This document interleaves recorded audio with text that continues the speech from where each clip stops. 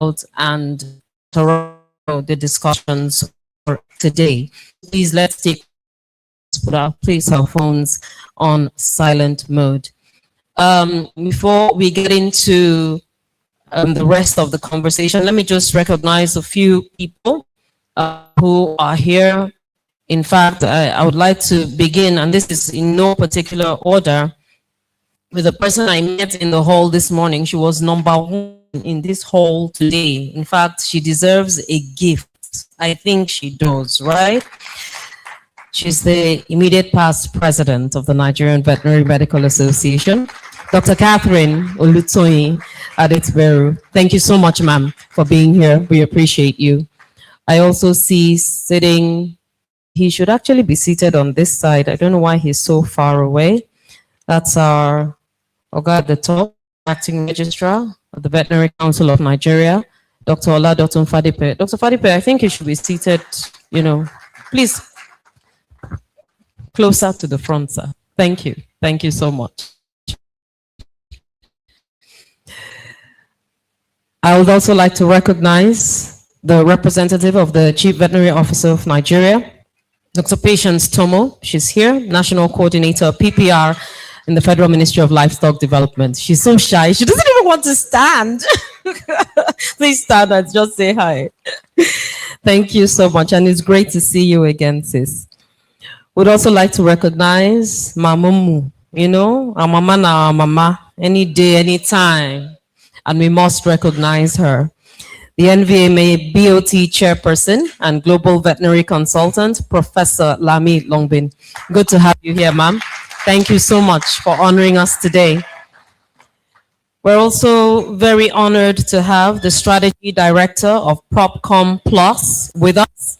He'll be speaking at this meeting. We have Dr. Olumide Ojo in the building. Welcome, sir. Great to have you here.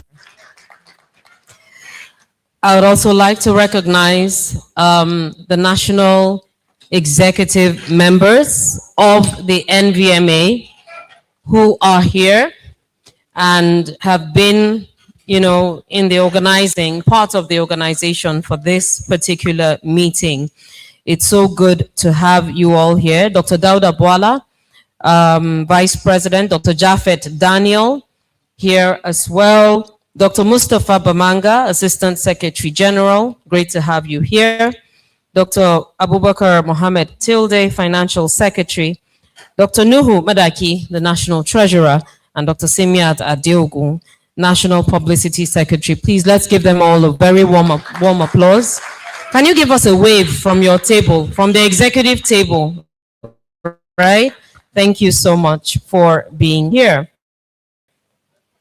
Would also like to recognize all the state chairmen, chairpersons, and secretaries for whom this meeting is actually convened, this leadership summit.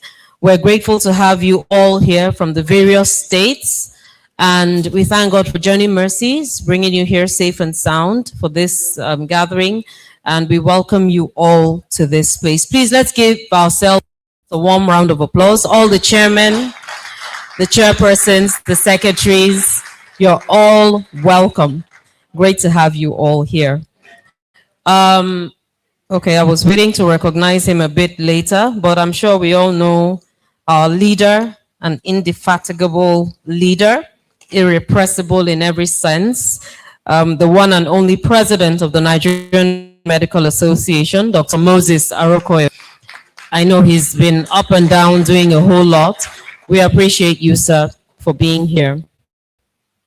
Would also like to recognize some officials of GalvMed. Actually, this meeting is co-convened with GalvMed, and we are grateful to have with us Dr.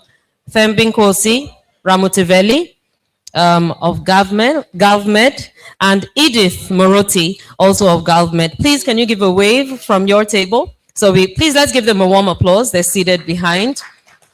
They're actually powering this meeting, and it's so good to have you all here. I know there are eminent men and women all around the room, and we appreciate you all for being here. As the introductions continue, we'll definitely get to them. But we also want to recognize all former executive members of the NVMA, past EXCO members of the NVMA, you are welcome. If we have past EXCO members here, can you just give a wave? I know I've seen a few around, but you're all welcome. It's great to have you all here. As I said, we're expecting a few more guests. So as soon as they come in, the program will kickstart in earnest. But in the meantime, it's a networking moment. So get to know your neighbor if you don't know him or her already. If you don't know the state they've come from, I know friends are sitting together, Sha, but it's okay. And I see secretary and chairman also sitting together. Well, what do we do? It's all right. But get to know someone new. All right, we're one big family, so we should definitely move around and get to know each other. So let's do that for the next few minutes, and we'll get the program going on afterwards. So DJ, please, some soft music in the background. Thank you very much.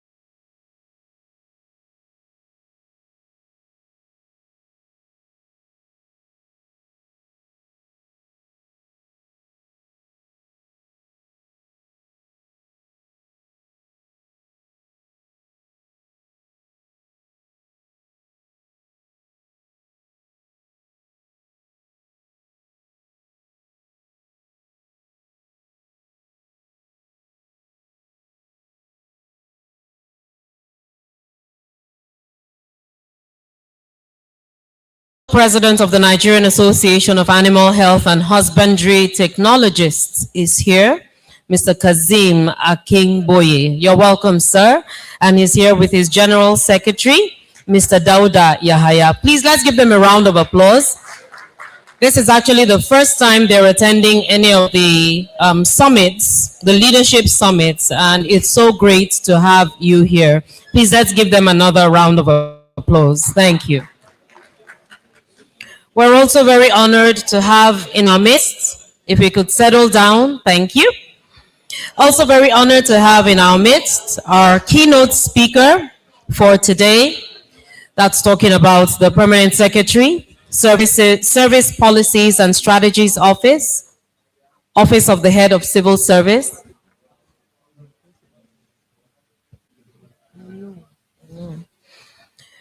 We're so glad to have the Permanent Secretary, Service Policies and Strategies Office, Office of the Head of Civil Service, Dr. Ishaku Mohammed, with us this morning. Please let's give him a warm applause. Thank you so much, sir, for making time out to be here. We'll begin in just a few minutes. That's officially begin. As soon as the Minister of State for Agriculture and Food Security comes in, the conversation will begin in earnest. Thank you once again. I like the networking going on, so it can go on for a few more minutes. Dr. Chin, I've not seen you move from that table, but it's okay. Dr. Amine, have I seen you move from that table to network with others? But it's okay. I think we can, don't just network with the person beside you, network with other people. Thank you so much. All right, DJ, let's have a few more tunes. Thank you.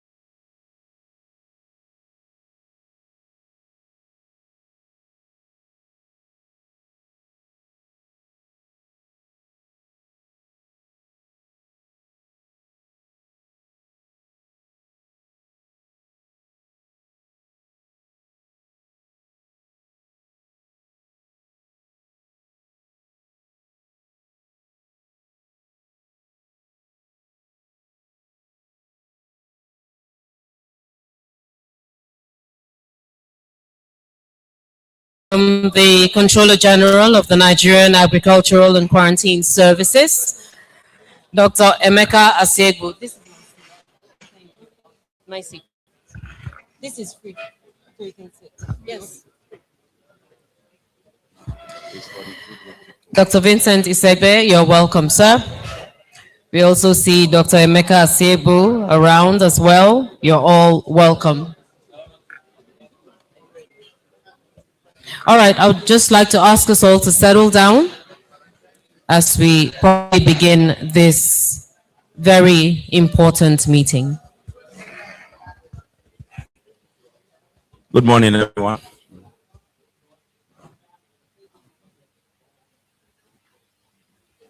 Hello. I'm just here to pass a very important message. Then I'll give the mic back to the moderator so we can commence properly. The Honorable Minister for State, Federal Ministry of Agri and Food Security, have sent in an apology. He has to go on an assignment, which is of great importance. And if I say linked to national security, I hope I won't make anybody unsettled. But you know, when things have to do with crops, that is very devastating to a very large scale. It can also so be related. And so he has to leave for that assignment as we speak. And he has graciously honored us and sent in his apologies. And you know, our mother is here. They run to the go-to person, and he has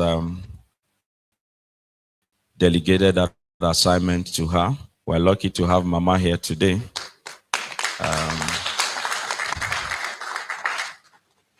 So the event will proceed with her standing in for the Honorable Minister. I just wanted to convey that to us, and so we can then begin in earnest. Thank you.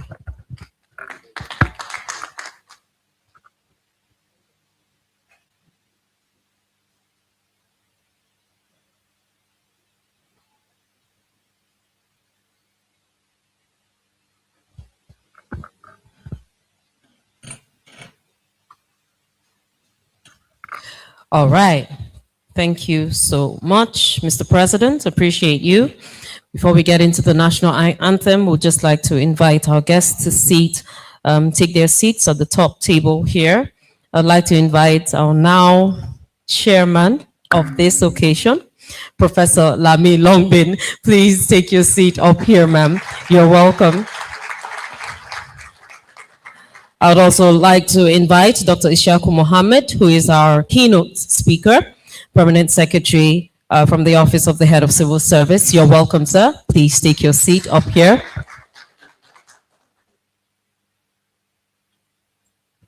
Yes. Anyway. Also inviting to the top table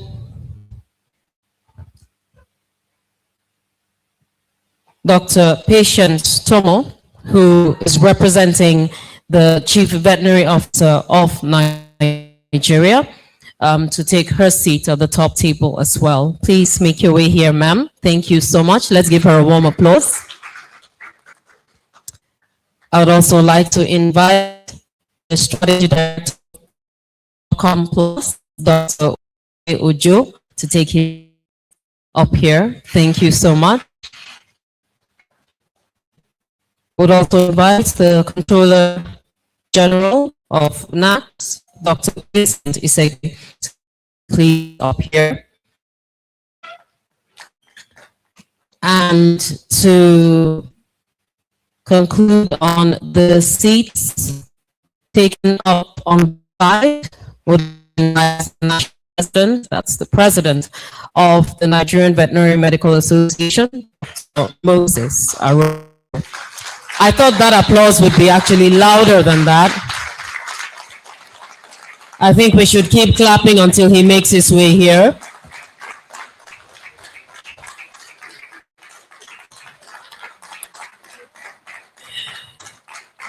You're welcome, sir.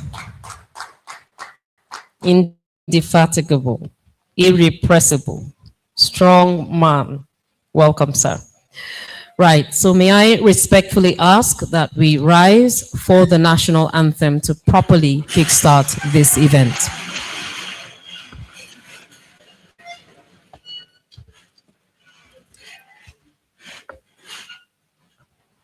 DJ, please.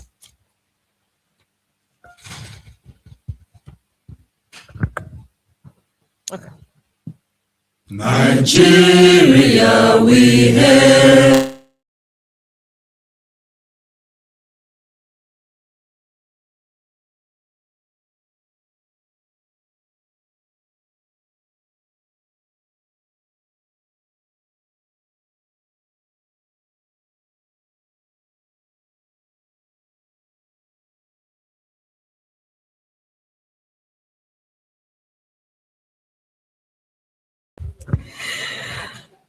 I know it's an anthem we want to sing all the verses, right? But the NOA has said just one verse for official events. I hope I'm on track with that. Thank you once again. Distinguished guests, ladies and gentlemen, animal health is a critical foundation for Nigeria's economic growth, food security, public health, and national development. Healthy livestock directly improves productivity and increases farmers' incomes, strengthens rural livelihoods, and supports national self-sufficiency in animal protein production. Nigeria has one of the largest livestock populations in Africa, including cattle, poultry, goats, sheep, and pigs. I mean, this is like speaking to those in the room who actually handle all of this. However, diseases such as avian influenza, Newcastle disease, foot and mouth disease, peste de petits ruminants, PPR, and African swine fever significantly reduce productivity and cause economic losses and threaten food supply.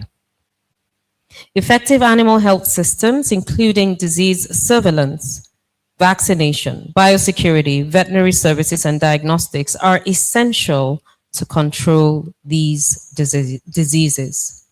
Now, it is with this background in mind that the Nigerian Veterinary Medical Association, Nvma, is co-convening this Animal Health Leadership Summit with GalvMed.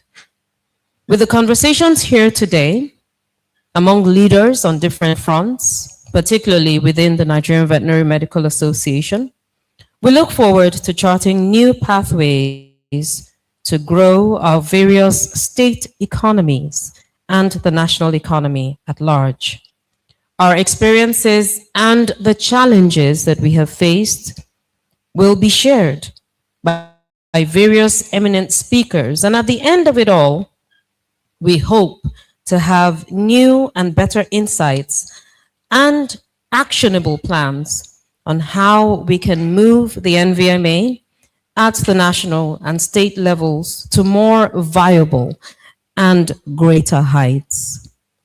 My elders, my seniors, and my colleagues, I welcome you all to the Animal Health Leadership Summit 2026. My name is Inya Ode, and I will be taking you through this event for today. And without further ado, I would like to invite to properly set this scene and give us a very warm welcome, a bit warmer than my welcome.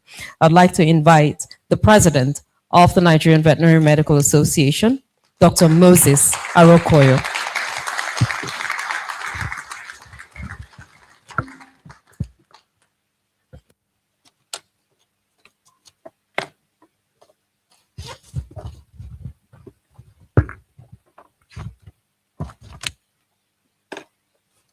The chairman of this occasion, now chairperson, Senator Dr. Abdullah Isabi, CON, Minister of State for Agriculture and Food Security, represented by our very own mother here in the house, Professor Lombin, the Permanent Secretary, Service Policies and Strategies Office, Office of the Head of Service, Dr. Ishaku Mohammed, our CVON, Dr. Samuel Anzaku, represented by Dr. Patience Udo, the National Coordinator for PPR Control, the Controller General of the Nigerian Agricultural Quarantine Services, Dr. Vincent Isegwe, the President of the Council, who just stepped in, Professor Matthew Adamu,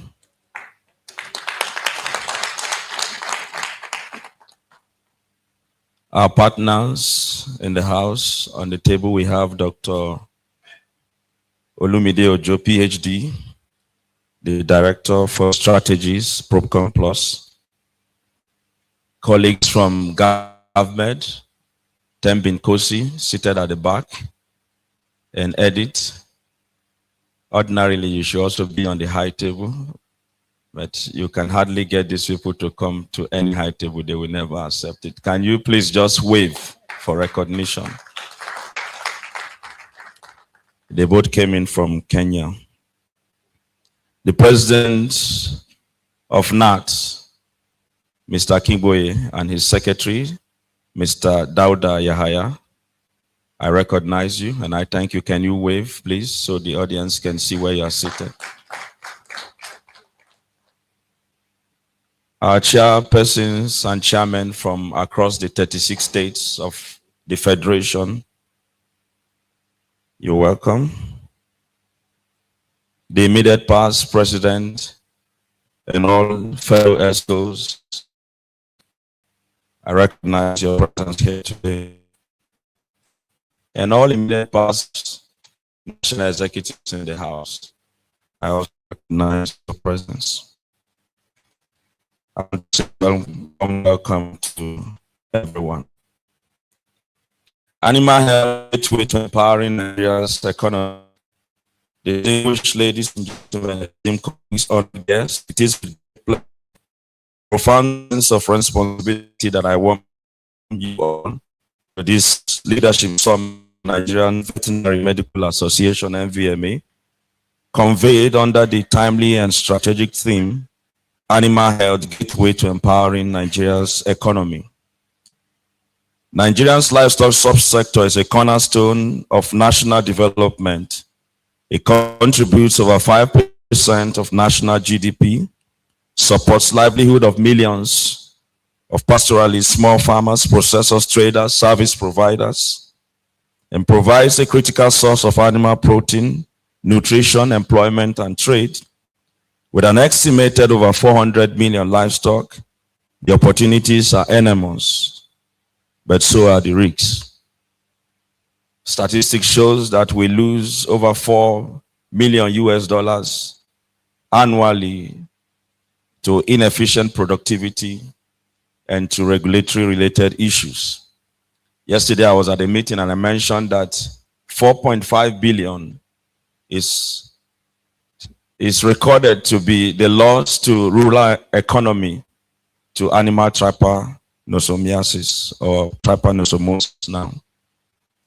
So disease burden, weak service delivery system, climate pressures, insecurity, and inequitable access to veterinary services continue to limit the sector's full potential. This is precisely why animal health is not just a technical issue. It is an economic, social, and national security imperative. Another reason to underscore why our Honorable Minister, Senator Sabi, is not in the House today on an emergency trip for this purpose. This summit is about leadership, inclusive leadership. As a profession, we must consciously promote diversity, equity, inclusiveness, ensuring that women, young professionals, para-veterinarians, and colleagues from all regions and practice areas are empowered to contribute meaningfully to national animal health outcomes. And that is one of the reasons why the president of NAT and his secretary, they are here for inclusiveness. A stronger veterinary profession is one where voice counts, every talent is nurtured, and every practitioner has equitable access to opportunities, to training, and leadership pathways. This is how we future-proof our profession and strengthen our relevance in national development conversations. Simply put, let's grow together across generations, across regions, across disciplines in the spirit of One Health.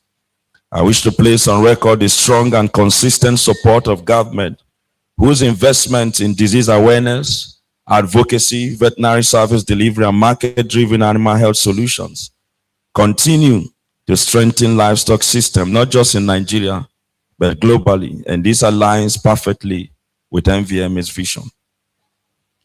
We also deeply value our strategic partnership with FAO, with Airpress. Dr. Mustafa is here somewhere representing the national, right in front, right in front of me, representing the national project coordinator for Airpress, who again, for national reasons, just left, was it yesterday or this morning, for Adamawa with the Minister of Livestock and also our CVON, who called yesterday to say this assignment abounds. I will leave the rest of the story to Dr. Mustafa when he comes to speak. We recognize PropCom Plus, whose collaborative efforts in policy support, disease control, market development, and resilience building are helping to translate animal health interventions into measurable economic and social impact. Your presence here underscores a shared belief that sustainable livestock development in Nigeria is best achieved through partnership, professionalism, and purposeful leadership. As we deliberate over the course of this summit, let us challenge ourselves to move beyond routine conversations. Let us focus on practical solutions, institutional reforms, leadership renewal, and policy-relevant outcomes that position veterinary professionals as indispensable drivers of Nigeria's agricultural transformation. The responsibilities before us are enormous, but so are the opportunities. By strengthening animal health system, we strengthen food security, public health, rural economics, national prosperity, that, as Mr. President said, becomes shared prosperity.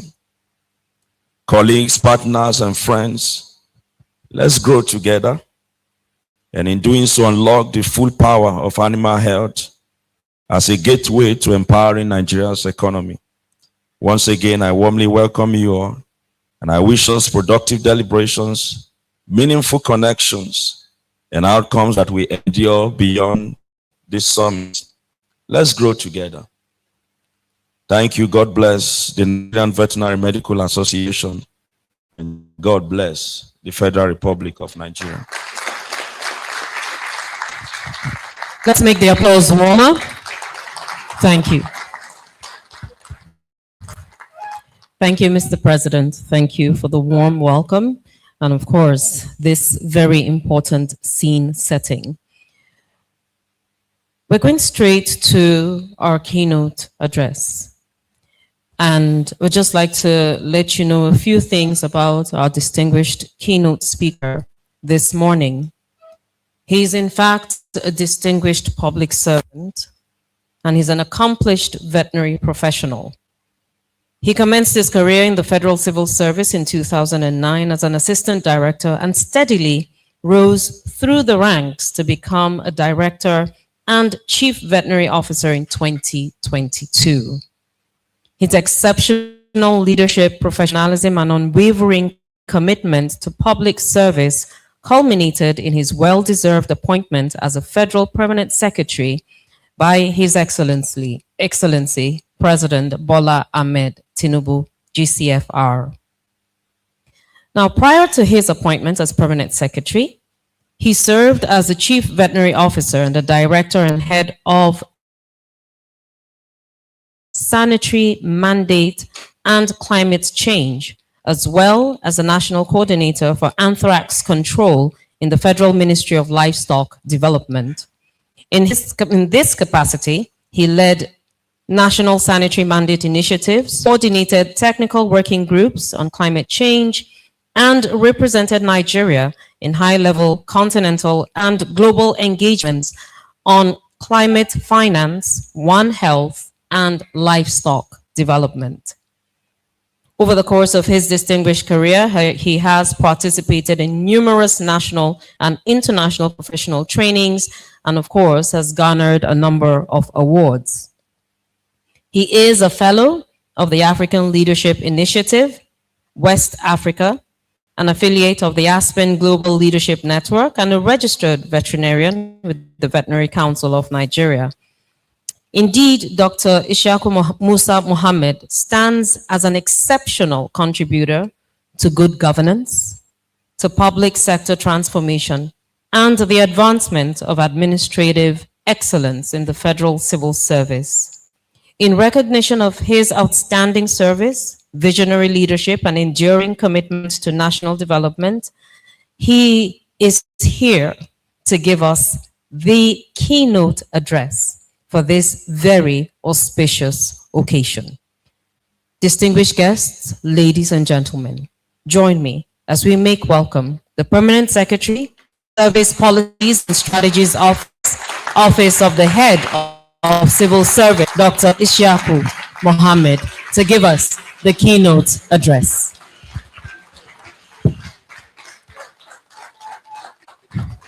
He actually took a very interesting way to get here. Please, let's give him another round of applause. Thank you.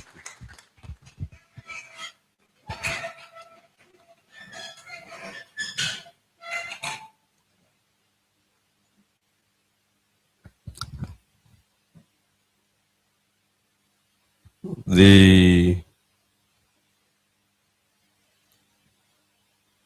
chairperson of this auspicious occasion,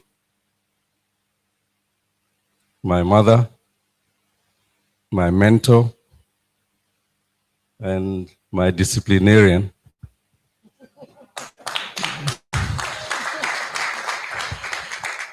Professor Lami Lombin, the president. You know, I mentioned the chair because several years ago, I think even before the president entered veterinary school, she was president of the Nigerian Veterinary Medical Association. So I will recognize her before the president, who is a grandchild to so the president of the Nigerian Veterinary Medical Association, Dr. Moses Arokoyo, who is tireless, very consistent, focused, and is a pride to the veterinary profession. My Oga at the top, who has been quarantining me.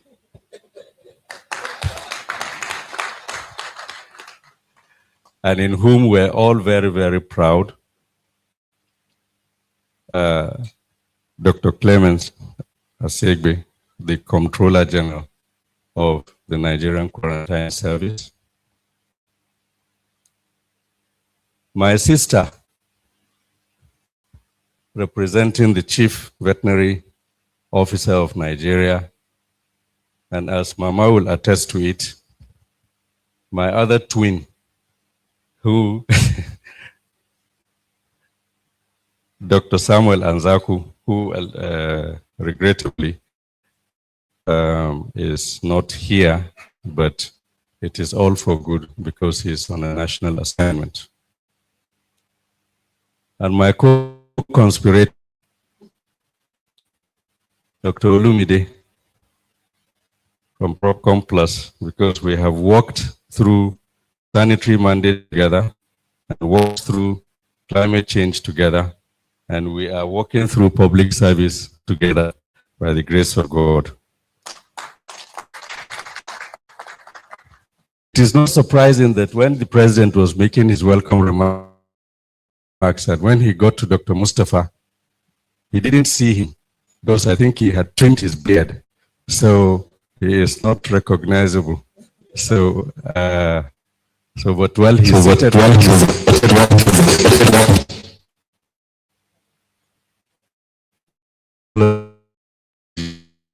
I've kept quiet and it's speaking. Anyway, all other protocols, I will recognize especially the new distinguished executive members. And I have forgotten my brother,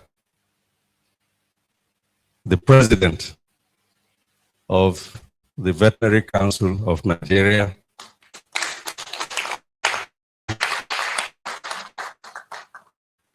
It is not that I forgot. It is because you are attired in a different way. So you're welcome. I fully recognize you. So all other protocols duly and respectively observed. It's a profound honor and privilege to be invited by my profession, my constituency, to give a keynote speaker at a leadership summit. I extend warm gratitude to the leadership and the entire membership of the association for this prestigious opportunity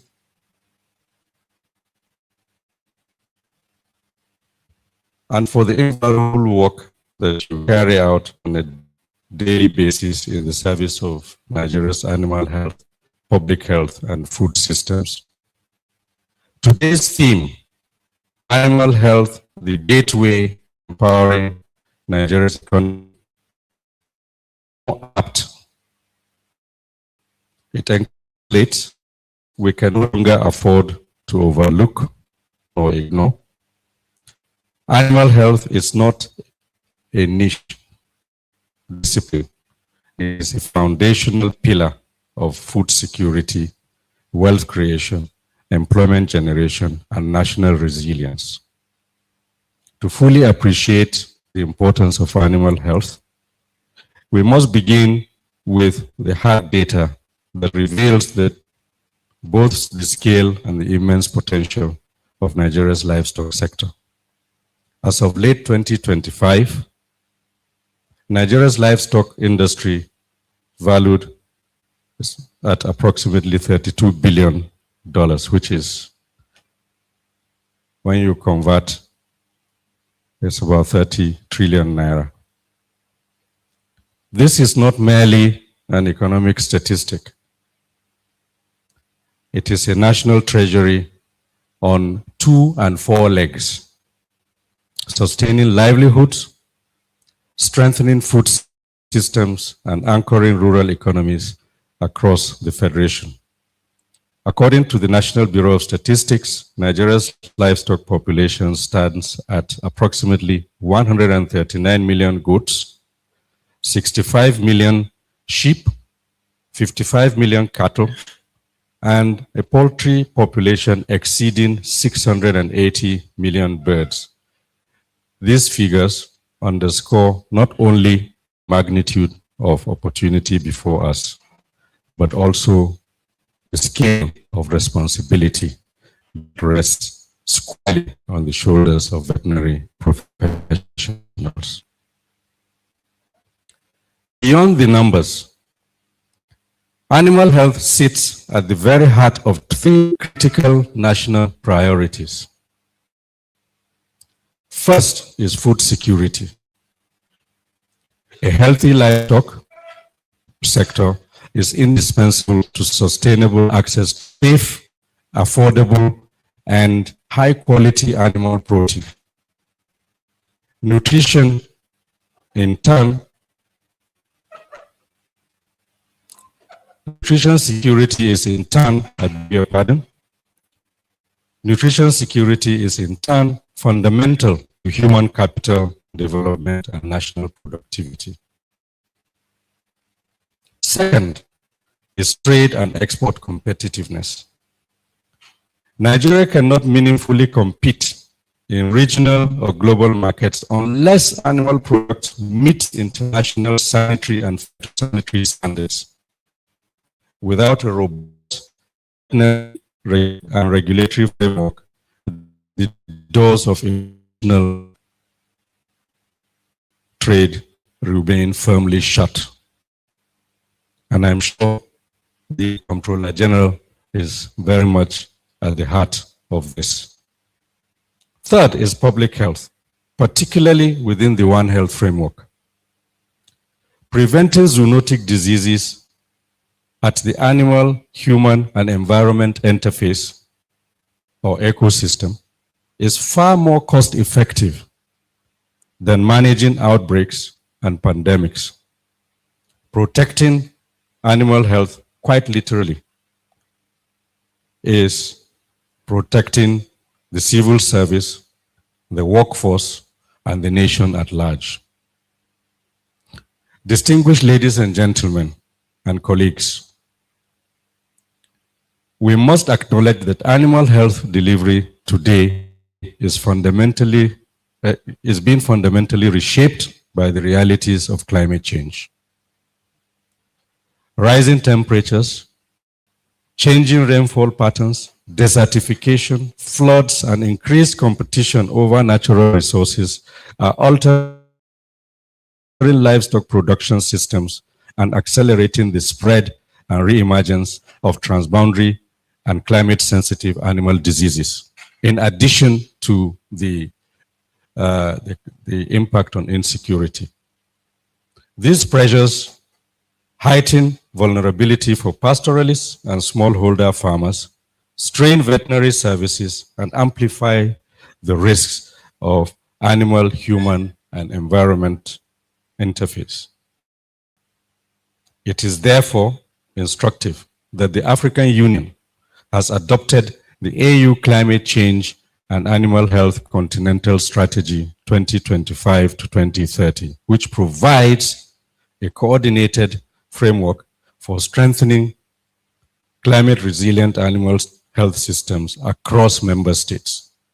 The strategy calls for improved disease surveillance, climate-smart veterinary services, strengthened early warning systems, and enhanced workforce capacity to manage climate-induced animal health risks. Nigeria's veterinary leadership and institutions must align with this continental vision to safeguard livestock assets, protect livelihoods, and secure food systems in the face of changing climate. The federal government, under President Bola Ahmed Tinubu, GCFR, has set an ambitious but achievable target of increasing livestock's contribution to the GDP from the current $32 billion to $74 billion by 2035. However, this projected $42 billion growth gap cannot be breached if we continue to lose animals to preventable diseases and inefficient production systems. Globally, animal health reduces livestock productivity by approximately 20% annually, and you can do the math. In Nigeria, outbreaks such as PPR, that's Pesticides ruminant, alone results in losses running into billions of naira, particularly among smallholder farmers who manage over 80% of our livestock population. Furthermore, Nigeria spends between $1.2 billion and $1.5 billion annually on milk and dairy imports, resources that should otherwise remain in the hands of Nigerian farmers, processors, and agribusinesses. The establishment of the Ministry of Livestock Development represents a decisive and transformative policy shift by the federal government. Our strategy for 2026 and beyond is anchored on transitioning from traditional nomadic systems to modern ranching, feedlot operations, and value chain-based livestock management. This transition will not succeed without strong, visionary, and technically grounded veterinary leadership.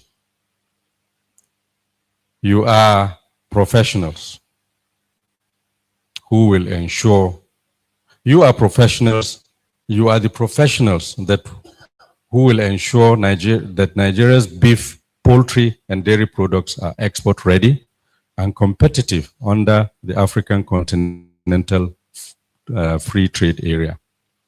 You are the experts who will drive breed improvement and productivity, including national objective of doubling milk production from 700,000 tons to 1.4 million tons through science-driven genetics, sound animal health management, and sound health animal management. I beg your pardon.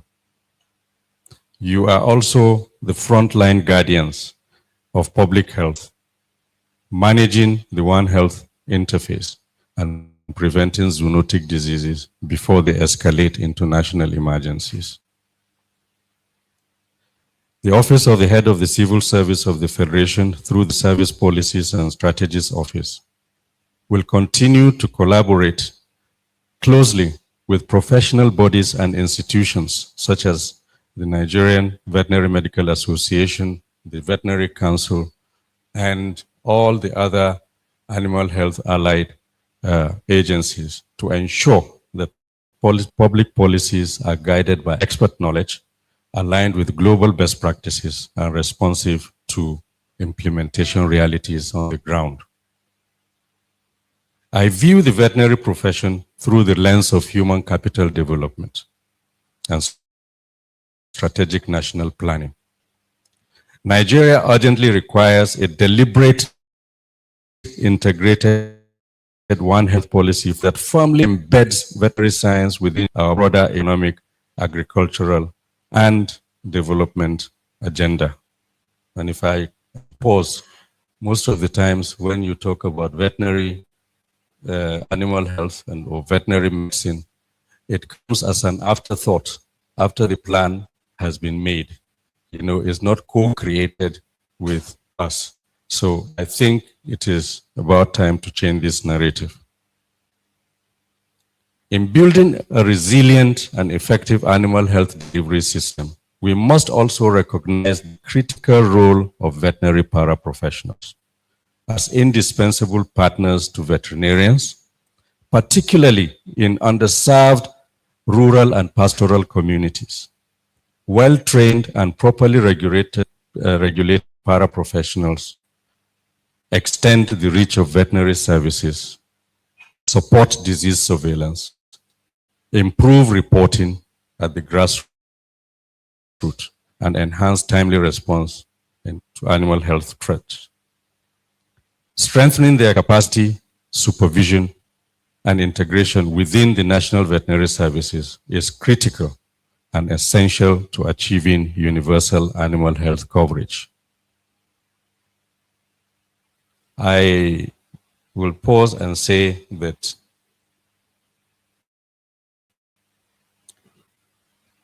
the key regulatory institution that regulates animal health care delivery system is the Veterinary Council. You have to reach out to other like minds that you are operating within the same ecosystem to ensure that there is collaboration, because really, I keep telling people that from 1958, go 56, when Bukar Shaib came the first veterinarian, to date, our veterinary register, has it reached 12,000 or 13,000? Just a little above 12,000. And this includes all those that have died, those that have jackpot. So if you look at all this, you now have probably about 6,000 of us veterinarians. And out of these, maybe about 20% are not in clinical practice. People like me and Dr. Esiegbu. So you take that away and you have 4,000 left probably. And out of these 4,000, just about 20% is employed by the public sector. Less than that. So that means animal healthcare delivery is on the shoulders of private veterinarians. So our discussion should be how we are to support and collaborate with them, join hands together to ensure that they are fully resourced, work within an ideal policy environment, and have the partnership with the public sector to ensure that we meet our goals. So if you do that, take that 4,000 and do a per capita calculation. With the numbers I have reeled out, just taking cattle, you will see that there will be one veterinarian per almost 200,000 cattle. It is unrealistic to be able to cover that. So I think it is about time for us to wake up and smell the coffee.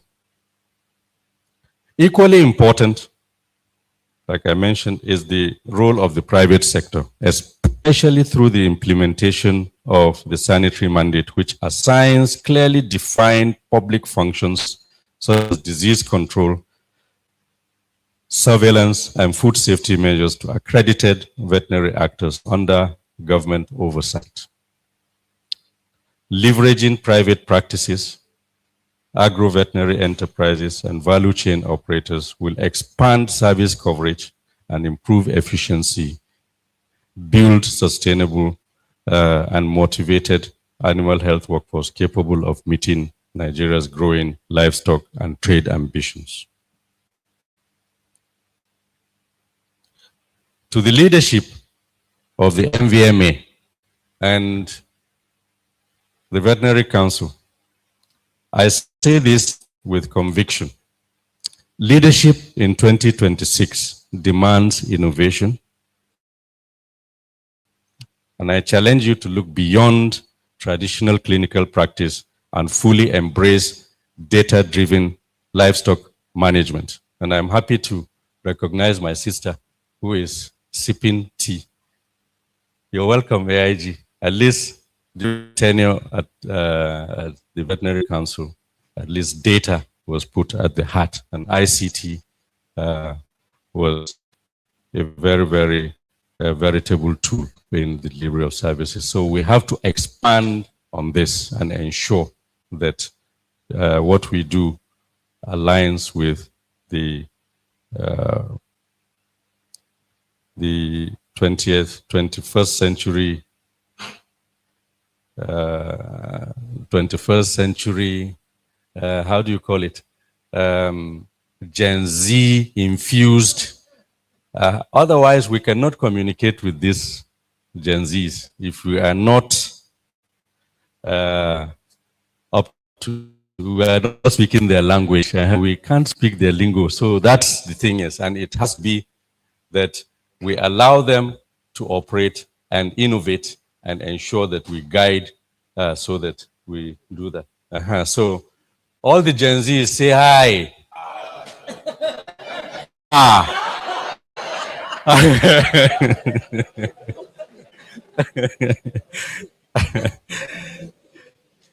So we cannot manage what we do measure.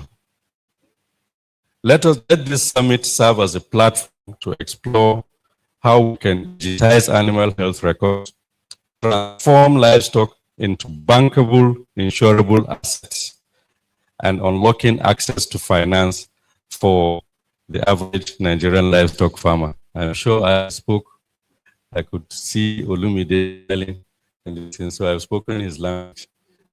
So by securing Finally, by securing the animal health of our animals, the health of our animals, we secure the wealth of our nation. Let this summit be the catalyst for a new era, one in which the Nigerian veterinarian is recognized not merely as a healer of animals, but as a central architect of Nigeria's economic recovery, food security, and national resilience. I wish you all a very, very highly successful leadership summit. Thank you very much. I think the applause should keep going till he gets to his seat. And of course, the standing ovation, very well deserved. Thank you so much, our keynote speaker, Dr. Ishaku Mohammed, Permanent Secretary, Service Policies and Strategies Office, Office of the Head of Civil Service. We appreciate you, sir, for the words, very thought-provoking, if you ask me, and so much to, to consider. If we decide to just have a panel and actually chew on some of the things that he mentioned, I mean, that will definitely take us all day. But one point that he made that I can't get out of my mind is we cannot manage what we do not measure. And we definitely have a big role to play as leaders in the Nvma to actually measure so we can properly manage what we have. We're having a conversation yesterday on a census of livestock and all of that, a proper census, an updated census, so we know what exactly we are doing. But besides that, there's definitely so much more that can be done. Thank you so much once again for your thoughts, sir, and we do appreciate it. Please, let's give him another round of applause. Thank you all. So while this was going on, I know he has been properly introduced and welcomed, but we'd like to properly welcome him also to take his seat here at the top table. That's talking about the President of the Veterinary Council of Nigeria. I know you would not want to move, sir, but okay, we would appreciate it if you do. Okay, so we should leave you there, sir. Okay, Mr. President, he says he should be left there. Okay, Mr. President says no. So, sir, please, I am. Before Mr. President takes my job from me, please let's welcome Professor Matthew Ademu, the President of the Veterinary Council of Nigeria, to take his seat this week.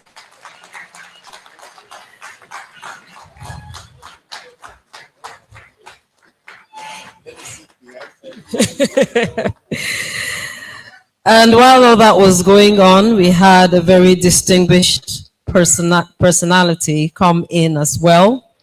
I know police people will say, now I'm mama be this, so we know get another one. Abi, now I'm mama be. All right. So let's welcome AIG, Dr. Aishatu Abubakar Baju, FCVSN, OONMNI, President of the Veterinary Council 2020 to 2025, First President of the Association of Women Law Enforcement in Africa. I think the applause should keep getting loud. We welcome you, ma'am. Thank you so much for honoring us today. Right, so now everybody is seated where they are supposed to be. No, there's someone who is not seated where he's supposed to be, and that's talking about our friend from FAO ECTAD, that's talking about Mohinda Otor. I don't know where you're seated. No, we need him here. See his seat there by Dr. Fadikwe, that's his seat. So Dr. China, please release him. You're escorting himself, right? You're welcome, sir. Actually, let me just welcome you because we're going to take goodwill messages now.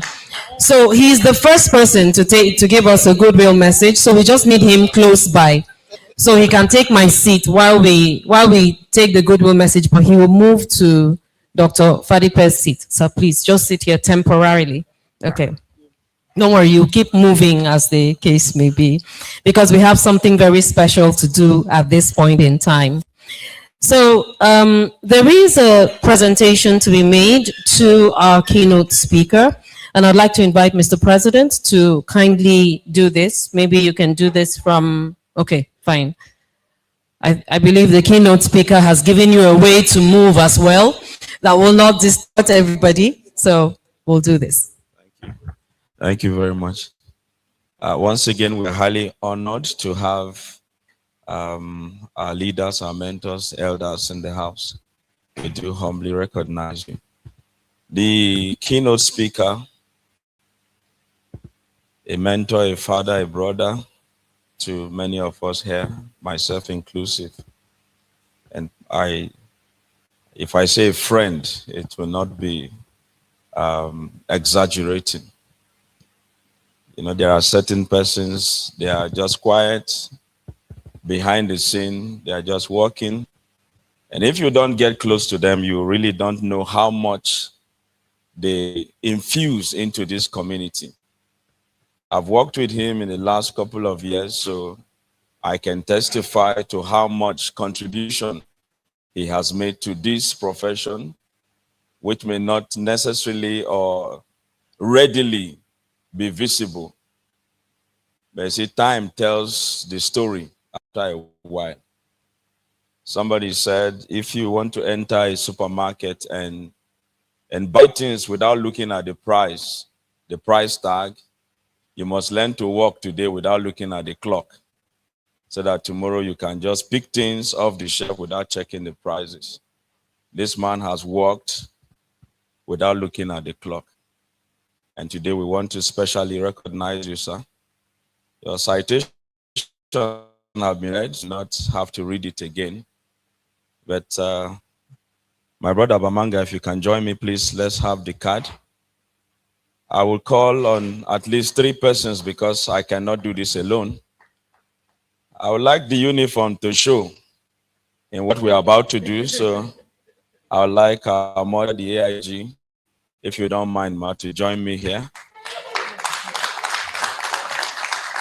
Bring the card. And so that the president of the council will not withdraw all of our licenses. Sir, please join me. You can open it. And then our mother is the chairperson today as representing. Ma, please, you join. And of course, Big Ma. And our father, NAQIS, too, will join, so that the cycle will be complete, sir. Controller General, please, so that it will be one uniformed and one uniform ununiformed. So let's move, Ma, let's go. So can we move so we can be central? So, sir, if you don't mind, open the card.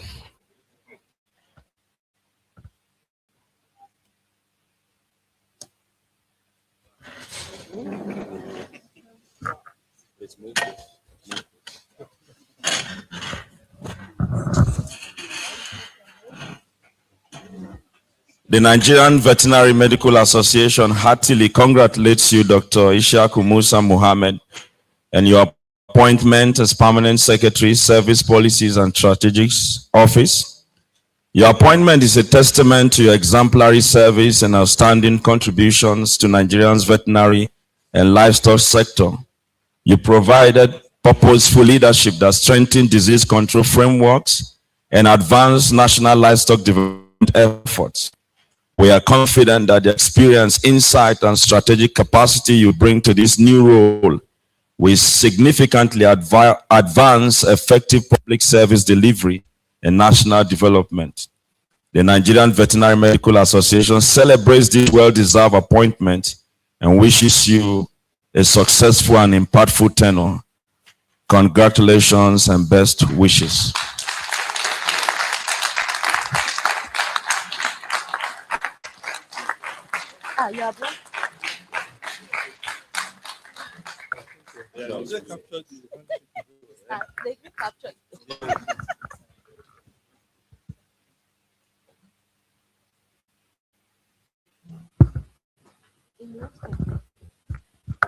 After the picture session.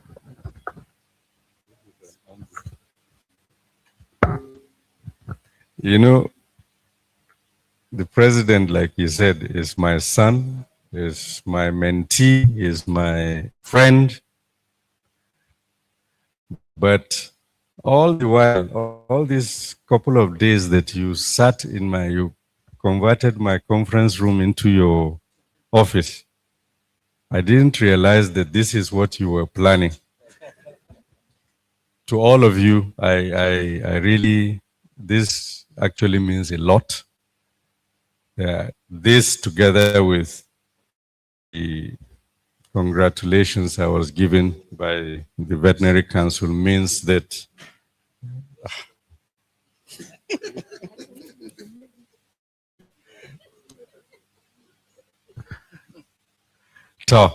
well, I thank you all, and I know that like the people say, if you say Adewale, Ade has come back home, but I was never away, so I am an Omole. So that's the issue. So, and this has confirmed it. Thank you so much. I really appreciate this from this. Thank you. Thank you. Please, another round of applause for him. Congratulations, sir. Thank you so much for all you do. Definitely recognition comes for the dedication, the work that you have put in, and we deeply appreciate you once again. Thank you, sir. And thank you, Mr. President. Okay, so while they're settling in, we go straight up for our goodwill messages. And we have a few people who are going to be giving us goodwill messages today. We'll begin, and this is going to be for 2 minutes each. So we'll begin with our representative from FAO ECTAD, Muhinda Otor, who will be sharing a few thoughts with us. Please, a round of applause as he makes his way up here.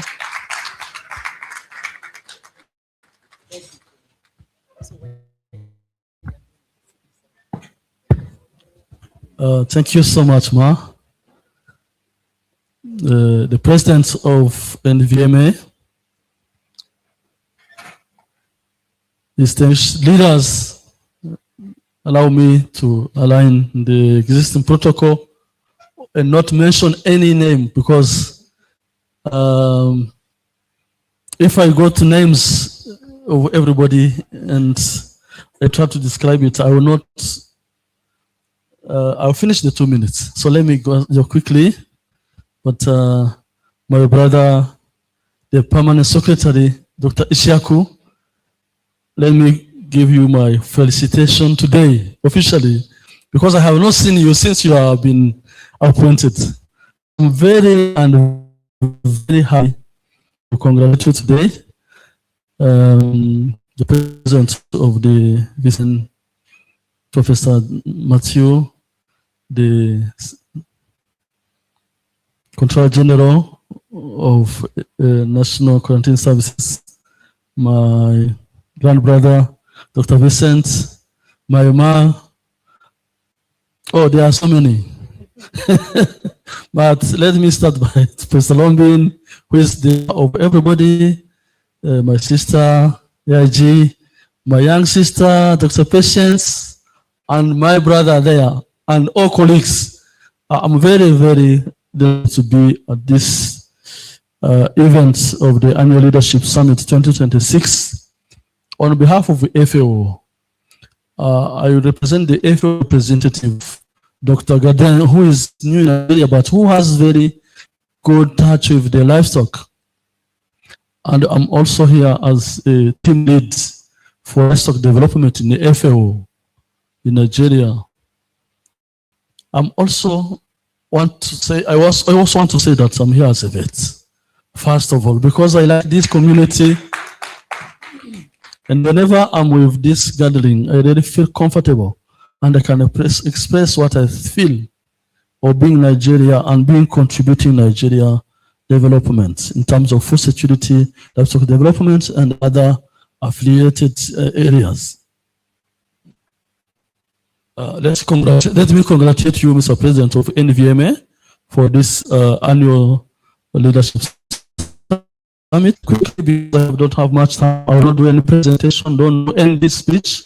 I want just to say that since last year, when the funding of US have dropped, which was contributing to animal health sector in the country, we have started to reorganize ourselves and following the ambitions of the Ministry of Livestock Development and institutions that are affiliated to the ministry, and we are transforming the support of FAO in Nigeria in a broader manner to whole livestock, not only animal health, but we have started to look at the animal production, which is a very large contribution to food security.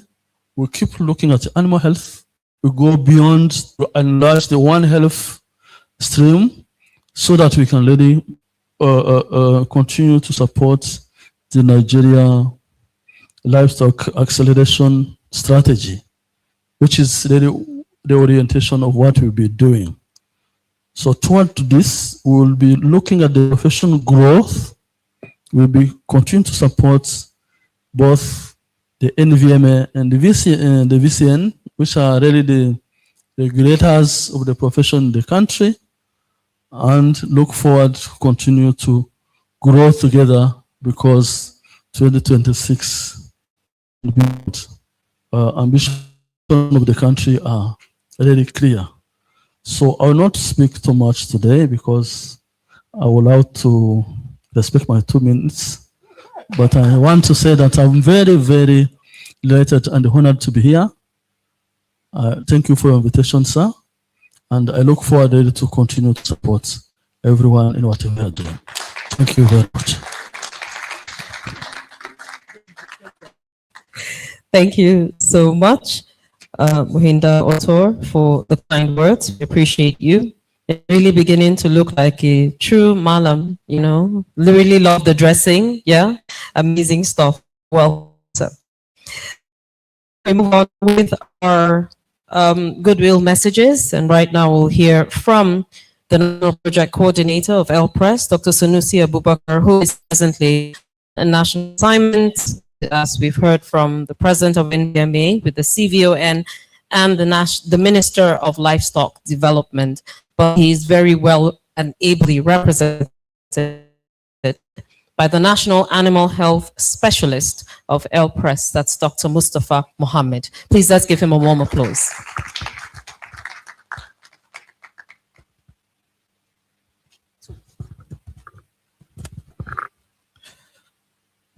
The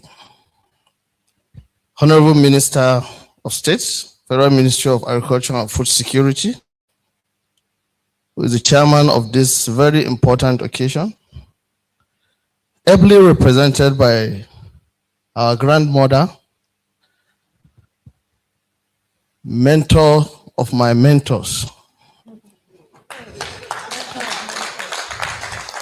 Professor Lami Lombin, the permanent secretary, my boss in charge of service policy and strategy, Office of the Head of Civil Service of the Federation, and our keynote speaker, Dr. Ishaku Musa Ahmad, the Chief Veterinary Officer of Nigeria, my director, Dr. Samuel Anzaku, ably represented by my director again, Dr. Patient Tomo, the Controller General, Nigeria Agricultural Quarantine Service, my Oga, Dr. Vincent Ixel, the President of the Veterinary Council of Nigeria, our eminent professor, Professor Matthew Adamu, the Assistant Inspector General of Police, the immediate past President of the Council, our mother, Dr. Aisha Baju Abubakar, a representative of the PropCom Plus, the immediate past president of the Nvma, Dr. Oluwatoyin Adetuberu, our indefatigable president of the Nigerian Veterinary Medical Association, Dr. Moses Arokoyo,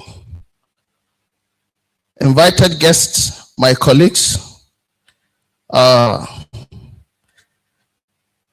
standing in the National Project Coordinator of Alpres, Sanusi Abubakar, PhD, who is unavoidably absent.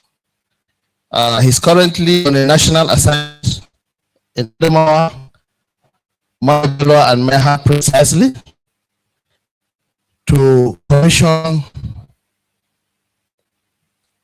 2 veterinary clinics built and constructed through the Federal Ministry of Livestock Development.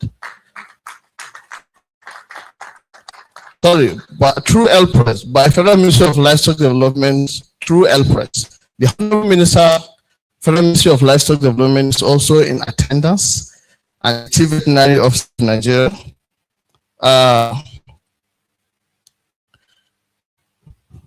would like to create the indulgence to quickly read out the speech, the goodwill message, the National Project Coordinator, not forgetting also to mention the partners that are here present and the government. You are all welcome. Let me begin by congratulating the Nvma president and indeed the Nigerian Veterinary Medical Association for being consistent in the organization of this annual leadership summit. Since he assumed office, it has shown that this is a legacy that promises to outlive his tenure as president of the Nigerian Veterinary Medical Association. LPRES is a project designed to bridge the gap and address systemic challenges in the livestock sector, of which animal health is a very critical component. There can never be strengthening of livestock sector without a robust animal health system. This is why LPRES is proud, as always, to be associated with Nvma, and indeed in alignment with the theme of this summit, animal health, the gateway to empowering Nigeria's economy. As an umbrella organization for all veterinarians in Nigeria, we find Nvma as a critical partner in our project implementation activities. More often, we have had courses to reach out to Nvma for advice and guidance in our activity implementation drive, and I can say categorically that the association, through its outstanding leadership, Moses Aruko, have always met us at our points of need. Thank you, Nvma. LPRES's modest contribution and support to advancing animal health in the country, and indeed the livestock sector, are evident in the country. Since we came on board in 2023, the Federal Ministry of Livestock Development, through efforts, constructed and equipped model veterinary hospitals in strategic locations across the country, with 13 more ongoing in the country. LPRES builds a 40 million dose capacity strategic solar-powered vaccine storage facility at FCT Shedder for the North Central, and is currently replicating that in the remaining 5 geopolitical zones of the country. We are currently constructing re-entry animal holding facilities for animal quarantine posts across the country to ensure enhanced border surveillance in the country as a support, institutional support to the Nigerian Agricultural Quarantine Service in enhancing border surveillance. The project is also working to upscale the NVRI production capacity for vaccine from 120 million doses annually to 850 million doses annually. Having realized the strategic role NVRI plays in animal health service delivery in the country, and with the hindsight, the foresight of looking at taking over the regional market for West Africa in animal health and animal vaccines. So far, the ministry, through LPRES, have procured through NVRI more than 31 million doses of vaccines against transboundary animal diseases, cutting across anthrax, CBPP, FMD, PPR, and Newcastle disease.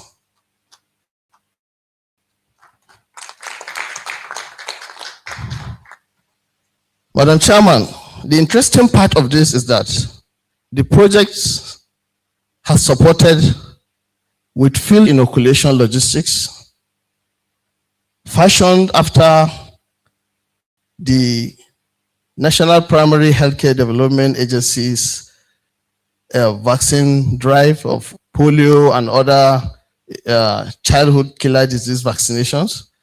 We have been paying the inoculators stipend to facilitate field inoculation and also to enhance their movement across the hinterlands in the nooks and crannies of Nigeria. So far, more than 50% of these 31 million doses have been inoculated into various species of animals: sheep, goat, cattle, and birds.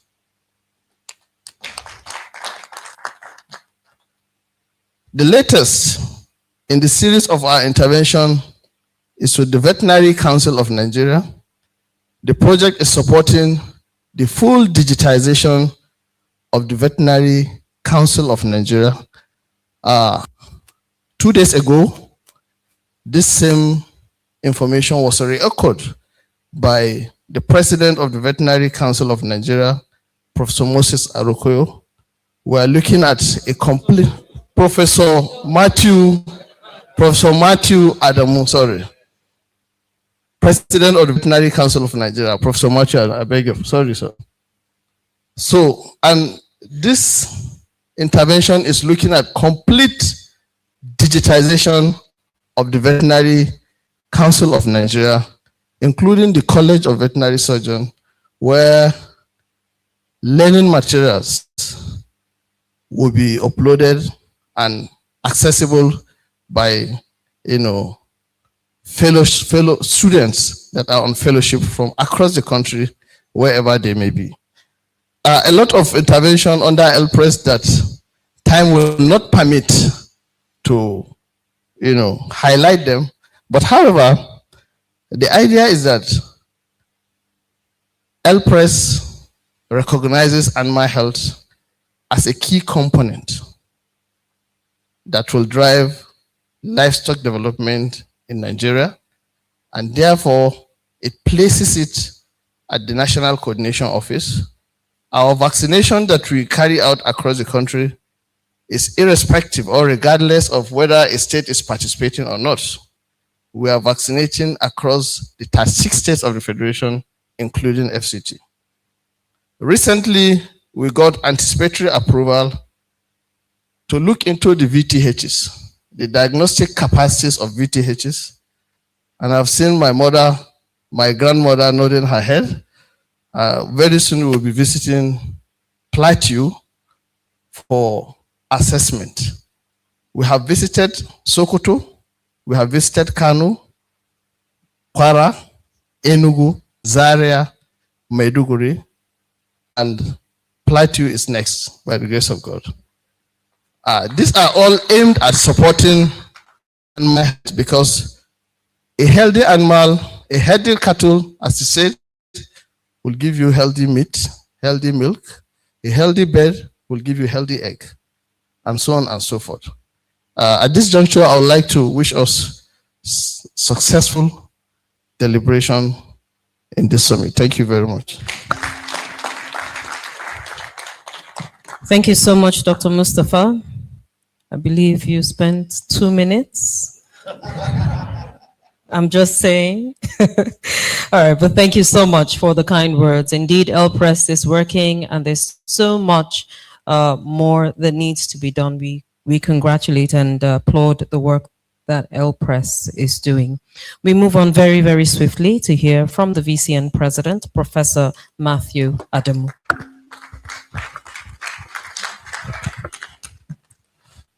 The chairperson of this occasion, Honorable Minister for State Agriculture, ably represented by his own mother and our mother, Professor L.H. Lombi. All protocols duly and respectively observed. I would want to use my time for protocol to speak a little. So let me harness and utilize my time very well.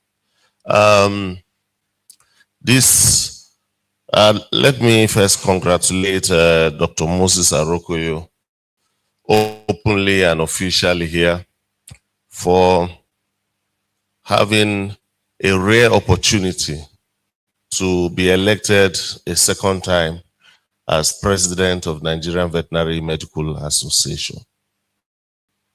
Recall the last time we had someone who was re-elected, if history and my memories are not failing me, was Professor H. Sharubutu.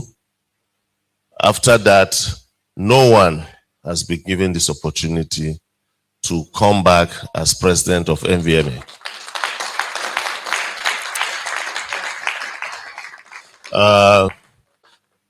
Now, why am I bringing this? I want to remind you about the enormous trust and confidence we have in you.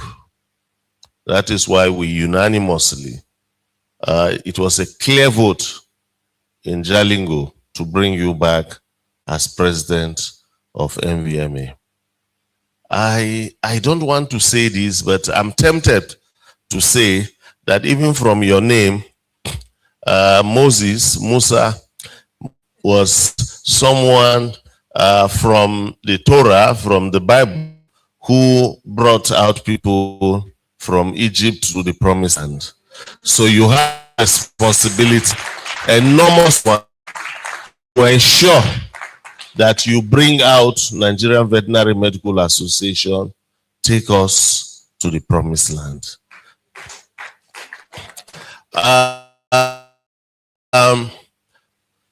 Moses was not alone in taking the Israelites to the Promised Land. He had legions. As such, you and your ESCO must give you the desired support. And the 36 state chairpersons, secretaries, and their ESCO and FCT are our leaders. And you have to give Dr. Akoyo this support as leaders at the sub-national level to be able to take us to this Promised Land. In this hall are leaders who present us at the sub-national, and that is where Nvma impact can be felt. So it's good to gather here to ourselves sincerely and from our hearts, without emotions, without any political affections. We have a big responsibility to ensure that this profession. I'm happy, Mr. President, for the inclusivity. You have brought in the veterinary paraprofessionals here, which is one of the pillars to which we'll be able to grow and get to the grassroots, to where sometimes vet surgeons can't get to. I most sincerely welcome the new leadership of the veterinary professionals, the animal health professionals. I've not been privileged to meet you, but I want to congratulate you. I'm very busy doing a student industrial work experience scheme at Yakubu University of Abuja. Officially, yesterday, if I move my head there, you see how my hair have become gray. Yesterday, I went to Mina to see my father. I'm still lucky he's still alive. When I was looking at his hair, I realized that I could count the number of gray hair on his head, and mine is, almost 100 times more than his. So please, we are in an era of collaboration. Nobody is in competition with anyone at all. Please, let us see how we can collaborate and see how we can move this profession. This profession will outlive all of us. They need compete. Please, at the state level, you can see at the national level, the Officer of Nigeria, Nvma, the president, and all the leaders at the national level, we are collaborating. Believe you me, I want to sleep. I know whatever Dr. does for profession, even if I was there, I will not do it better. And I will give him support. At the state level, we want to see collaboration between the directors of veterinary services and the ESCO of the Nvma in the various states. Please let us work together. Let us, wherever we find veterinarians, whether in FAB, whether in service within the states, bring yourselves together and see how we can work together. What the president said, if we are together, we'll be able to achieve a lot. For me, while we're all here, let us put certain agendas forward for everyone. And you at the state level are the ones that are able to get to the grassroots and see how we can move forward. I want to plead with the chairman and secretaries of the state that please, we need to aggressively. I've seen what you're doing with the list of people who are owing Nvma. I've seen my name there too. And we have to lead by example. I'll be seeing the financial secretary reconcile. And before I leave this hall, whatever is my debt to Nvma, I will pay. Why am I saying this? This association cannot move forward without money. We can't. For all of you to have left your various states to be here, resources have to be spent. And so we need to support Nvma both at the national and state level. Let me recognize my branch chairman, Dr. Andrew Amine, and equally say, you must belong to a branch, even if you are the president of VCN. You have a branch, and that is why moving forward, we need to ask whoever is coming to the national level, what is his participation at his branch? You cannot come to the national level and your branch endorsement is not there. Subsequently, I think if we are going to have people coming to be leaders at the national level, we want to see a clear endorsement from what? The branch. Is the chairperson and the secretary of that branch endorsing that this person is actually active here, that this person can actually vie for positions at the national level. We don't want people who are not doing well at home to just find their way up there. No. You must be active at the state level and at the branch. So I want to wish us a very beautiful 2 days of deliberation. Please bring up agendas after this, your community that will be able to move this profession forward.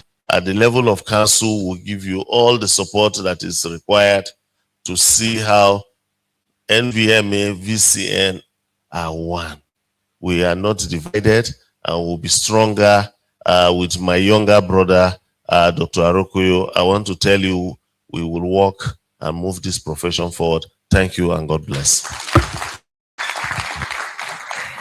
Thank you so much. You have challenged us, you have given us a commitment, and of course, a great charge for us to move forward. We are grateful, sir. We welcome the Controller General of the Nigerian Agricultural Quarantine Services, Dr. Vincent Isegbe, for his 2 minutes goodwill message. Welcome, sir. Thank you very much.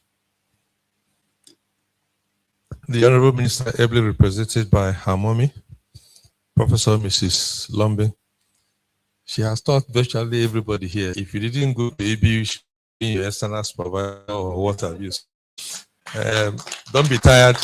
We'll continue references to you, to the president of the association, Dr. Arokoyo, to president of the council, Professor Matthew. Sir, you're welcome. And permit me to go straight so I can spend less time. Please don't be tired. We'll continue to shoot for this innovation that you've charted a course that is, and will continue to support in whichever capacity that we have. So I appreciate you for this Annual Leadership Summit series, and I pray that we'll sustain it, so we can benefit. It's important that we have that will continue the legacy, or else, of course, we know too that the chain is as strong as the weakest point. So if at any point in time, any one of us, probably after him, is not able to move at the pace he's moving, he or she becomes a weak point along the chain, and we don't want that to happen. So we encourage each one of us, to live up to that legacy so that we can continue to do that. So we're grateful for the innovation. Animal health is strategic to veterinary practice, and it's important that we don't need to overemphasize that. And like it's rightly titled, is the gate to the national agricultural economy. That is not to say that public health is not important, it is. But when we understand the concept of the One Health approach, we'll now see how it impacts on the overall national GDP. So it's important that we are able to take advantage of the animal health component, as the title rightly suggested, so we can move forward. And in doing so, it's important that we equally appreciate the animal health status of the country, assess it, prioritize it, all the risk factors of management of a situation. We need to apply it so that we can make good success out of it. At the end of the day, we have to find a way of transferring the risks, sharing the reducing it, or accepting that this is what it is and move forward. Why am I saying so? For us as a nation, there are virtually no animal product that we're exporting. 6 years ago, the quarantine survey started with the export of cow horns and hoof. I'm a vet. I had an agency that has both plants, animals, and aquatics. And my primary mandate is to ensure that the import and export meet the necessary sanitary and phytosanitary measures to enable them to be exported. So how do I sit on the table of the agency and then my own primary produce is not being exported? So you can imagine the kind of situation that I face as a vet and head of the National Quarantine Service. So we say, well, if the mountain has removed to move, then we'll have to move. So we started with the smaller animals. At least we're doing something. We started with snails. Now we're exporting snails readily. About 3-4 years ago, we're doing that. Dr. Meka is championing that very well. We started with honey. pets. Well, insects are animals too, Abby. Let's start from the smallest point that we can move forward. So that too, we're not getting good cooperation because the stringent measures, because honey is ready to eat, so it's difficult. Most people could not go to the quarantine stage 4, and they had to get to stage 1. Then we're trying to introduce black soldier flies, as a processed animal protein, PAP, for feeding of pets and other animals as well. So let's do something. But the bottom line is that we need to get to the point where we can export beef, milk, and their products, or other live animals. That is the challenge that we have, and we need to do it fast. It's important that we have that understanding. The other rural issues that I need to bring to our attention is the issue of data. Mr. President, Veterinary Council has mentioned it, and our guest speaker. Government want to know the statistics at our disposal. That is only when they will listen to us. Government want to know too, that statistics that we are generating, how much does it impact the economy? And let me tell you something. This is how government thinks. If you are doing very well and there's no disease outbreak, do you know that nobody really cares about the fact that there's no outbreak? Because there's no wahala. It's when there's a massive outbreak or disease, everyone, hey, we're running helter skelter. That's when they appreciate you. If that is the case, and we're doing so well in our disease management control, what are the things that we'll do to attract government to see that we are there? One, we need to let government see that without us, certain things will go wrong, and highlight those things and bring out the statistics. Like the guest speaker said, I'm sure all of us know that a vet to cattle population, he just gives 1 to 200,000. Have we ever put that in the open space? That is something that will catch the attention to know that the number of vets we have are low. Every state, I'm sure most states have not employed vets in the past 5 years, 10 years. And yet everybody wants to eat meat. Everybody wants to eat chicken.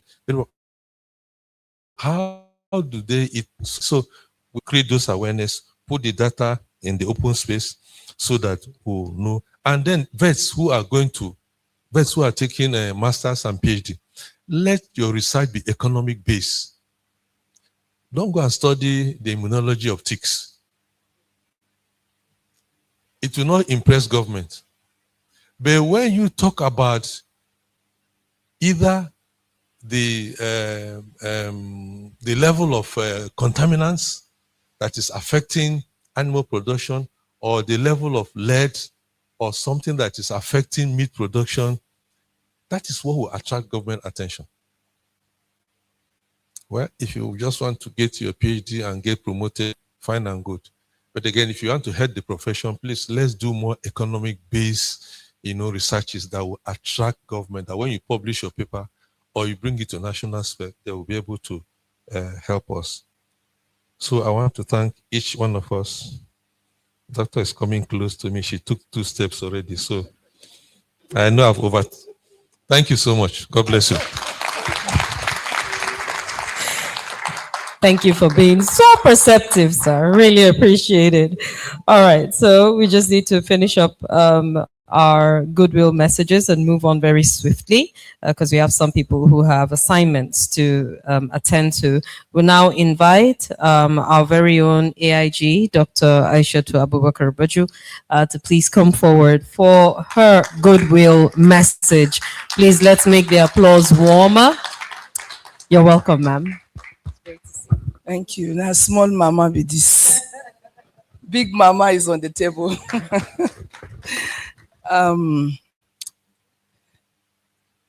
Our big mommy, whether you are representing or not, we must always recognize you very importantly too. My brother, permanent secretary, whom we're so proud of. The president has summed it up. For me, I can tell you that he has been my mentor, my big brother.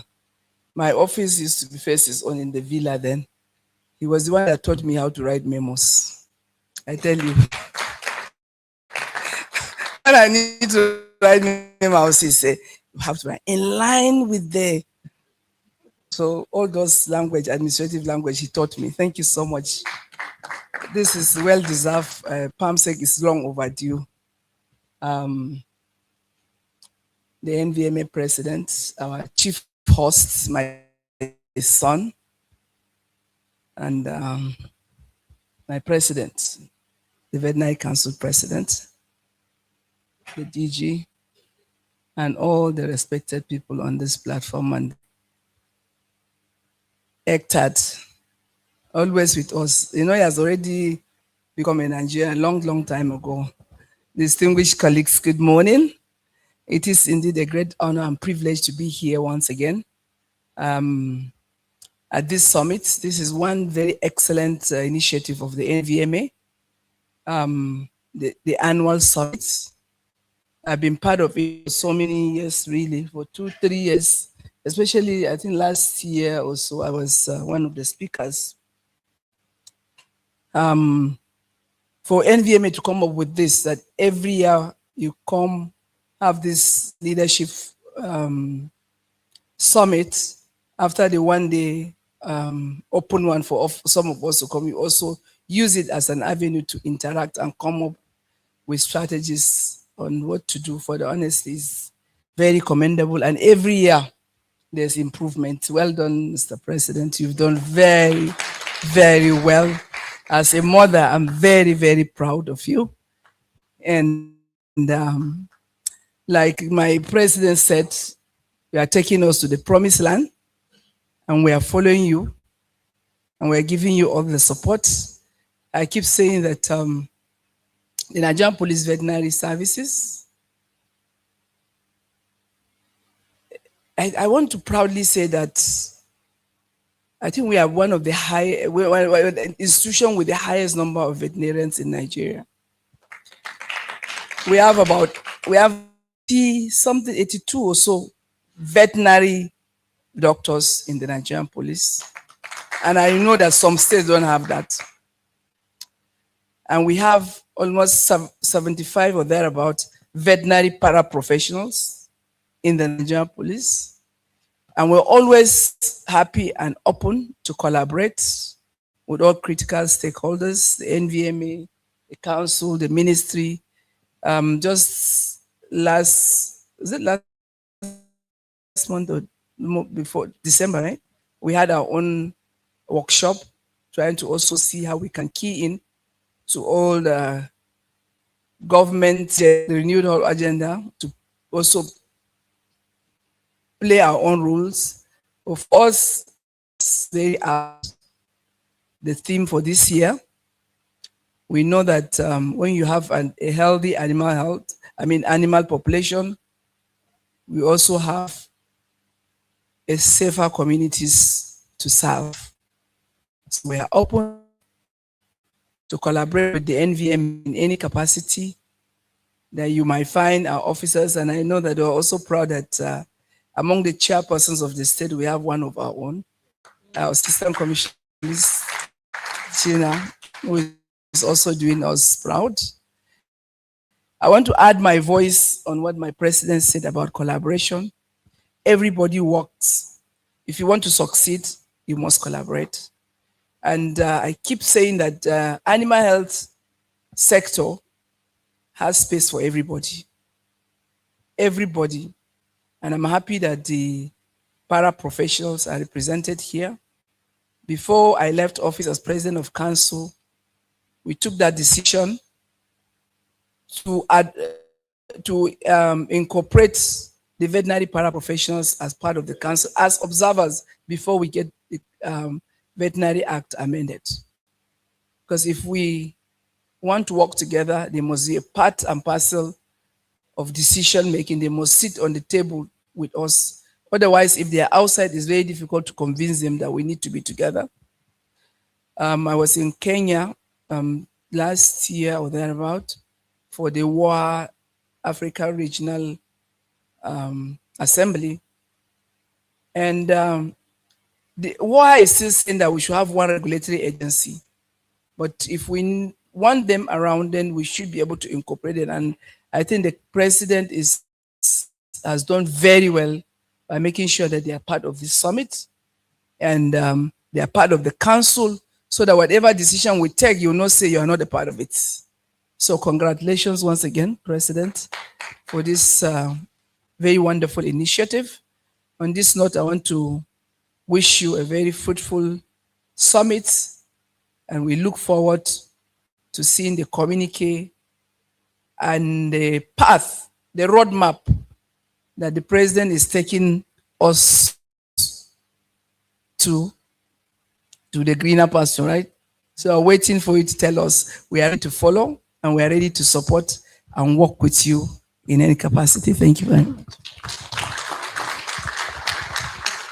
Thank you so much, ma'am, for your kind words. Now, final goodwill message is actually coming from those whom AIG Aisha Abubakar actually mentioned. That's the Nigerian Association of Animal Health and Husbandry Technologists. The national president is here, Mr. Kazim Akingboye, and he'll be speaking to us very briefly. Please, let's make the applause warmer. This is actually the first time of them being here at the summit. Welcome, sir. Good morning, everybody. The chairman of today's event will be represented by the chairperson, Professor Lombe. I'm seeing her as a living legend. She's more than just a woman of substance. When you mention veterinary medicine, veterinary education in this country, when you mention MVRI, you cannot but mention her name. She's more than a woman of substance. Also, the President of the United Council of Nigeria, I appreciate you for being here. Our keynote speaker, I've been able to gain one thing or the other from his speech, that you cannot manage what you do measure. Really, the essence of this gathering is in line with that particular statement. You cannot manage what we do measure.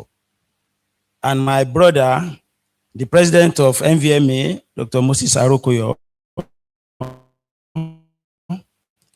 as Nvma secretary of your state, am I in order? The chairman later, he had an office at the state level. Later, he became Nvma chairman of your state. Now he's here.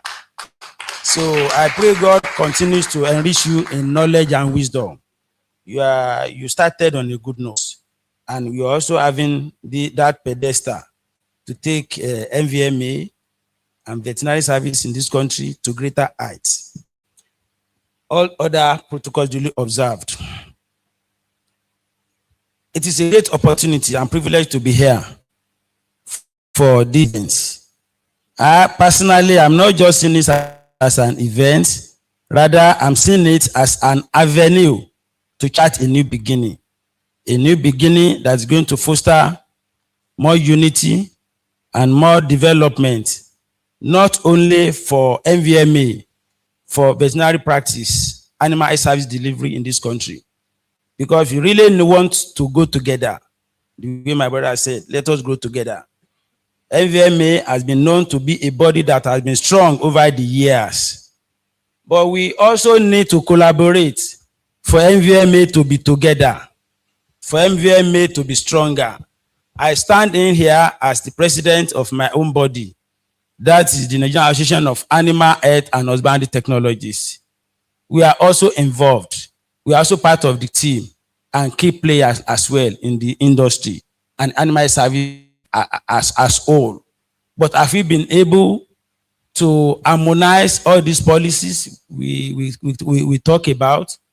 The policies are good when you have inclusivity involved. The policies may also look nice on paper when the so-called subject and the components are not properly carried along. We need to harness all these opportunities. Good enough, the team is very apt. An animal health gateway to empowering Nigeria's economy. My brother here has spoken about our inability to annex the opportunity to export livestock products. Why? Certain things are wrong. But do we know that in this industry, there are even some people that may not have the opportunity of being here, whereas they are realizing something significant. They are playing key roles. These key roles unregistered. Where have we got all these things wrong? Where have we got all these things wrong? There are policies that are coming that we don't factor the people that are in the bottom rung of the ladder. Where do we now get the right result desired? We have close to 200 million citizens to cater for in this country. We talk of food security. How do we take care of that? That gap is so wide. As a body, we go through some challenges. We go through some challenges. In many instances, they do downplay our role and contribution in the industry, which are not really good for us, because we believe we are also part of the team doing this job together. And it is important, like what we have in the Nvma Medic, all the other stakeholders are being properly carried along. We only need to set boundaries. I cannot be telling someone that I'm a vet surgeon. I mean, when I'm not. But in my own respect, I also have some latitude of relevance when it comes to this industry. There are people they call me. They may not have time to even call vet doctor. It is possible. It is possible. In the hierarchy, vet doctor will remain at the superior officer, whether you like it or not. I will do tell my members. Don't present yourself who you are not. You don't need that. But in the industry that we serve, in the subject that we serve, what do they actually need? They need results. Even somebody that did not even have any formal education, you can give them the result. So be it. We need to regulate the industry. You cannot do it alone. We have to collaborate. We need synergy. Without synergy, nothing can be done. You can say so many things here and leave. The organizer will not be there to monitor. They can roll out policies that are good on paper.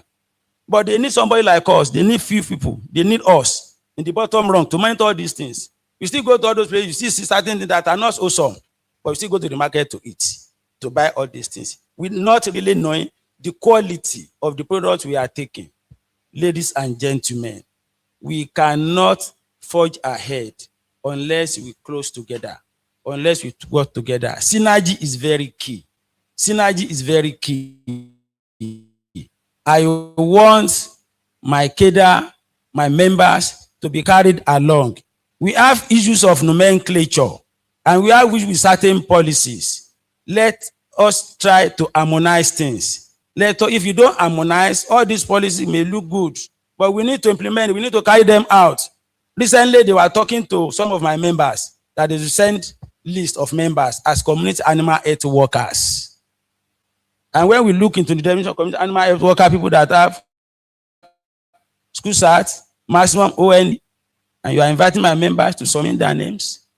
When there are policies, some policies may be good, like I've said. We need them, but you should be able to harmonize things and put things in proper places. Let us set boundaries that will make everybody to maintain its territorial integrity. I appreciate the opportunity given to this body, and I congratulate the organizers for this event. No doubt, animal health is a great tool to empower Nigeria's economy. Please, let's keep clapping. Thank you so much, Mr. Kazim Akingboye, the National President of NAT, for sharing your thoughts very passionately too. Indeed, collaboration, and even more collaboration.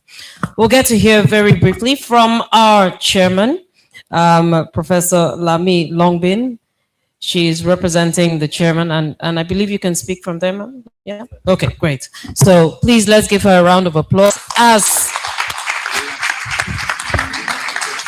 press.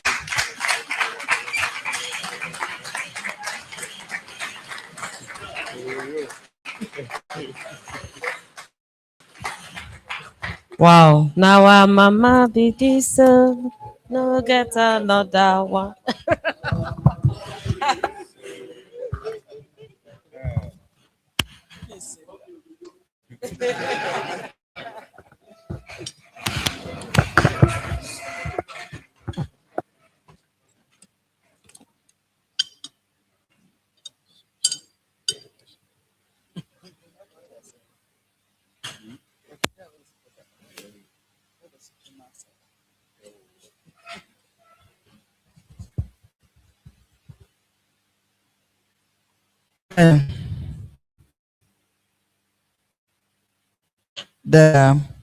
I'll have to start with the Honorable Minister of Livestock, even though he's not here. In terms of protocol, I will have to acknowledge his presence. I'm representing the Honorable Minister of State, and you've been informed that he had to travel to a state because of the urgency of problems regarding food security.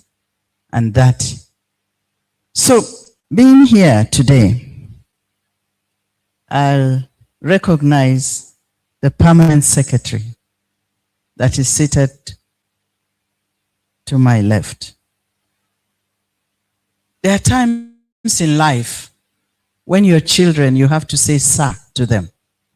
And this is one such event. So, sir, the permanent secretary.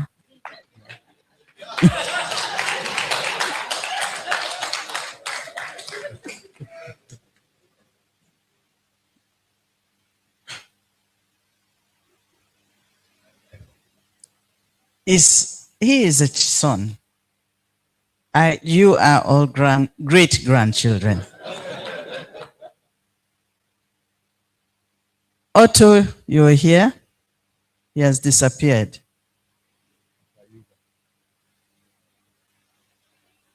The President of Council, I have to recognize you because even though my name is far in the register, you may decide to remove it. And I will not have a standing. The Controller General of the Quarantine Service, it is interesting. When I first met him, he was my student. I taught him, in case you want to know that. And yes, I was hard when I was in ABU. You have to pass epidemiology.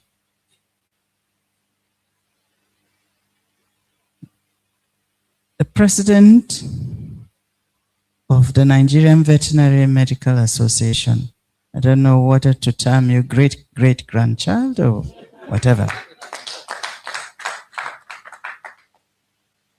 PropCon, generation, 12th generation graduate. The CVON, I should have mentioned you, but since you are not here, I've mentioned your brother, and I know that if you were here and I mention your brother before, without mentioning you, there will be another war somewhere. They are a set of twins, Dr. Ishaku Mohammed and Dr. Anzaku. There's no separating them. And represented today. Thank you so much for representing. You will be the CVON soon. My daughter, in whom I'm well pleased. If your other brother was here, I know there will be a war. Dr. Aisha, the AIG. Distinguished participants, I would like to say that Dr. Sabi Abdullahi would have loved to be here. And you know his passion about veterinary medicine to the point where he had so many committees working on aspects of veterinary medicine. And the one aspect that I was involved in is on the bills. And that takes me to the NAT, where the now Veterinary Council bill is not just the veterinary surgeons, but veterinary surgeons and veterinary paraprofessional council bill. And it has been sent to the National Assembly. And I recall that PropCon assisted the Veterinary Council of Nigeria to have a meeting where you were in attendance. Maybe not you but your president and the then Secretary General and your legal personnel were in attendance, and we tried to harmonize. So we are in the process of harmonizing, and that is the job of Dr. Sabi Abdullahi, and he created that. It is a process, and it will continue. We cannot just jump. And you know too, we're not talking of animals or humans now. To start with, even a human being starts with 1 and join, and then there is process of differentiation before a full human being comes up. So take it that we are in the process, and that will come about very soon. Thank you. Then I don't intend to say so much because a lot has been said, and we will talk about at the technical session. I think we will have a discussion. But for this, I'm to declare this conference open. So it is my pleasure to declare this leadership conference being organized by the Nigerian Veterinary Medical Association, and for which our distinguished son, a permanent secretary, a strategist, gave us a keynote address. It is my pleasure to declare this conference open. Thank you very much. Thank you so much, Madam Chair. We appreciate you, ma'am. Thank you for the kind words. We deeply, deeply appreciate it. Please let's give her another round of applause. I'm sure the message will get to the chairman that he indeed is very, very well represented here at all. So very quickly, we'll just take a group photograph with all those at this table, on this top table. Please, if we just stand. Yeah, all of you just stand.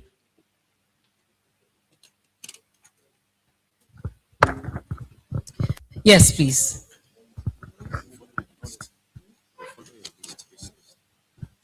Okay, so central mic and camera, are you there?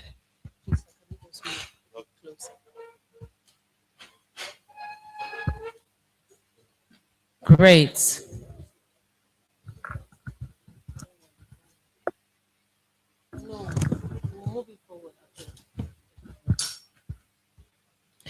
Okay, so after this picture, we'll invite the GovMed team, PropCom team, LPress, everybody who has spoken, all those who gave the goodwill message. Please just go back, go to the back. Yeah, behind them, just stand behind them. Nat, please come forward. Exco, please, just move to the back. Thank you. All Exco. Acting Registrar, please, if you just join them as well. Yes, ma'am.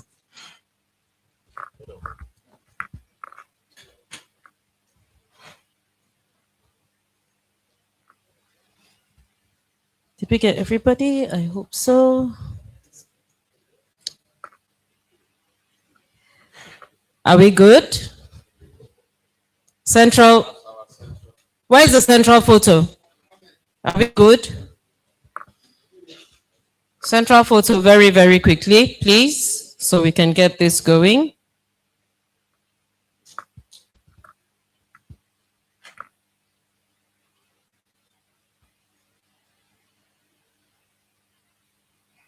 He needs to get a better lens to capture every.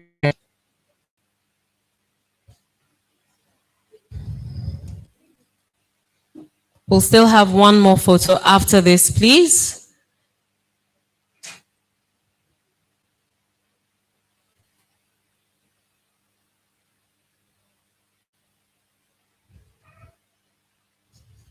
Okay, good.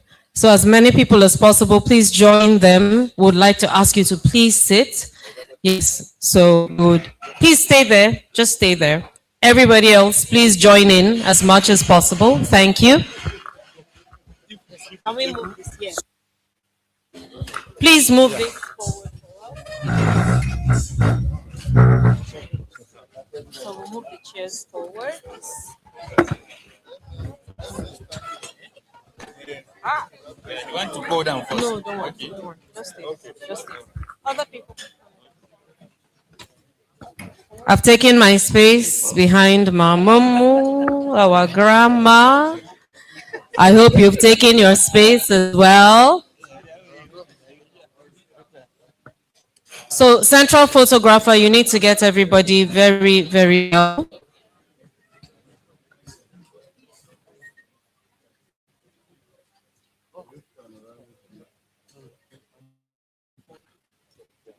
Okay, super.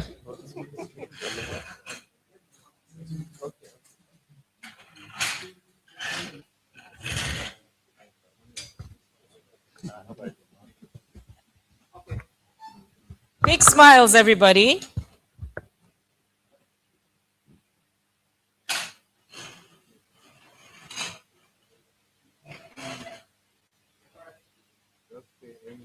Tell us. Okay. So we have a cue now to say NVMA and then thumbs up, peace sign, whatever it is you want to say. All right. So 1, 2, go. NVMA. Thank you so much. Thank you.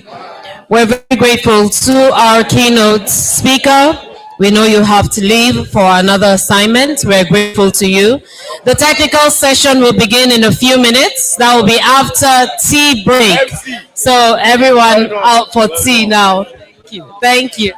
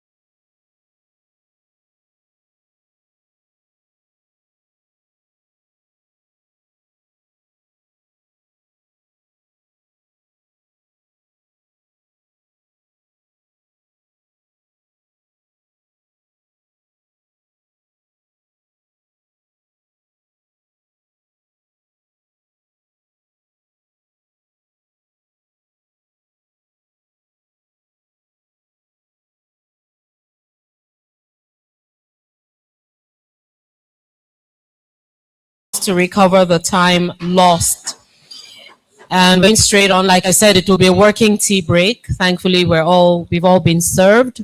So we'll just settle down and just, listen to this very important presentation that has to do with the Nigerian Livestock Growth Acceleration Strategy.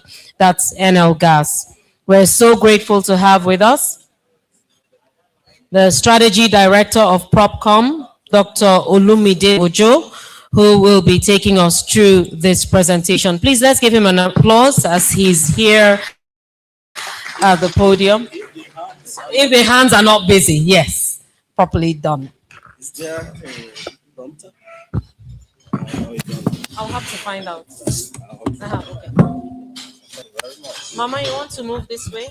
Sure.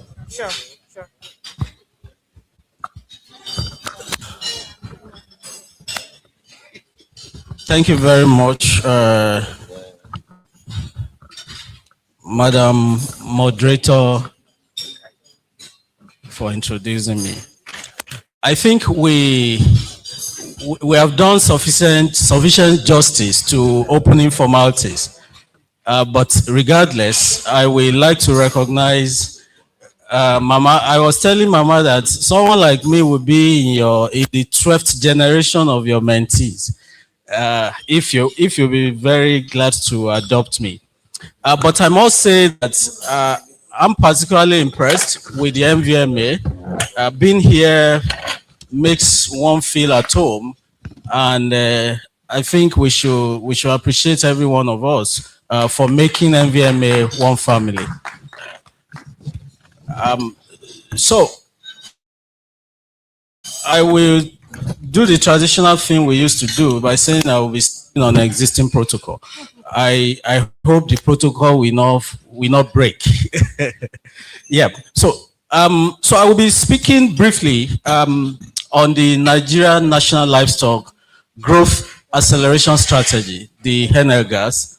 The NLGAS is the overarching roadmap for Nigeria's livestock sector. It's a private sector-led policy-enabled pathway to drive the transformation of the livestock sector in Nigeria.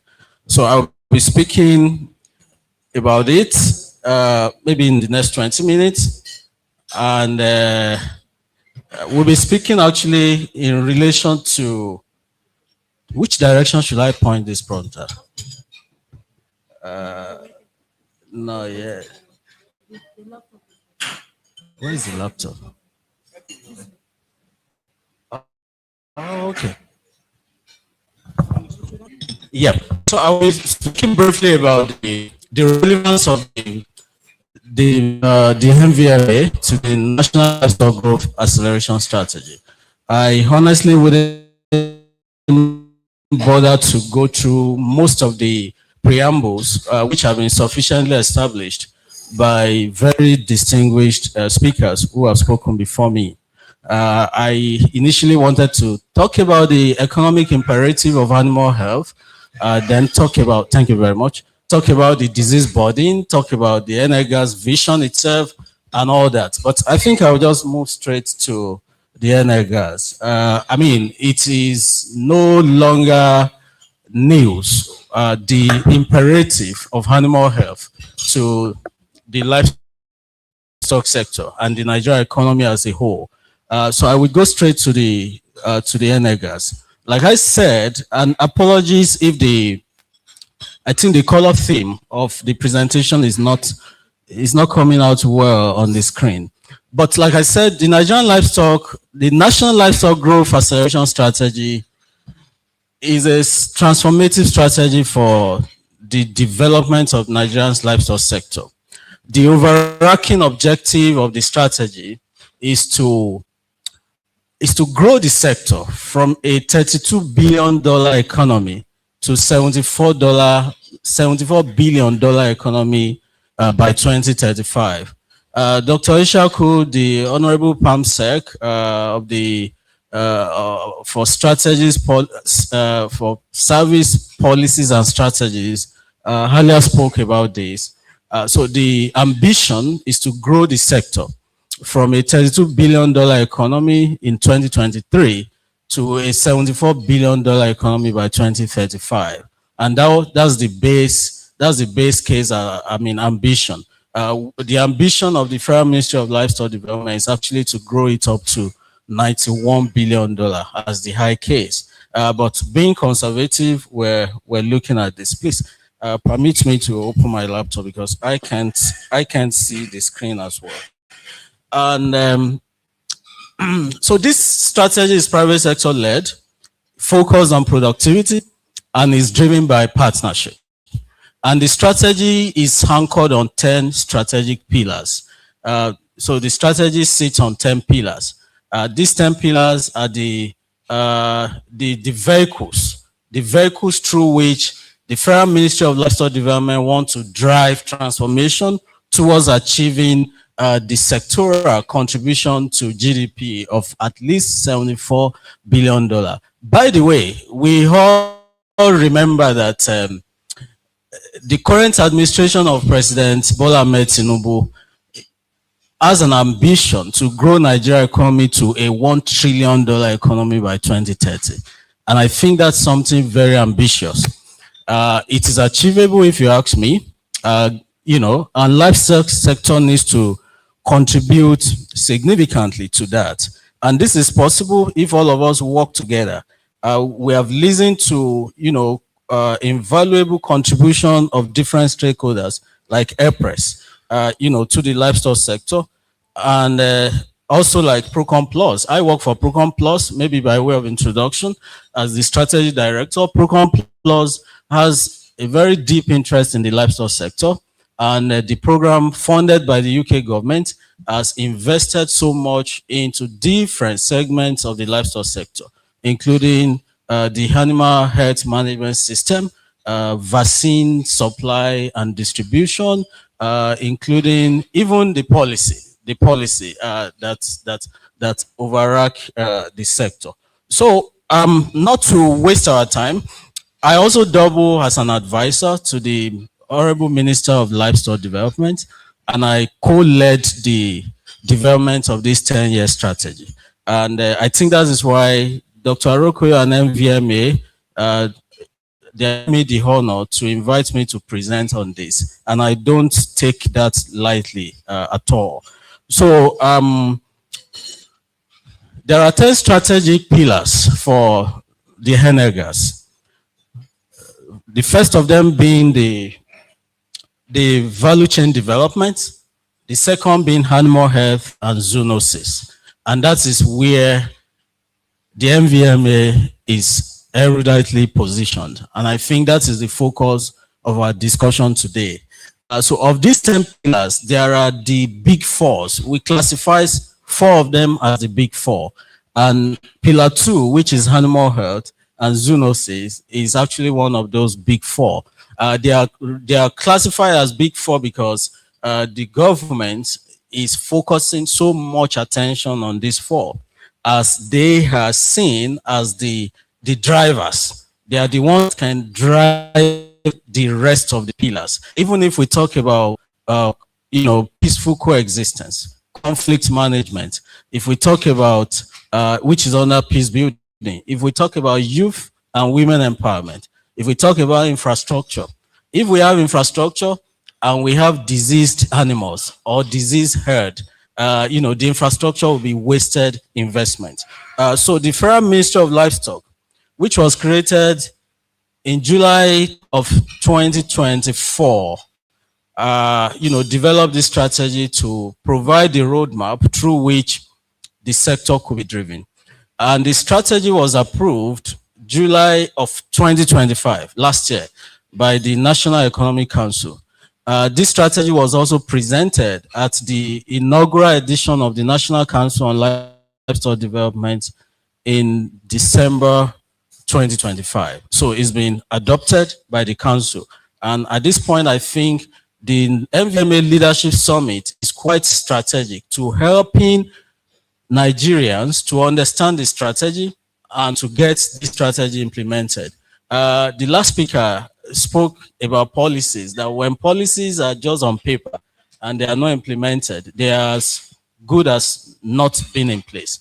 So for us to be able to implement this strategy, the Nvma needs to see where its role sits quite strategically within it. So animal health and zoonosis is pillar number 2. Zoonosis control is pillar number 2. Thank you so much for making this thing better. And the objective of this pillar within the entire strategy is to reduce disease burden by 15% annually over the next 5 years. And the investment target for this pillar itself is about 45 billion naira. So the entire NLGAS is estimated to cost the Federal Ministry of Livestock Development about 1.9 trillion naira between 2025 and 2030. So what we did was some sort of a mid-term expenditure framework for the program. So of the 1.9 trillion, about 46 billion naira is expected to go into animal health and zoonosis control. But don't ask me where the money will come from. The money will come from somewhere anyways. The core focus of the pillar are what were listed in there. And this include mass vaccination programs, which a number of us have been talking about, zoonotic disease control, inspection and standards, and surveillance and data system. For we at the Nvma and as veterinarians, our role is central to helping Nigeria to achieve the objectives of the NLGAS. Our role is quite central, is quite strategic. And because we have frontline delivery agents.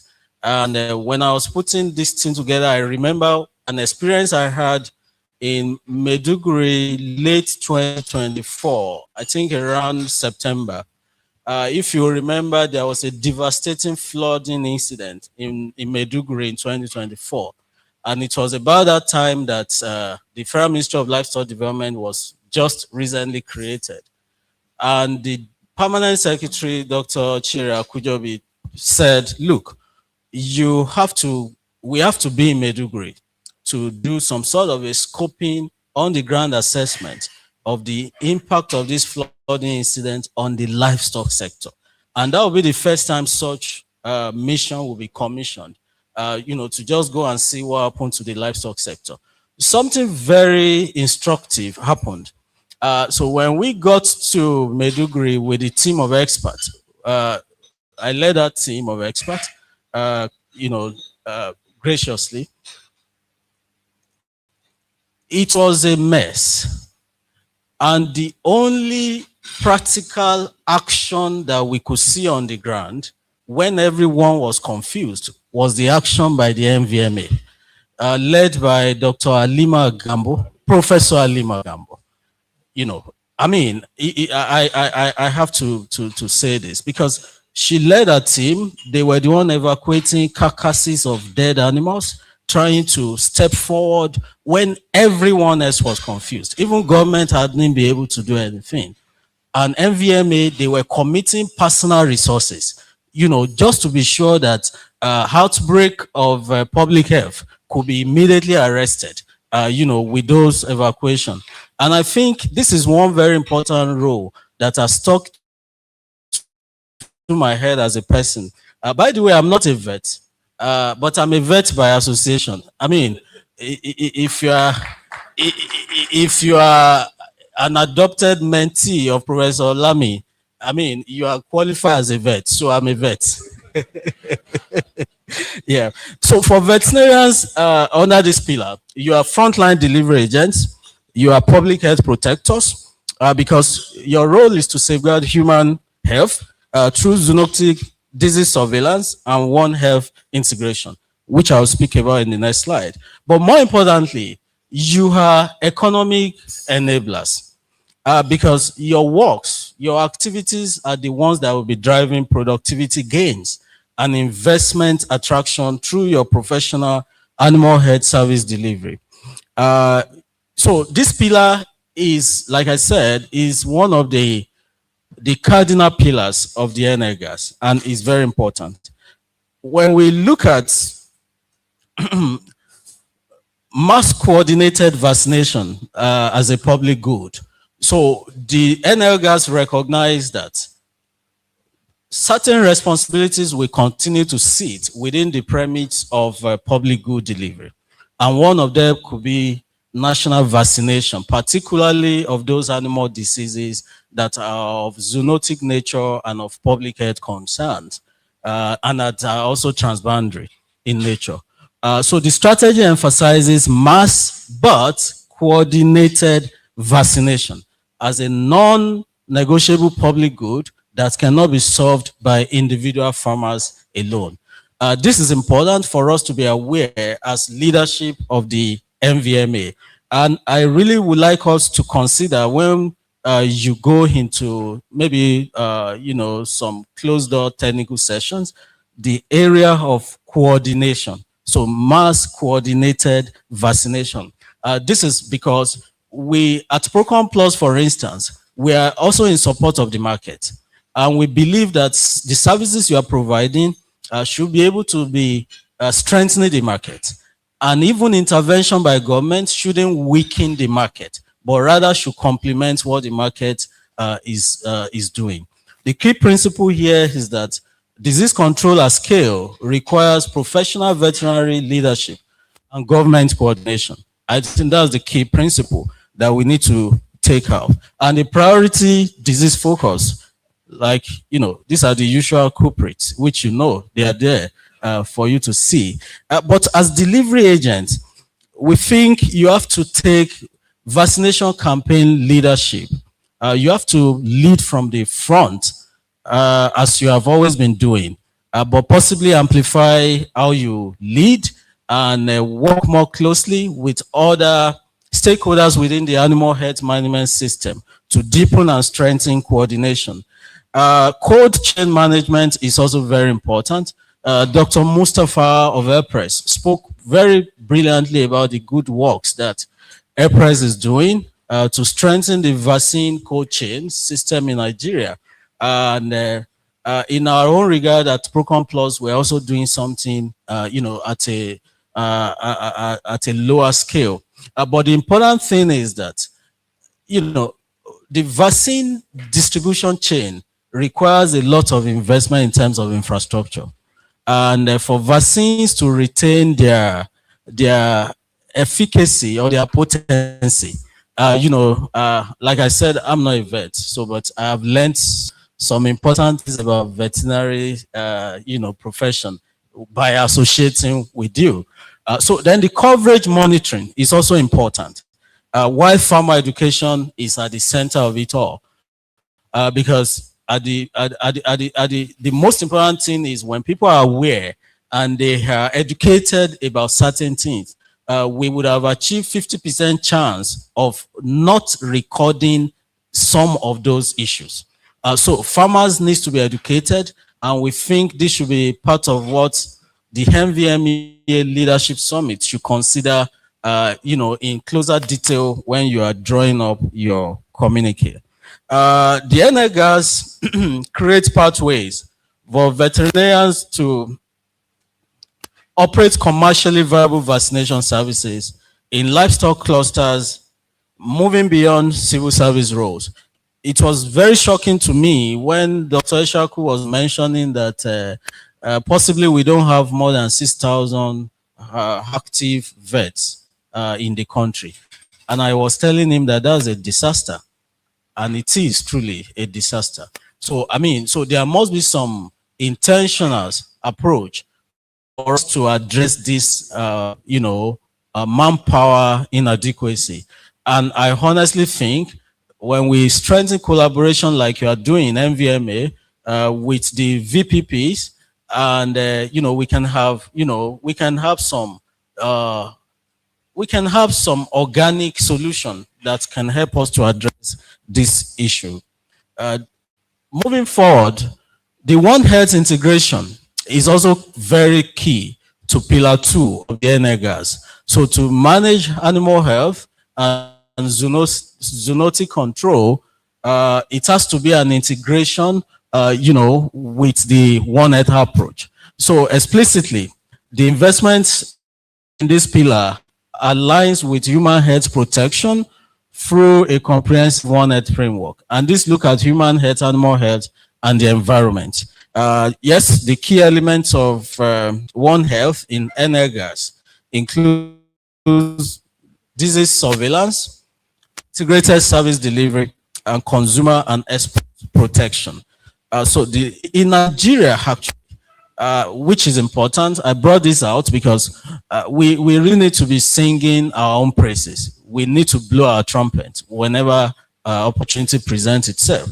Nigeria is the first African country to launch One Health strategic plan. The first, 2019 to 2023.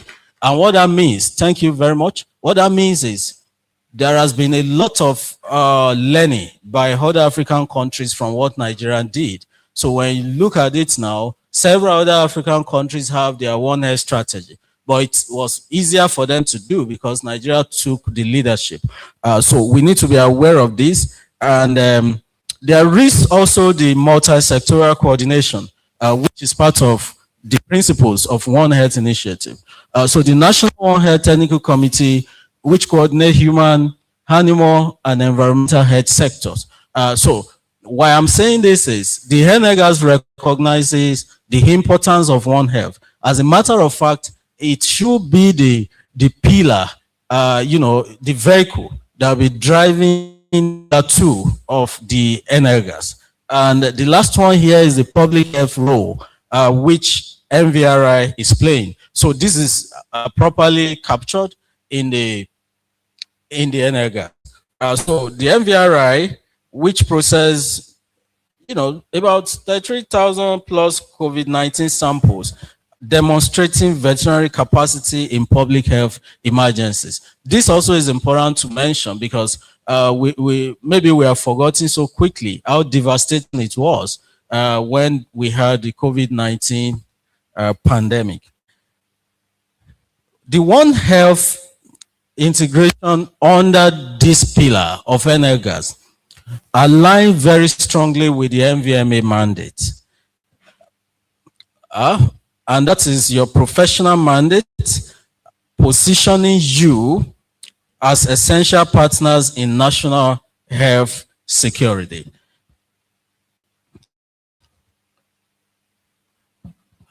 The pillar also prominently recognized private veterinary practice.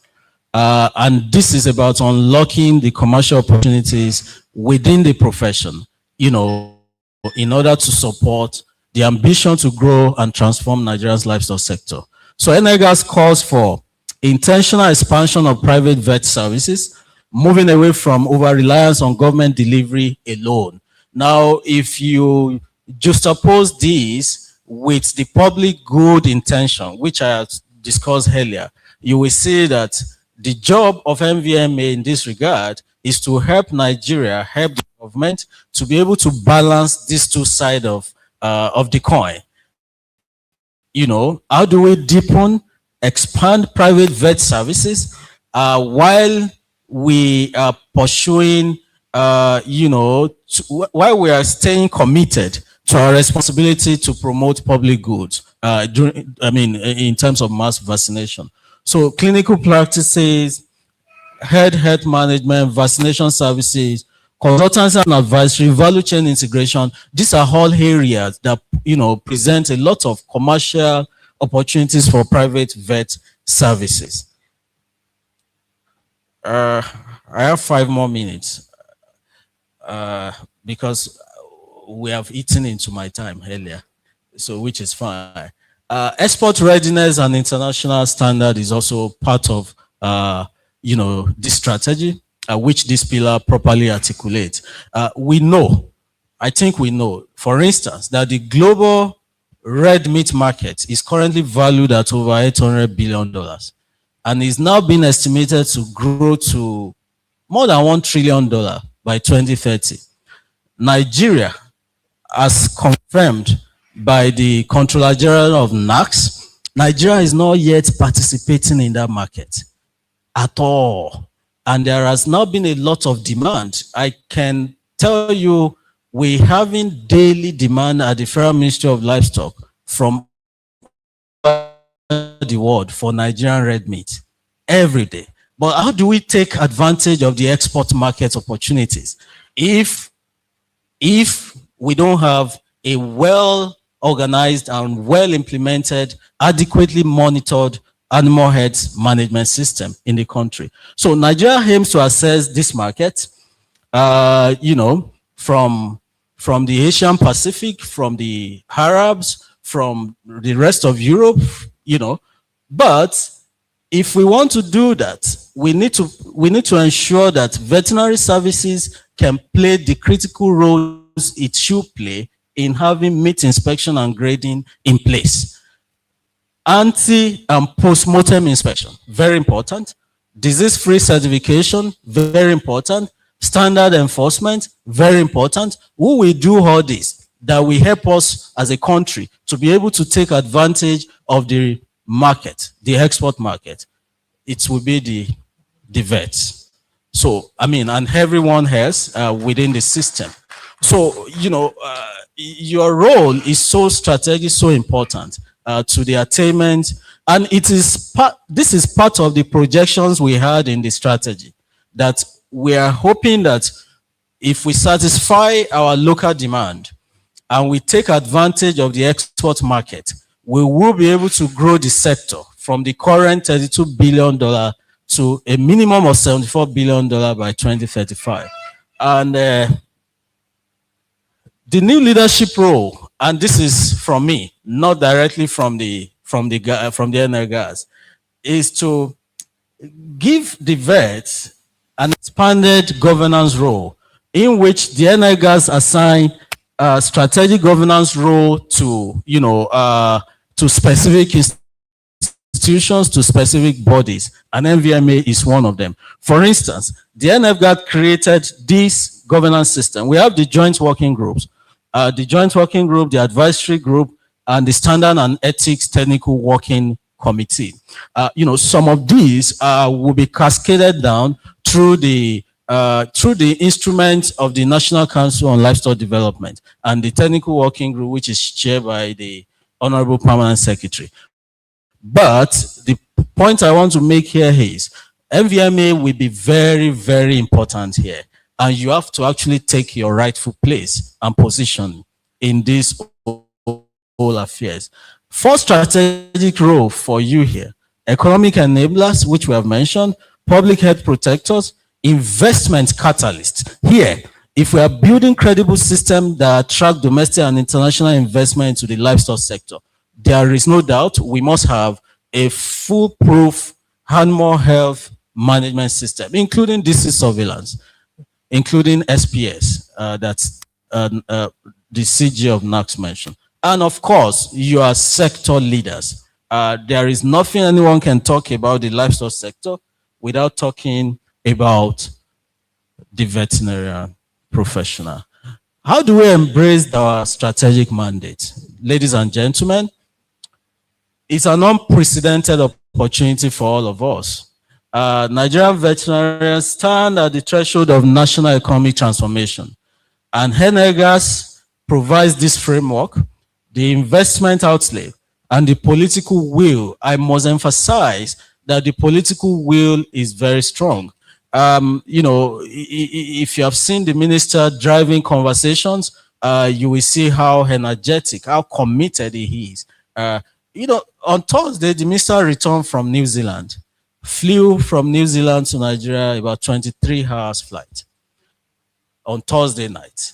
Friday, we had engagement, even with the AFDB mission, visiting Nigeria for some support. On Friday, we were all feeling guilty. Why do you set the minister up for this meeting when you know this man will be flying? So he said, look, is it about livestock or is it something different? I will be there. He was there, he was dozing, but his presence alone speaks loudly of commitment. So the political will is there. And when you're thinking about expertise, I think you know that at the highest level in the federal ministry, we have round pegs in round holes, both the permanent secretary and the minister. So the will is there to position animal health as the gateway to a $74 billion livestock economy that we're aiming at. 5 actions that I want to propose is that please embrace the leadership roles that the NLGAS has carved for you. Please invest in private practice, champion the One Health initiative across different levels of your practice, uphold international standards, and collaborate across sectors. I mean, when the president was speaking during his Goodwill message, he was speaking about collaboration. When the president of Veterinary Council was speaking, he was speaking about collaboration. I see you, I know. But, you know, in my head, I was like, everyone, have you kind of, have a glean into my presentation? Because this is one very important actions that we would like you to come out with from this leadership summit. What will be the strategic pathway to deepen collaboration? And I'm very happy that we will be glad to collaborate. I'm sure Press will be willing to do more. FAO was talking to me, and maybe one thing I need to announce again is we created the Livestock Donor Working Group, and the interim leadership of that donor working group is vested in FAO. So this is another interesting governance layer that was created to garner needed support in form of resources and technical assistance to the livestock sector. And the Nvma can also take advantage of this. The future of Nigeria's livestock economy depends on vet leadership. This needs to sink, and we need to rise to this challenge. Our shared vision is to move this sector from where it was to where we think it should be and beyond. And the investment in that sector, we believe, can drive a 15% annual disease reduction target that the NLGAS has. Ladies and gentlemen, thank you for your attention and for the opportunity to speak to you at this meeting. Please let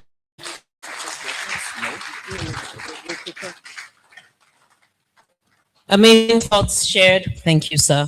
Thank you, Dr. Olumide Ojo, Strategy Director of PropCom Plus, for sharing the deep thoughts and, you know, that last slide on the challenge ahead.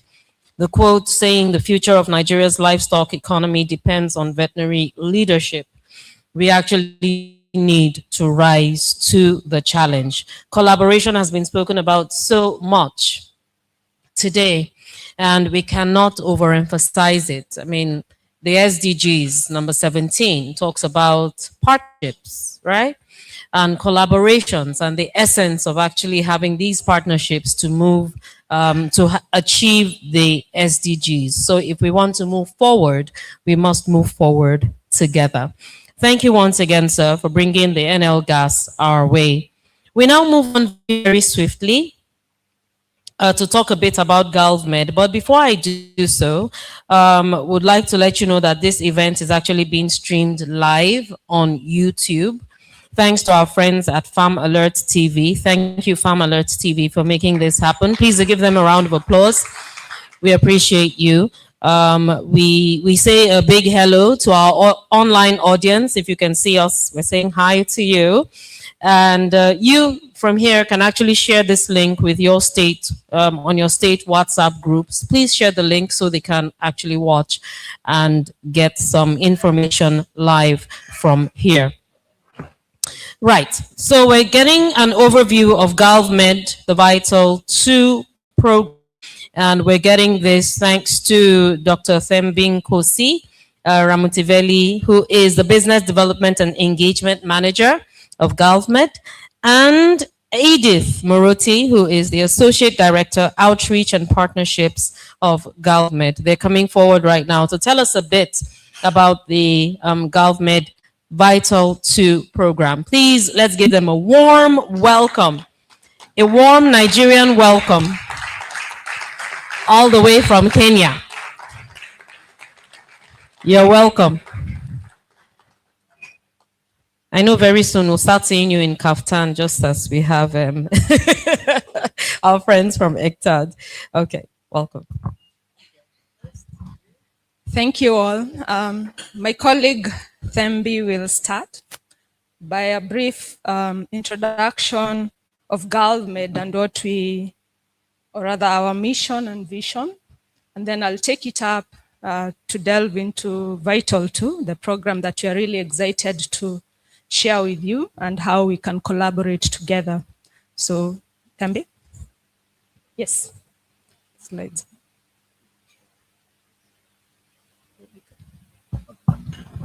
Thank you very much for the opportunity.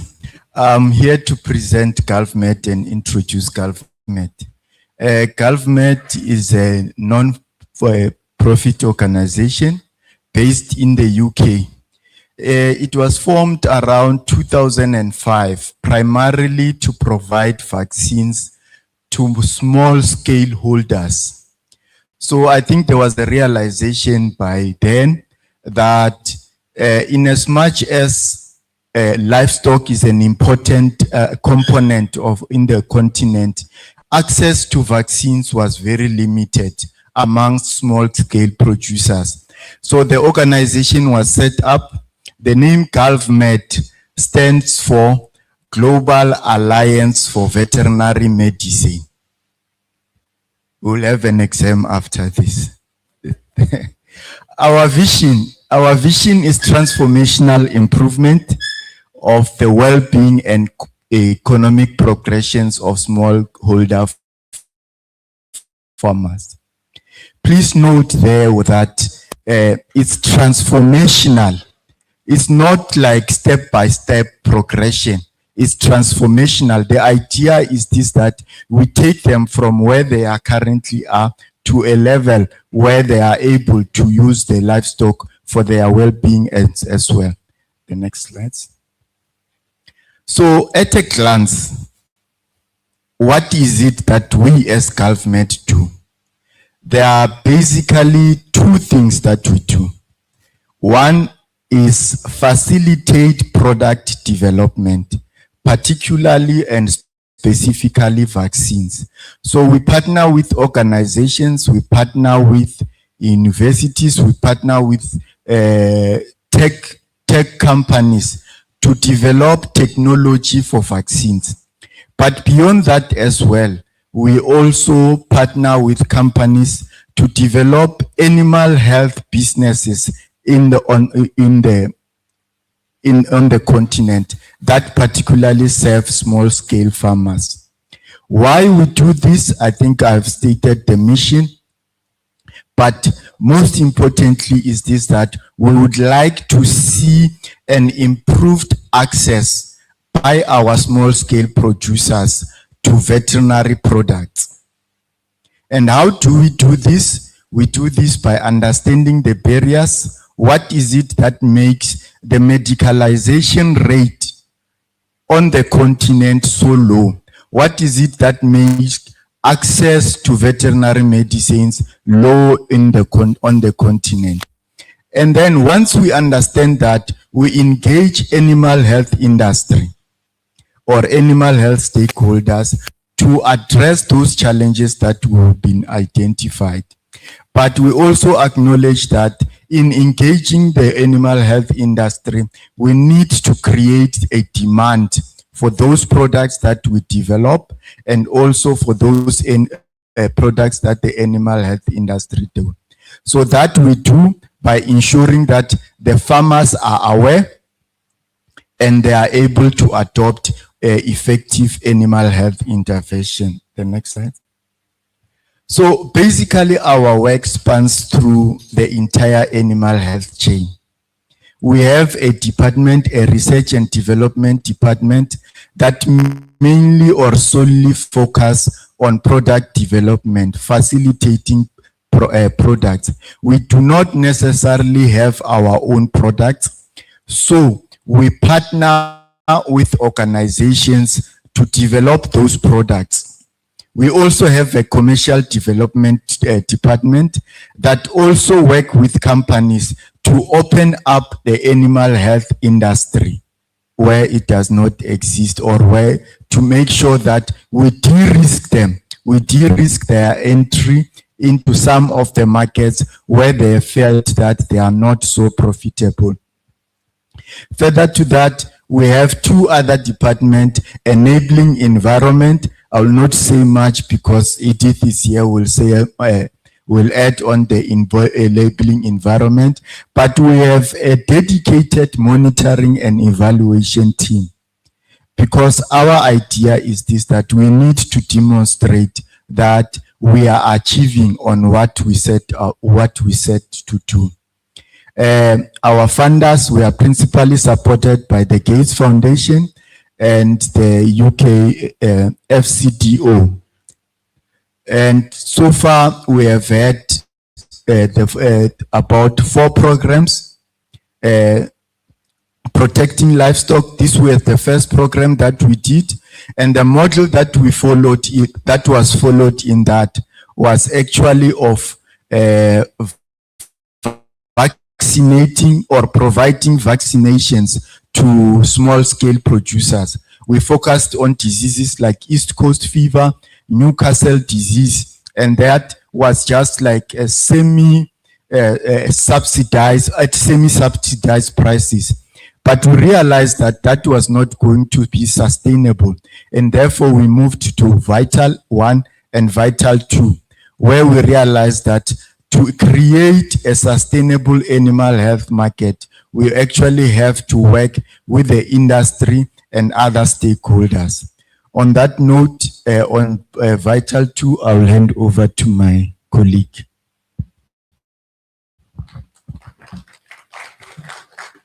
Thank you, Thembi. I'll just touch before we continue on to Vital 2, is just to mention that as GALMED, there are priority diseases that we focus on, and most of them just touch on TADS.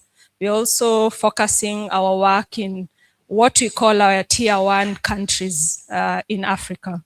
So Tier 1 countries is some research and some metrics that went behind our selection of the Tier 1 countries. And in this case, Nigeria, Tanzania, and Kenya are part of the Tier 1. And this is why I thought I laid the foundation on that,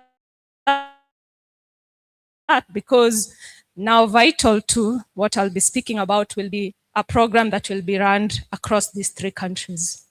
So I'll continue on with the presentation, kindly. Yep. So as Thembi said, unfortunately or fortunately, we are an organization that believes in a lot of acronyms. So after our presentation, we'll also test you. For Vital 2 means Veterinary Innovations Transforming Animal Health and Livelihoods. So as the word suggests 2, there was also a 1. And in the 1, we focused on the development of crucial, innovative animal health products in partnership with our commercial partners. So Vital 2 will look into having these products come into the market, and by products specifically we mean vaccines. So I'll continue on with the presentation. So Vital 2 focuses on 3 areas. We can call them pillars. For us, we call them work packages. The first work package is on enabling the vaccine environment. And basically here we are facilitating partnerships, and especially public-private partnerships. Together with that, GALMED as a role, as my colleague mentioned, we work through partnerships. So we work with the manufacturers, we work with governments, we work with research institutions, we work with industry and professional associations such as Nvma, and many more others. The second work package is on developing vaccine supply models, where Thembi is leading. And basically this aims to achieve ruminant vaccines at scale. So we have developed these innovative products, including combination vaccines, and they need to get into the market, so get registered. And also the most important bit is create the demand within the small scale producers to have them buy and know the importance of vaccination. So this work package will look into disease awareness, and vet service delivery. The last one being the progressing of the vaccine development. We are not leaving it at what was already developed in Vital 1. We are looking to facilitate that more products are actually being manufactured and produced that are regional specific and make sense to the country and contribute to overall animal health improvement within the country. So in this category, we'll look at developing more combination vaccines and more ruminant vaccines. So the principles of Vital 2 are quite clear. We are working within exemplar areas, and the concept behind the exemplar areas is that we realized we cannot do everything at once. I don't want to say a poor man's strategy of wanting to do everything at once. So we will focus on particular regions, and then through the successes of these particular regions, we will scale. So we are hoping Vital 3, Vital 4, Vital 5, and eventually we'll cover hopefully every area within every state within Nigeria. And as I previously said, public partnerships is what we are looking to achieve. We realize that for us to improve the overall animal health, both sectors need to work together. So government is going to support orchestrating these partnerships, and we also are looking to work with other organizations to achieve the objective of increasing ruminant vaccination within these 3 countries. The third principle is on collective implementations, that you're not looking to reinvent the wheel. We realize there is a lot of efforts already going on board. There's LPRES, there's PropCon, there's FAO. So how do we pull together and work together to achieve now this objective of increasing ruminant vaccination? And the last part, and the most crucial part, is that all these things that we wish to achieve need to be in a very regulated market. So we are not looking to do things outside the law. We have to work within the law to deliver everything that we need to achieve. So I'll just delve into the work package 1 that I'm leading, and this is on enabling the vaccine environment. And I'm pretty excited because this whole week of us here in Nigeria will be more focusing on meeting, engaging, and Moses carries on our engagements within Nigeria. So our partnerships, as I said, looks both at the public side, that is government, regulators. We're also looking at private side, how do we work with industry associations? And then most important bit, we're also looking at the international development linkages. So your FAO, your PropCom, and many more others.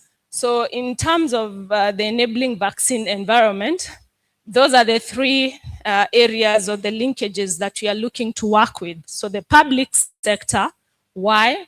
To advocate for private sector involvement in the supply and distribution of ruminant vaccine. So similar to what PropCom is saying. So you see already there's synergies between GovMed and PropCom. So we are also driving this, and we are pushing the agenda that private sector-led ruminant vaccination needs to be done to achieve the objective of increasing ruminant vaccination within these countries. The second bit is now the private and industry linkages. And in this particular case, we are looking at working with Nvma, as mentioned, NAT, and many more industry associations that exist within the, I know there's a cattle breeders association. So how do we work with them to ensure that the vaccines are available and accessible to all in the country? And the last bit is now the approaches to disease prevention and working with PropCom, LPRES, FAO, and many, many more others. ZOA, AUIBA, ECOWAS, all of them are here. So the objective of this work package is bringing these stakeholders together and create the necessary and conducive environment to raise now the national ruminant vaccination rates.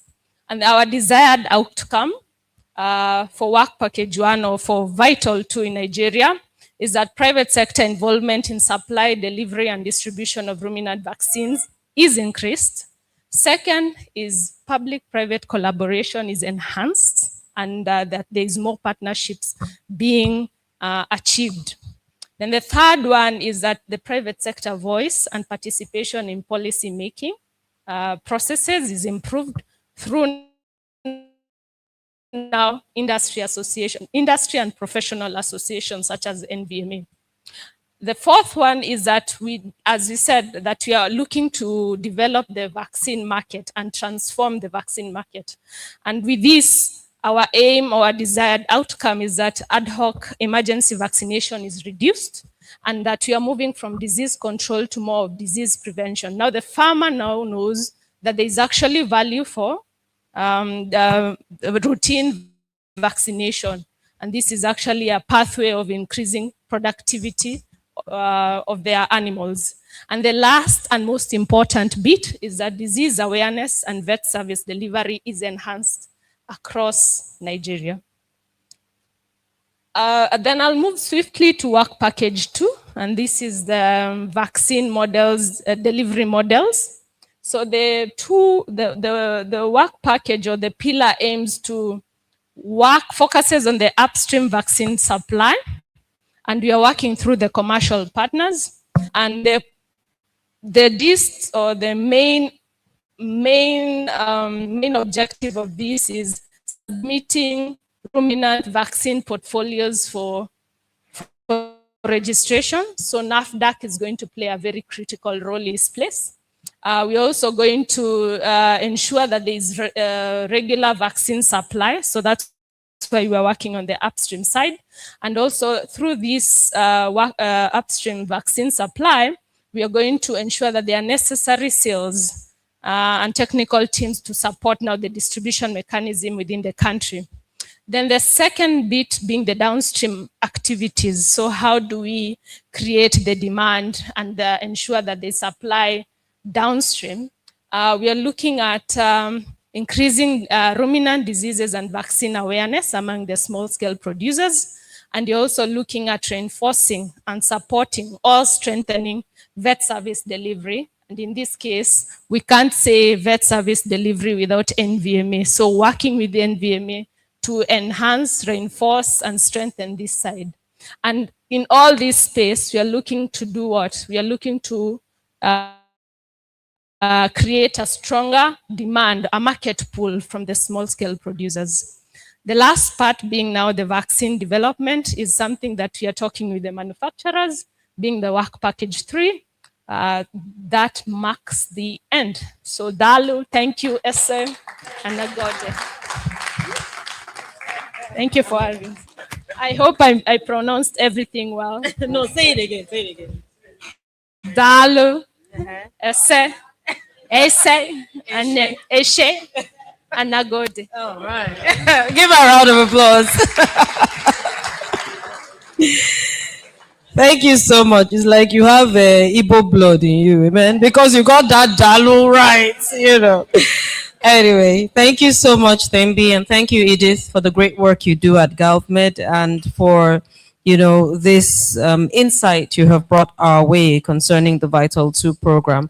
I know Edith actually said she was going to test us at the end of the day with about the acronyms. So what is the meaning of Vital? Yes. Who has an answer? Just yes, Mom. We're waiting to hear you. Yes.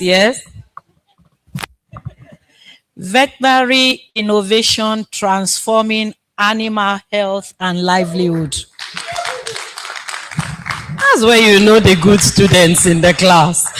Thank you so much, ma'am, for answering. And truly, it's very important that we understand, yes, there's so many acronyms and all, but it's important that we know the meanings of these acronyms because it would be very, very beneficial for us. Okay, so please just note your questions in your notepads. We'll have room for questions after this next presentation, which will be about PPR, that's Peste de Petits Ruminants, zero mandate by 2030. It's actually supposed to be presented by our CBON, Dr. Samuel Anzaku, but he is very well represented by my sister, Dr. Patience Tomo, who is the coordinator, national coordinator of PPR control in the Federal Ministry of Livestock Development. Please, a warm applause for sister.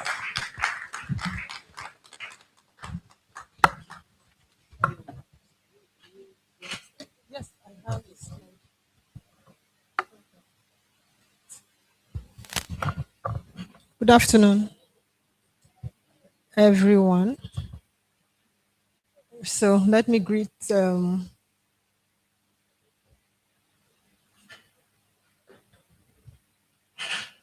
chairman of this occasion, our great-grandmother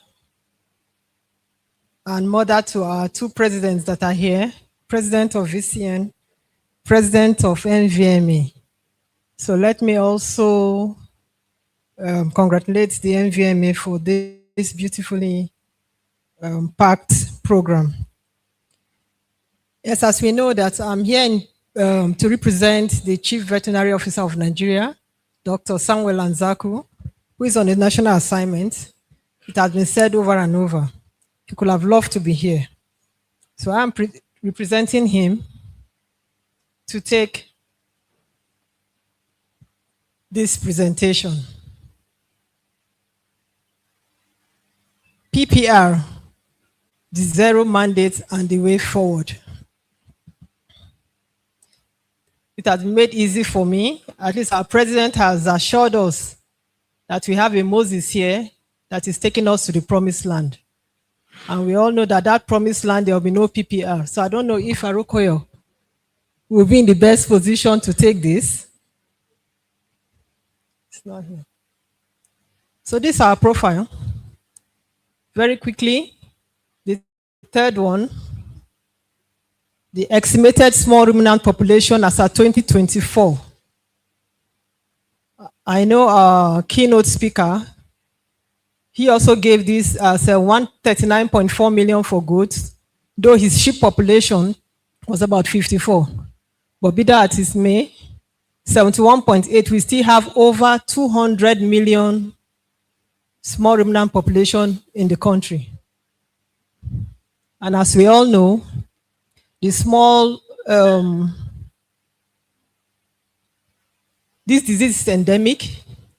So for every sheep and goat population in this country, there is a likelihood to find PPR, a case of PPR.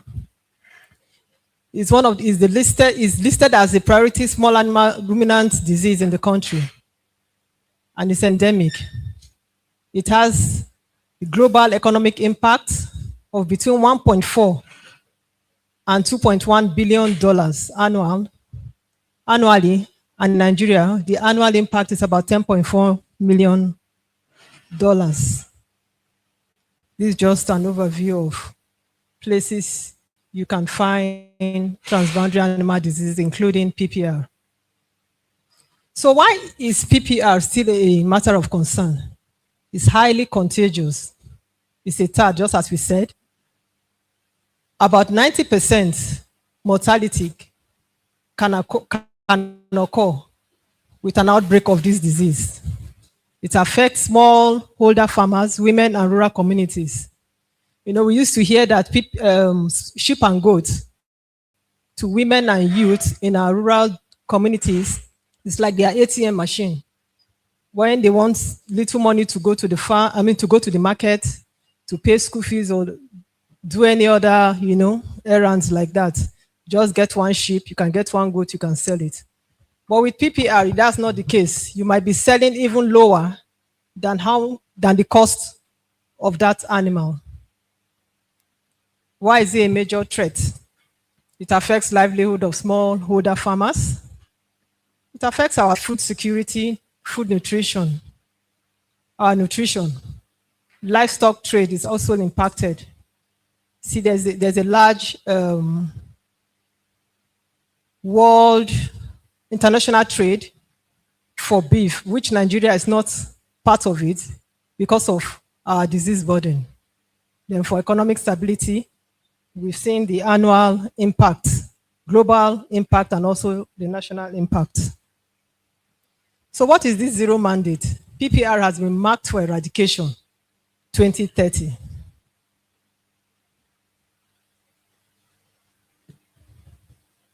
Can PPR be eradicated? It's a question for all of us, but I believe it can.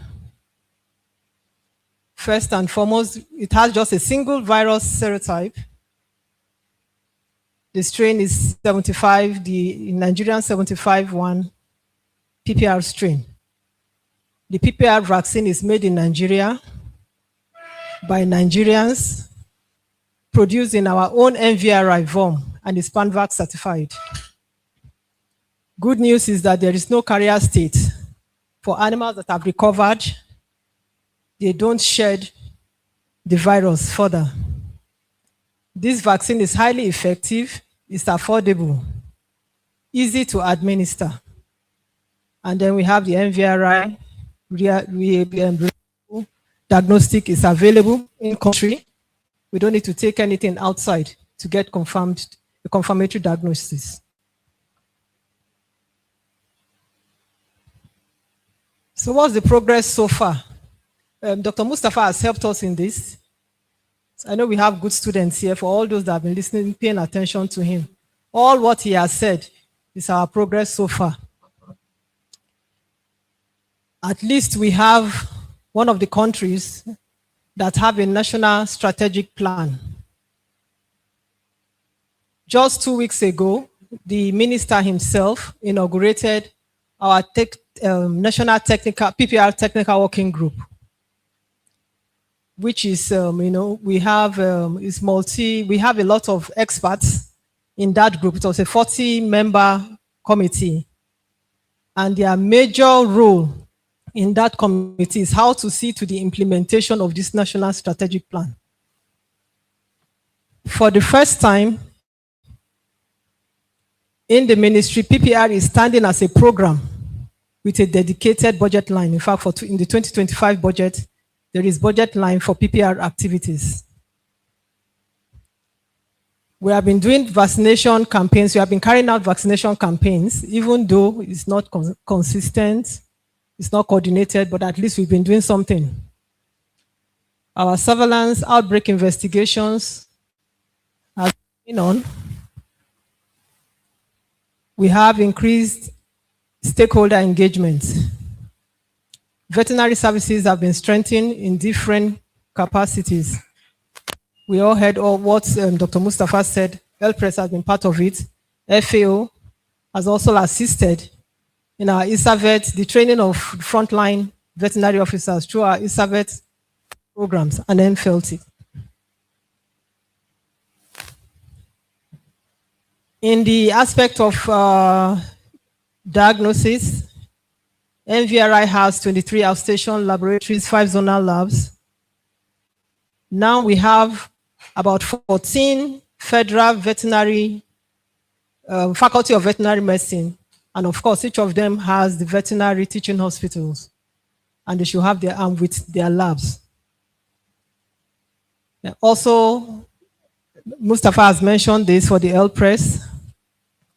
They are upgrading facilities in NVRI so that they can boost capacity from 120 million doses of vaccine production annually to 850 million doses.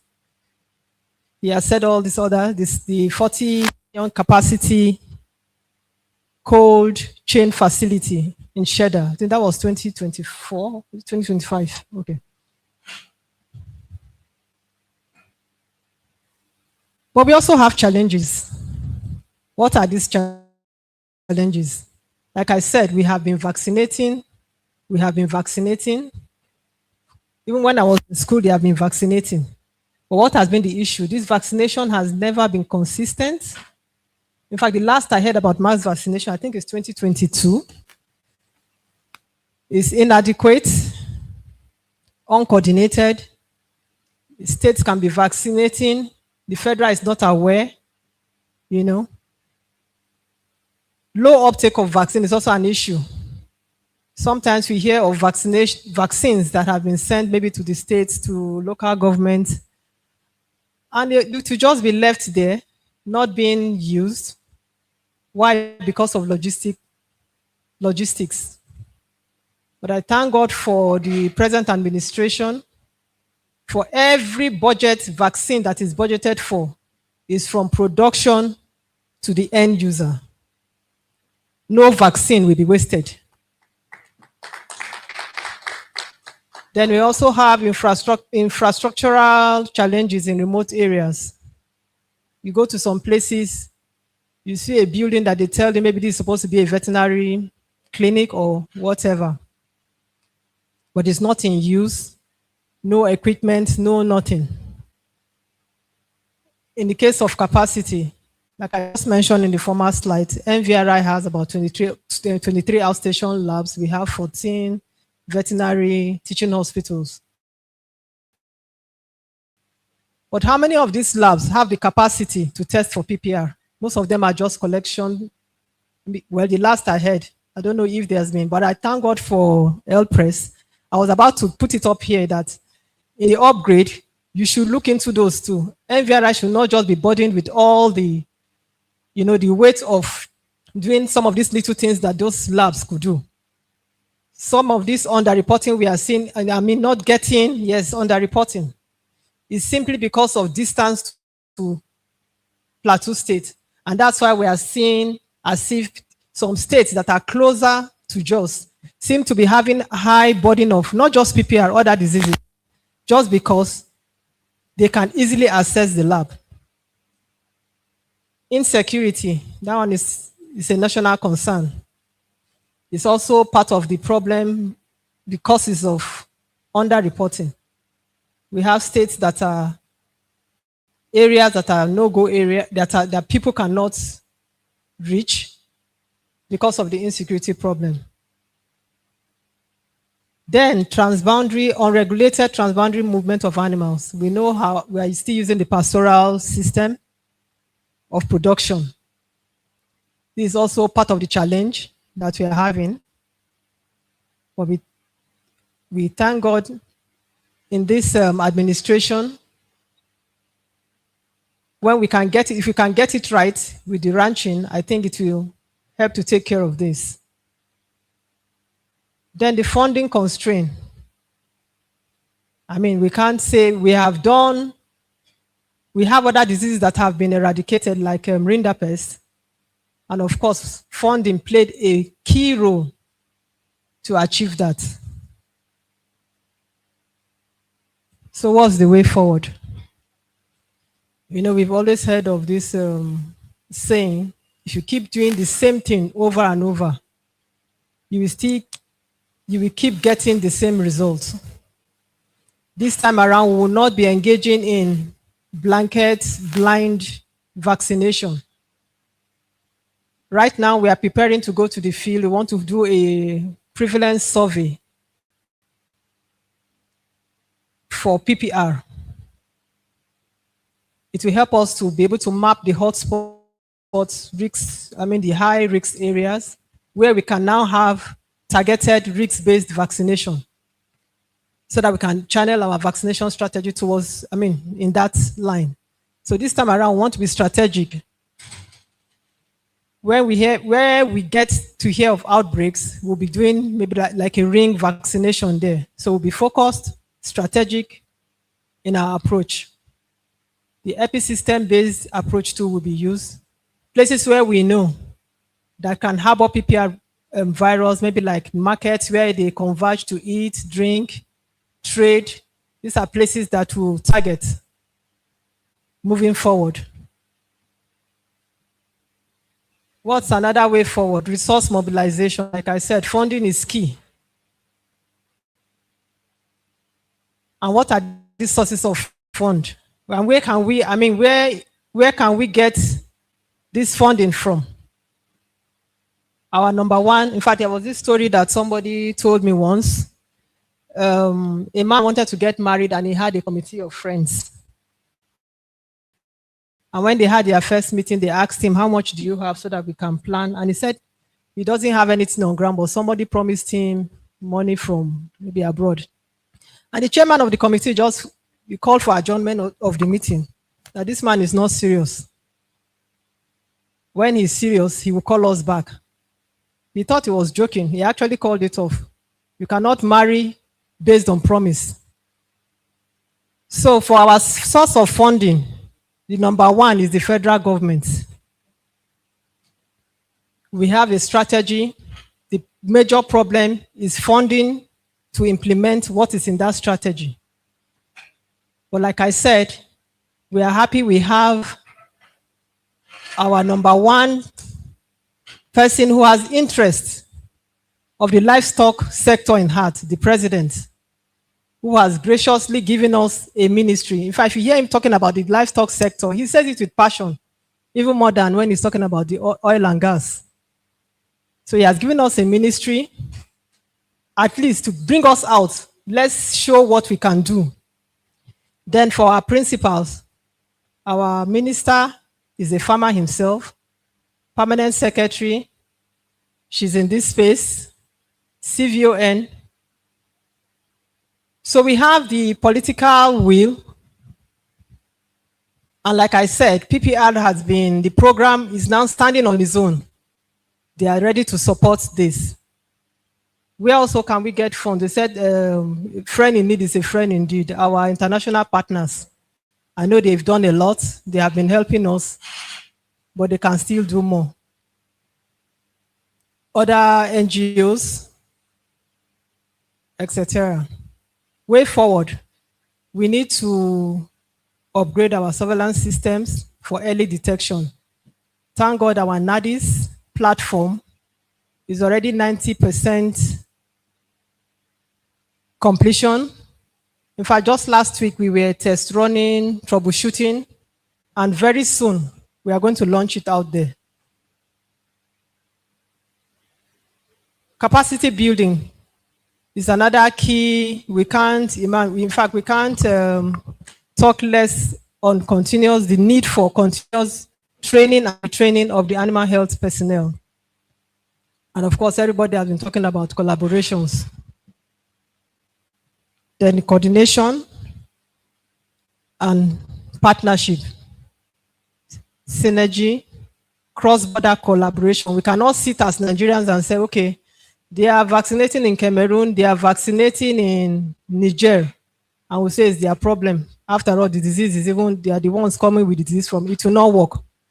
Disease does not know border. PPR is a transboundary animal disease. Either can we be doing something here, our neighbors are not even aware.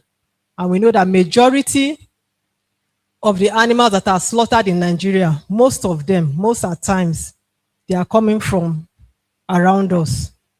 I remember the last outbreak of PPR in Katsina State. Part of the rumors we heard was that somebody wanted to do empowerment for youth and, and they imported so many sheep and goats from one of those countries around us.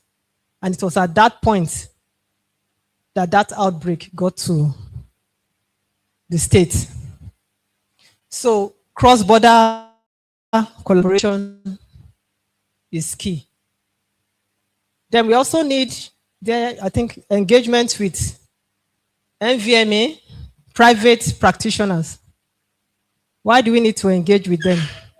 I was in a meeting last week. Somebody was saying something about how they are exchanging day-old chick cartons and packing them in, is it Zatek or so? We are having issues of fake PPR vaccines in circulation. In fact, one of the causes of the outbreak when we went for case investigation in Katsina was that the vaccine was, because at that point, from our investigation, we found out that it's like NVRI did not have PPR on ground, yet they got PPR vaccine from the market. So it was part of what we penned down that could have led to that. So we need a VCN will come in here when it comes to these issues of fake vaccines in circulation to support MVRI. What's our call to action? Zero PPR is not optional. It's a national obligation. The tools are available. We have the expertise. We are well trained. Science is there. There is nothing about PPR that we don't know. In fact, the question now is not, can this disease be eradicated? The question now is, how committed are we? For this disease to be eradicated, we need commitment, coordination, good leadership. So in conclusion, this is not the first time that we are planning to eradicate a disease. 2005, rinderpest. Nigeria was declared free of rinderpest. 2006, we had our first outbreak of bird flu, HPAI, in a farm in Kaduna. And we were able to contain it. It came again, re-emerged in 2008, and we were able to do it.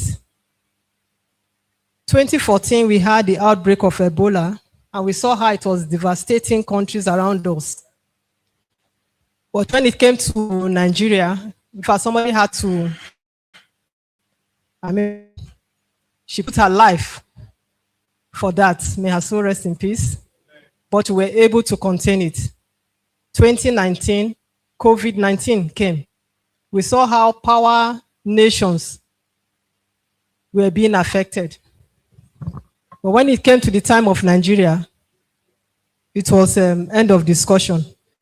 So sometimes it marvels me how Nigerians do their things. But we just have a way of how we do our things. It just has to do with commitment. It has to do with, in fact, that time you see people are becoming friends. Everybody is supporting each other. What we need is just that desire to make this thing work. And I believe it will work. Thank you. Dr. P, you didn't mention all the other ones now, like sister. All the other thank you, obrigado. You know, okay, I know you know.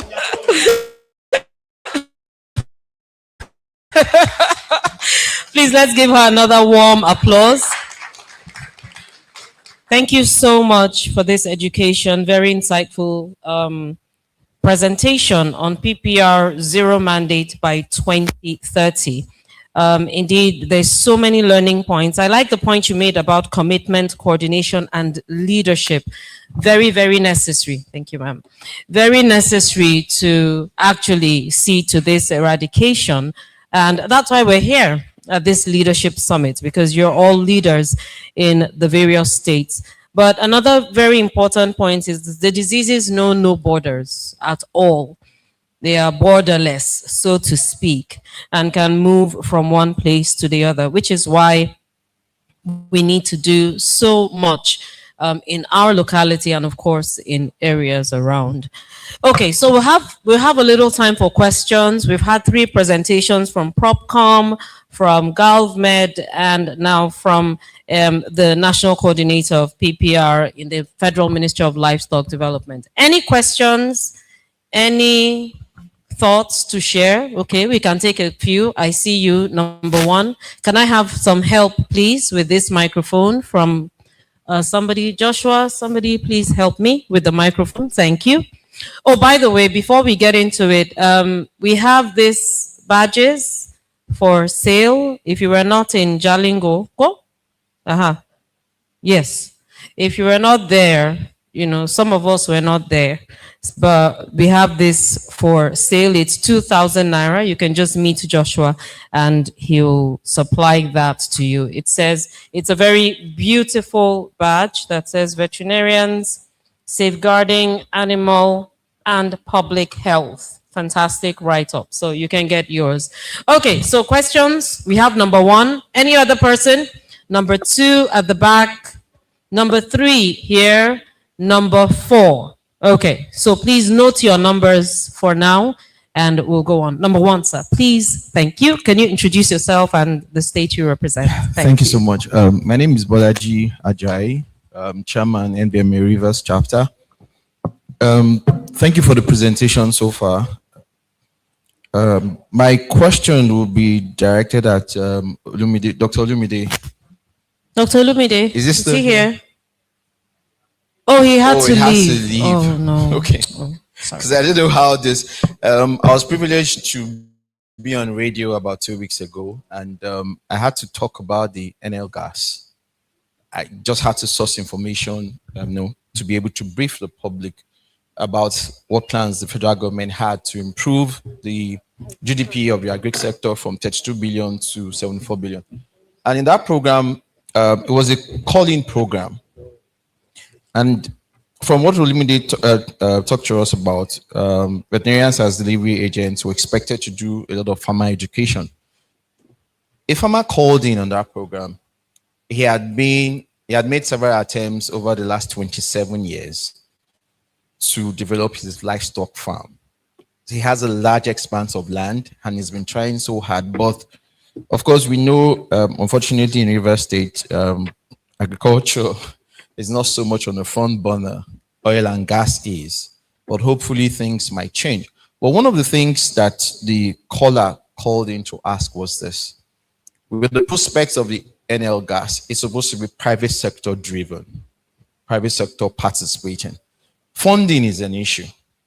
And then he was very worried about how he could get funds, because in the last 27 years, he had tried repeatedly, but he's not been able to get the kind of funds that he requires to improve his livestock farm.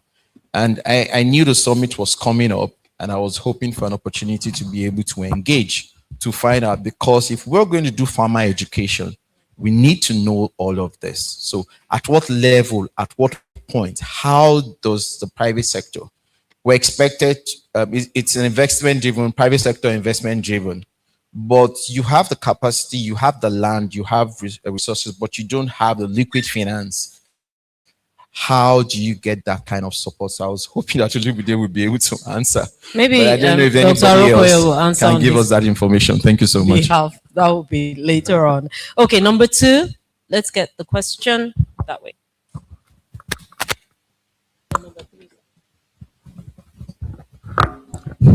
Is it good evening or good afternoon? My name is Dr. Zubairu Adamu, Chairman, Taraba State. Actually, my question is for PPR, the presenter of PPR. That's the Chief Veterinary Officer. 2 things came to mind. I wouldn't have asked the question, but in the paper, I saw 2030. Let's underline it, 2030. And there was a point. What remains, she said, is commitment, coordination, and leadership. At this point, 2026, we are talking of 2030. We are still looking at commitment, coordination, and leadership. So I want the presenter to please tell us targeted steps towards eradicating PPR. Can we achieve that by 2030? That's her office. If we can achieve that, because what she's trying to tell us is all proposals. We want to do this, we want to do that, but there are no targeted plans.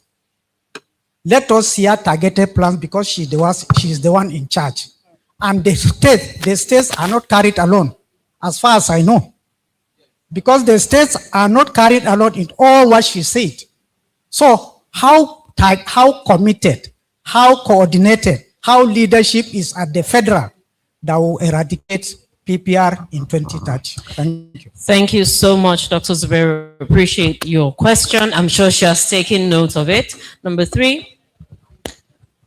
The president of Nvma, other distinguished colleagues, my name is Dr. Umar Abdullah Maina from Borno State. I'm the Secretary General Nvma Borno State. My first question goes to the presenters from Galvez. They said there are 3 countries they have commenced piloting the Vital 2 project. And in Nigeria, there are some areas they were targeting. And I want to know which states you do intend to pilot the Vital 2 so that I will know whether we belong there. The second question actually is a rider to what my brother from Jalingo just raised concerning PPR. You see, I personally have been involved in screening and certifying of small animal for distribution to victims of a Boko Haram insurgency in Borno State. And as an institution from the Veterinary Teaching Hospital, University of Maiduguri, one of the challenging things we have been facing is the issue of PPR. I have personally seen a situation where we lost over 2,000 goats in a quarantine center. And over this almost 10 years we have been doing that, we observed that despite the fact that sometimes you will administer the vaccination as appropriate as possible, the animal will still come down with that same disease. So we thought much needs to be done in trying to tackle this issue of PPR we are talking about. I'm glad my brother raised the concern because the duration you mentioned, targeting for the eradication, is something that will be a mirage if much has not been put in place actually. The effort needs to be done is even beyond the vaccination. It also includes issues of animal health care, animal welfare, because even at the aggregation point where those vendors used to go and buy the animals at a village market to aggregate them, the transportation system to convey the animals to the distribution point, and a host of other factors contributed a lot in the issue of PPR. And I think those who are able to experience PPR firsthand will agree with me that it's beyond paper narrative.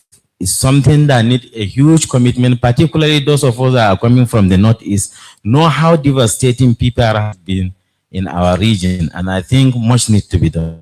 Thank you very much. Thank you so much, sir. Appreciate you, Dr. Omar Abdullahi. Okay, so number 4. Yes, sir. Dr. Amine.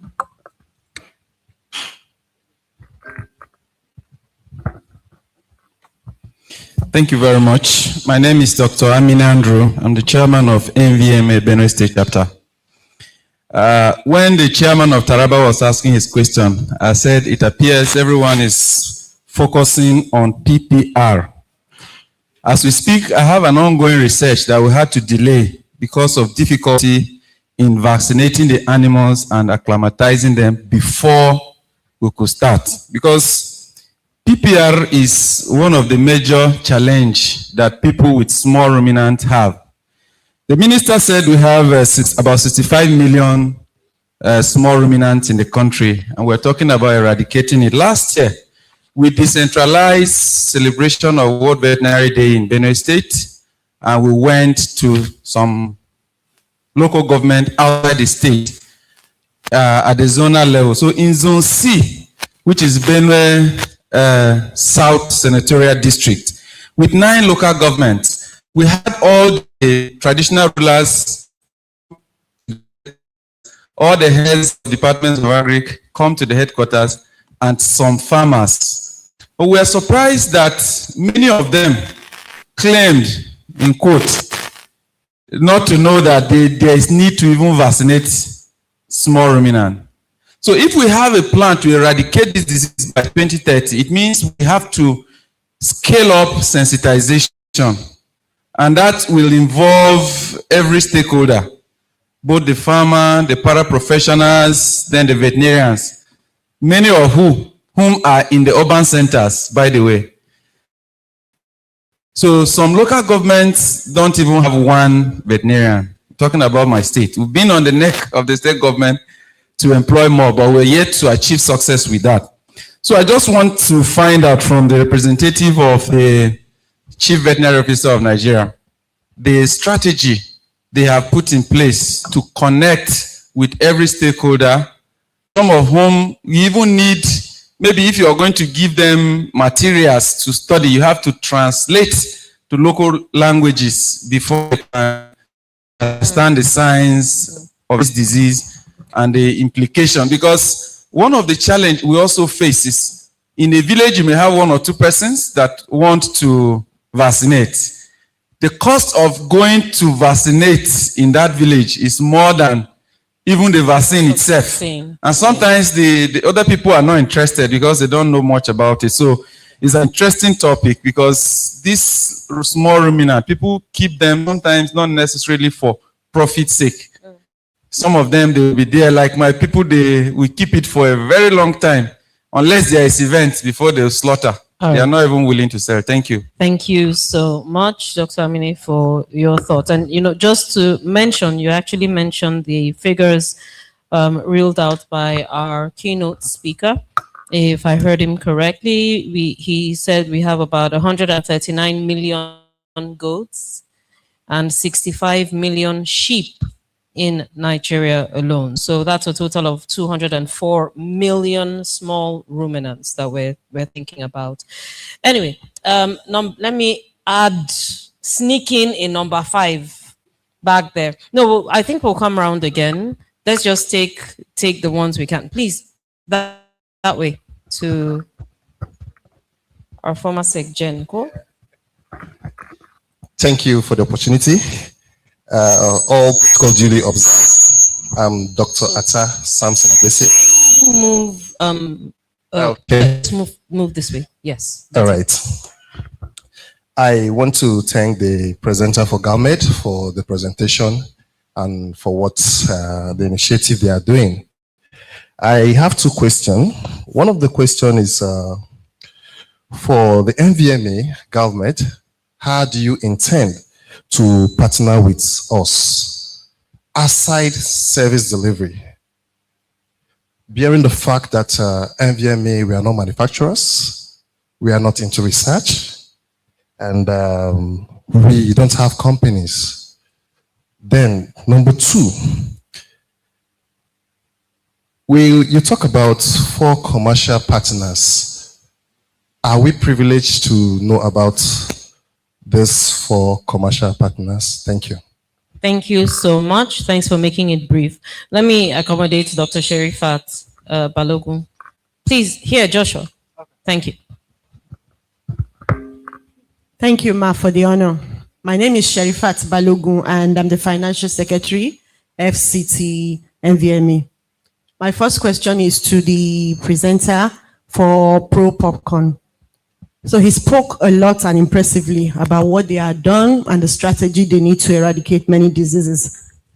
But one thing I didn't see was climate change. I think we have to acknowledge the fact that we may be out strategizing how to eradicate disease and climate change will be doing something else. So there's a need for us to focus how animal health is affected deeply by climate change. Then, for the presenter from the FAO, while presenting, I realized that I thought to myself that 2 major diseases has been eradicated in Africa. The first is the smallpox in human, and the second is rinderpest. These 2 diseases were eradicated because of a unified political will, first of all. The second reason was because the vaccines to eradicate these diseases were not heat labor. So it was easy to transport it without the cold chain.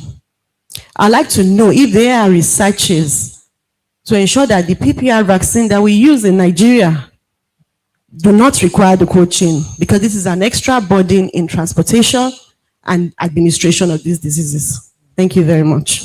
All right, thank you so much. That'll be administering the vaccines. Okay, appreciate you, Sherifat. So we have okay. So we have like 3. Let's just get some. with the sleeping people. Okay, let's just get some responses and then we'll do a second round, right? And in this second round is 5 people. The president of NAT, Yusa, Shikeno. Okay, so please let's hear from Dr. Patient. Have her quick responses. No. Dr. Patience, let's have her quick responses. Or do you want us to finish with all the questions, ma'am?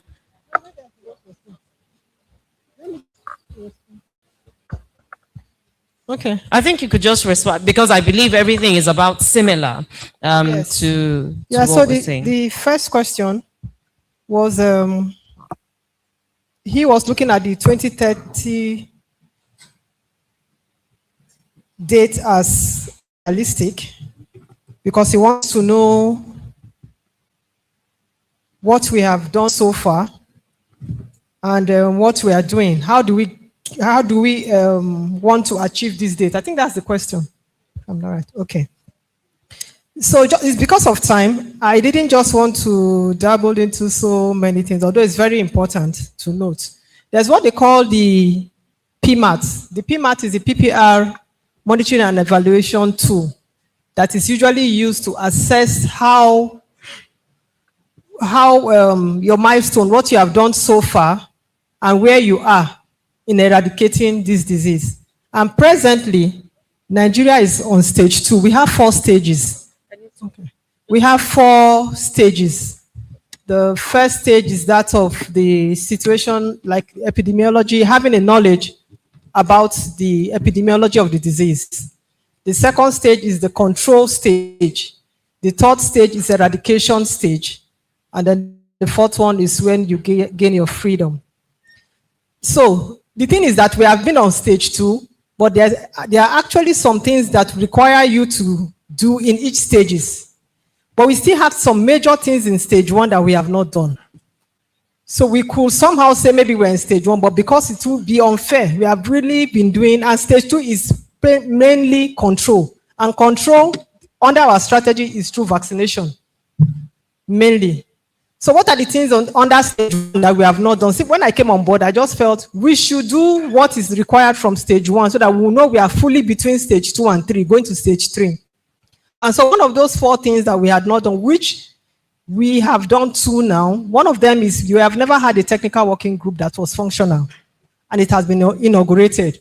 And this technical working group, like I believe some of us have not seen the PPR document. If you're interested, okay, where we are supposed to share to all stakeholders. And I believe everybody, to me, is a stakeholder at this stage. We all need to go through that document and see what needs to be done and find your role in it. Everything is outlined there, is costed. And so we have inaugurated the technical working group. They are the people that we coordinate and help us to track our assessments in what we are doing. Another thing that we have not done under the stage 1 was to have, we just say it's endemic, no data to support that it's endemic. We know it's endemic, but how are you sure? What is the data on ground? So for the first time, we want to do a real sero-surveillance. We are going, in fact, we were supposed to have done this in December, but due to some, we were not able to do it. We are going to be funded by AUIBA and ECOWAS DRAC. So we are still, working on the budget and all that. And we are covering 20 states, taking samples, just for us to know really where do we have the burden, because we know it's everywhere. And then we have, funny enough, we have some states that is when there is a forum like this, they'll be telling you. But our last 2 years of reports, I'm not too sure Borno has reported, because if you have not reported to me, you don't have the disease. There were some states, 4 states I picked, 2 from the north, 2 from the south. And I added them in the technical working group. Why? Because they've never submitted the report. And I'm wondering, there's a state up north in the northeast. I wanted to think maybe it's because of insecurity. I know they have, in fact, the population of animals there is one that they have not reported. So these are some of the issues we are actually having. So with sero-surveillance, we were able to know which of the states need more vaccine. Get vaccination. It's part of what we're going to do, and it's going to be done this month. The first thing we have not done under the stage 1 It's communication materials. I mean, it will surprise you to know that only PPR, we don't have IEC material. Every other disease, you see where they'll say, okay, maybe for monkeypox, for example, don't touch this, don't do that. PPR, we don't have. And it's one of the things we want to do. The other one is the strategic plan. Our strategic plan was to run for 7 years, I think 2017 to 2023, 22, thereabouts. But it has elapsed. And it was done when we were in the Ministry of Agric. And like I said, it was costed. But imagine you cannot compare what we have costed in 2017. So we have to bring it back. And it's one of the things we are going to do in this first quarter. The technical working group is going to help us, assist us in that. We already have a donor, international partner that is ready to support us in that. Even for the service of, okay, I've said that.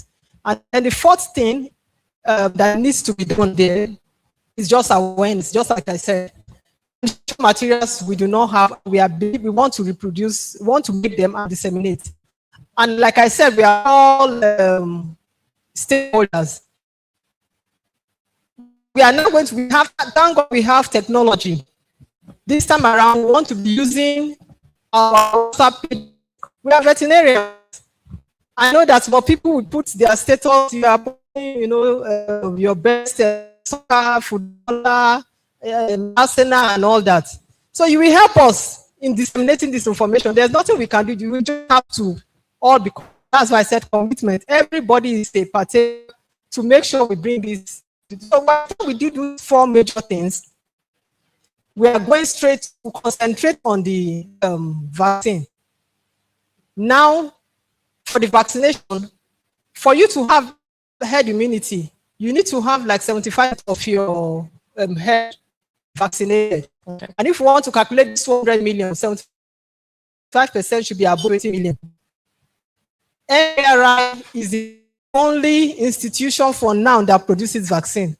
But for this eradication, I don't know, we have people from Nvma here. Maybe they can give us an update. But I think if we want to get it right, we cannot go away. No, we just have to do it for this purpose. Then maybe I should go to the question of the person that said if we needed, I think the vaccine needs cold chain. I think so, but we have somebody in Nvma and maybe they have something to say in that aspect. Okay. So for that first question, communication sensitization is key. It will surprise you to know that some farmers don't even know that it needs PPR needs vaccination. They just believe that once it has, it survives or it dies. They don't even know that it can be prevented. It's a preventable disease. Okay. So I don't know if I was able to answer this question very well, but then our border, like I said, cross-border collaboration is key. Animal movement, I know these are challenges, but like I said, a lot of things are on ground to do it. And if we act based on what we are saying, I know we are going to get it right. The political will is there already. Like I said, PPR is standing on its own. And for the first time, we are going to have finance, because this thing is finance, whether we like it or not. If there's no funding, even the rinderpest we are talking about and all those diseases, COVID and all that. In fact, the rinderpest, we had a lot of, in fact, that's why we are leveraging on how we did it for rinderpest. And one of the things was what she mentioned about, it's a vaccine that is produced here, it's in Nigeria, you can easily reach it, and it's effective. And then one of the things that we leveraged on that was that the infrastructures were there, there was support. In fact, I remember for the HPAI PACE, there was this EU-funded project that gave they had AICP DEX officers in all the states. Okay. They gave them these Hilux vehicles, they gave them cold chain facilities and all that. These structures are still there, but they just need to be, be renovated. The equipment need to be replaced and all that. All right. Then for the second question, I think that's the one from the Borno state.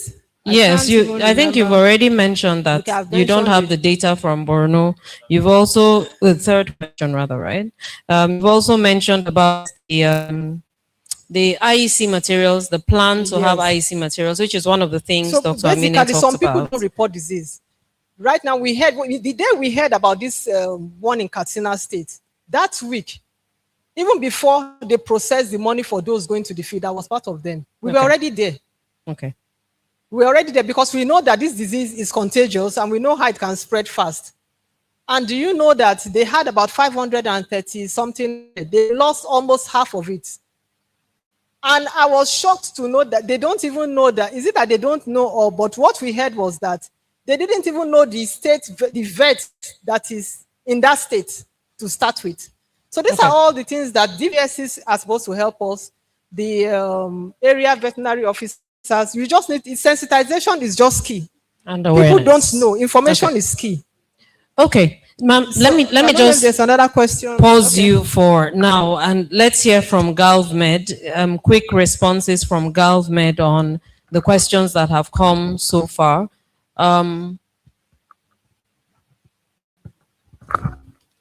Okay, so let me use this opportunity to try to bring some clarity to certain matters. First attempt, Dr. Bolaji, your question on funding. I would want to ask, if I were in the proper position, what kind of business case does the person have? Sometimes we want funds, but we don't have a proper business case. And if we don't have that, it's going to be extremely very difficult for anybody to fund you. The person will ask you to present a business case. The person will look at return on investment. And then some of the times, if it is something that relates to collateral, they want to know.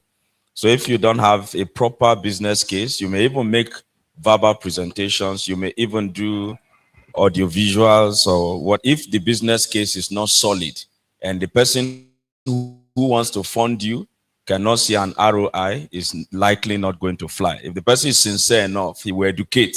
But if he's not, he will just tell you, I will, and that will be the end. He just closes the door. And so my advice would be, let the person interact probably more with you, so as to look at what are exactly the blocking points to that. Some government work. So let me also probably use this opportunity for those of us who do not know that I'm actually the country lead for government, in case you don't know. And that doesn't mean you should call me tomorrow. That doesn't mean you should call me tomorrow. You know, so the room we are seated, what you see, as I said in my welcome address, is because this meeting is co-conveyed between government and Nvma. At least to see government is sponsoring this meeting. Government paid for this place, and I'll leave it at that. And then, where does government work in Nigeria? There are 4 partners in this country. We have MCI, we have MSD, we have Hexta and Jovac. These are 4 international companies that are working in partnership with government. And what government have done is to ask that we have local representations here in the country, not just that these international companies work from there. So we have Nigerian veterinarians who today represent these 4 companies in Nigeria. They are among us, a couple of them. Tomorrow you will see the rest of them. They are our brothers who are now country representatives for these 4 companies working here in Nigeria. And they are going to be working out of focus in places like Adamawa, Kaduna, Jigawa, Taraba, Gombe, Niger, Sokoto, and the likes of it. So they are going to be working across all of these areas, what we call exemplar areas. The work is national, but this will be like focus areas for obvious reasons. The ruminant, the cattle population comes mostly from that area, but they are going to work across the country, like Oyo, for instance, you know, it's saying Shaki have quite a population of cattle. So covering the nation, but focus in these areas. And as government, we have 2 major exemplar areas, Adamawa and Kaduna. We're going to draw this line to try to see what is the success story in these 2 places. If the baseline, for instance, is in 5 years, we want to see 60% vaccination cover. 69 million goats as of years ago are here in Nigeria out of 522 million. Sorry, 89 million out of 522 million. That is 2 years ago. So if you say you want to eradicate PPR and you don't do anything about PPR in Nigeria, PPR will never leave Africa. That is the meaning. because 1 out of every 6 goats is here in Nigeria. So the issue of PPR becomes something very, very vital and something very important to look at. I don't know if I've answered all the questions. Thank you. Thank you so much. Appreciate you, Dr. Arokwe, for that. So just give sharp questions to the floor. If I have your question already, please, the NAT president, please, to ask his question very, very briefly. It's like part of the questions were partially answered one way or the other, but at the same time, I still want to reiterate. The system of disease reporting and surveillance in this country has to be overhauled. But there are certain things that are really happening. Many people don't really know the channel of communication. Either they have to make it, I don't know, whether they will decentralize or they will digitalize, no matter any form. Some diseases happen in some places without being reported. Okay. So then last year, I took part in the health press vaccination program. To my surprise, they brought anthrax vaccine. We had mass anthrax vaccination. When really we expected them to come with PPR vaccine. So by and large, like 2 or 3 months later, we had serious outbreaks of PPR that claimed large populations of sheep and goats in the area that I do cover. Up to now, some of the farmers still have the losses. So something has to be done. Okay. Even when we were even looking for people have vaccine to buy, we couldn't get. So something has to be done in that area. There also the issue of cold chain as well. Some years ago, another brought a particular vaccine that is heat resistant. If Nvma can also go with that in that form, because there are some areas that are so remote, for you to maintain cold chain may look somehow. Okay. I think it is high time something good was done in that regard. All right. Those are my questions. Thank you so much, sir. Yes, Bromo? Veto Power, I mean, you're the producer of this event. I just want to cast some ray of hope. This is because it's part of what government will be doing. In a couple of probably a month or weeks, we are going to start seeing very practical steps in the field to answer your question, I mean, on awareness. There will be massive awareness and advocacy. For your information, government does not sell vaccines. So it's not like government has a vaccine, but there will be massive awareness across the nation, on TV, on radio, local language, translation, documents that are readable. It will begin probably in a month's time and to be across the nation. So there will be greater awareness. And for us as veterinarians, I like to announce there will be serious work to do. There will be capacity building. There will be deployment in the field. There will be working with, I've talked with the president of NAT. We're going to work together. It's a lot of work. And my prayer is just that, don't clap, because by tomorrow, some of you will know what is going to happen. And it's a lot of work. I'm just hoping that we'll be ready to actually go out there and use this opportunity to transform our country. It's a huge opportunity, and we have to arise to tax. Over the next 5 years, let us make this assistance. Let's make it, there will be deployment of solar-powered cooler boxes and so on into the field to make this thing really work. So there is ray of hope. Let's arise and catch this opportunity. Thank you so much, sir. Appreciate it. Okay, so there was a number 2 that I can't remember. You are number 3. Where's number 2? Do I have your question? Okay. Number 3. Give him the microphone. No, number 3. Yeah. No, him. Then there was somebody else. I think, yes, you. All right. My name is Dr. Ilochidebere Joseph, Nvma Enugu. Okay, straight to the point. Right. First, I really have to commend the representatives that made the speeches, especially the person representing the CVON that talked on the issue of PPR. Okay. And that's where exactly I want to raise my own concerns. Go ahead. First, our keynote presenter made a very important point that we must work with data. If we don't have any data supporting a lot of things we are saying, it's challenging. Now, that's where I want to really hammer on.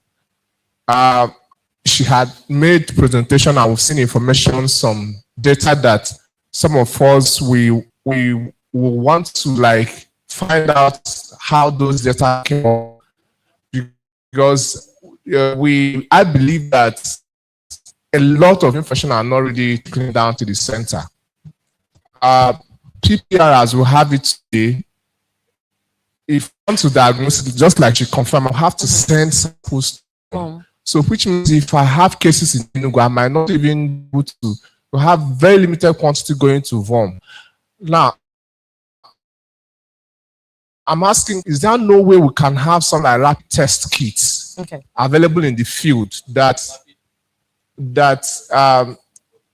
our people can be able to access and do this test rapidly in the field, get our results confirmed, and be able to collate the data?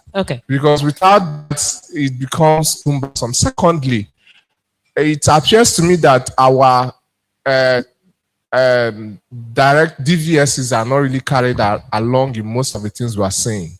Because only when you come to the center, you will start getting some information, but down to the state, this information are not really streamlined well. So is there a way you can really carry the proper templates on what to report, how to report, enforce this on private vets, any vets that are within their jurisdictions? Because if we don't have these data on ground, when you come out and make presentation, it appears to me that those information are not really the true picture of what we have. So if you can really work on these two things, please. Thank you so much, sir. Appreciate it. Finally, Dr. Mark, is that you? Did I count you? Yes. Oh, I counted you. Talk. I am sorry. Thank you very much. My name is Badijaya Deji from Ondo State Chapter. I'm the chairman there. I will go straight to the point. I want to appreciate every speaker and every presenter. But what worries me is the strategic approach to some of the things we have said. Looking at data collection, like my earlier, what I call him, questionnaire said, is very important. Our guest speaker said we cannot manage what we cannot measure. Absolutely. And if there is no database, if there's no place for that, and then there's nothing, we can't really pursuing anything. Sure. So I believe that is a fundamental error. But that error also can trickle down to state of veterinary operation right now as we have in Nigeria. The truth about it is, in a state like mine where we have 18 local governments and we only have 9 veterinarian officers as VOs, and of the 9, 7 of them are already in level 17, and the remaining 2, one is in LPRES and the other one is who are you going to report to, and how is this report going to get to base if there is inability of coordination for this report? Now that gives me the flow to say, how then do we want to structure our partnership with the private sector? We all say we want collaborations with the private sector, but we are not coming out to say what kind or level of partnerships are we going to drive with the private sector. Yeah. The private sector is not there for charity. They're there also to make ends meet. Absolutely. So we must be able to look at market system developments as an option. Okay. We can't continue to donate vaccines and expect it to be sustainable. I've worked in I worked with USAID for 5 years. I worked with PIN for more than, I'm still consulting for them. And I found out that the only way we can drive interventions to have reality focus is to go the market system development way. Okay. Having players, actors validate their own integration with what they are doing. So if we are bringing private actors, we should be able to say, this is how we are going to systemically approach vaccinations in this environment. Before you know it, it becomes very competitive. It becomes, we're not taking the role of the veterinarians away from them. And then we're not cajoling private. Come and say, let's come under the auspices of Nvma to do the jobs of the VOs and then leave us outside. Thank God for Press who compensated some of the veterinarians, but when they saw the compensation, it was not worth their time because it was not practical. Then last but not the least, we want to also see, yes, a systemic coordination with the quarantine services. There is, if we can beat them in, we can beat them coming in. If we have very good synergy with quarantine services, we'll find that most of these vaccinations will have been done on the borders before the animals even come in. And if we can have that done, then it's easier. Same vein, if I'm consulting, like I consult for several farms, as a private, I should be able to give certificate of health that is recognized as a private veterinarian, and then nobody's going to travel with this animal out of the state without having a certificate of clearance from a private or even a veterinary officer that will be worked with. So if we can put those in focus, I believe we will have headway. Thank you so much, Dr. Adeji. I think that very last point you made about the quarantine services is so important. Thankfully, Dr. Emeka Asiebu is here. I might have to, a word or two to say about. Please, over to you. Any snakes in today? Thank you very much. There were a few that report. My name is Marco for Lagos State person. My concern may be selfish, but let me vote. One of our speakers did a kind of census, and we arrived at about 6,000 active veterinarians in practice, and he said just about 20% of these, less than 20% employed by the government. And I want to dare say, I don't have data, that at least half of the remainder, about 50% of the remainder, they are not in the food animal sector. So there seems to be this kind of disconnect, because all the talks we've been having today, food animals. So the rest of us, should we go? So I don't know how the leadership is going to bridge that disconnect. And then also, when we're talking about vaccinating animals, eradicating certain diseases and all that, we do not look at a critical sector, and it's a sector which I happen to be active in, which is the wildlife sector. We know from our training in school that wildlife is, most of the time, a reservoir for these diseases. So whatever you're doing to the recipient, let me put it like that, and the reservoir is not addressed, I mean, you can be sure of reinfection and recycling. It was very interesting. After COVID-19 pandemic, I worked with some of the researchers in Nvma, and we were able to isolate COVID-19 antibodies from pangolins that are sold in our bush market.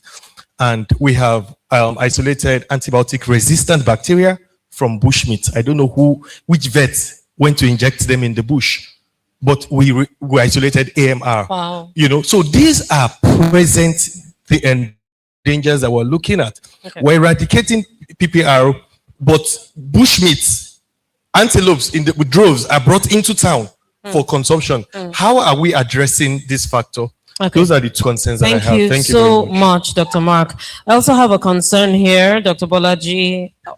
Is this Olaumo? I hope I got that right. Nvma Chairman, Oyo State. The possibility of, so please, the question is reaction to the representative of CVO and talking about the possibility of importing PPR vaccine. I believe that is an easy way of introducing new strains of PPR to the country. Can't the government look at the constraints NVRI has or may have from making vaccines available and fix it rather than thinking of importation? So that's another question. So very briefly, your quick thoughts, Dr. Patience, to these questions. So many of them to deal with, but I hope you can just summarize and handle them at once, ma'am. Thank you. let me just start with the last one. So for that importation, sorry, I wasn't saying that on behalf of the CVON.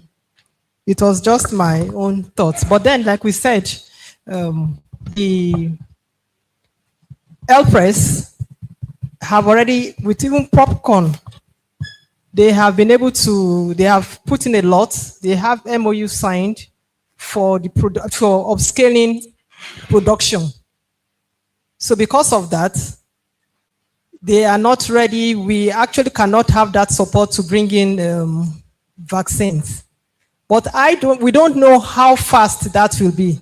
Like there was another question that has to do with PPR vaccine not being available. And I think they supported them with anthrax vaccines. So it's because of this upgrading that is happening in MVRI.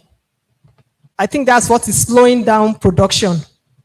I don't have the, I can't really say at what stage they are now in that. I've not spoken concerning that. But I want to believe, this is 2026. I want to believe and want to, before the first quarter, we enter the second quarter, we should have information about that. Then, like I said, 2 weeks ago, about 3 weeks ago, the minister went and launched the vaccination campaign for transboundary animal diseases. And we stepped down PPR vaccination campaign because of this serosurveillance we want to do. So that we will not have the, when they start vaccination, it will not affect our results.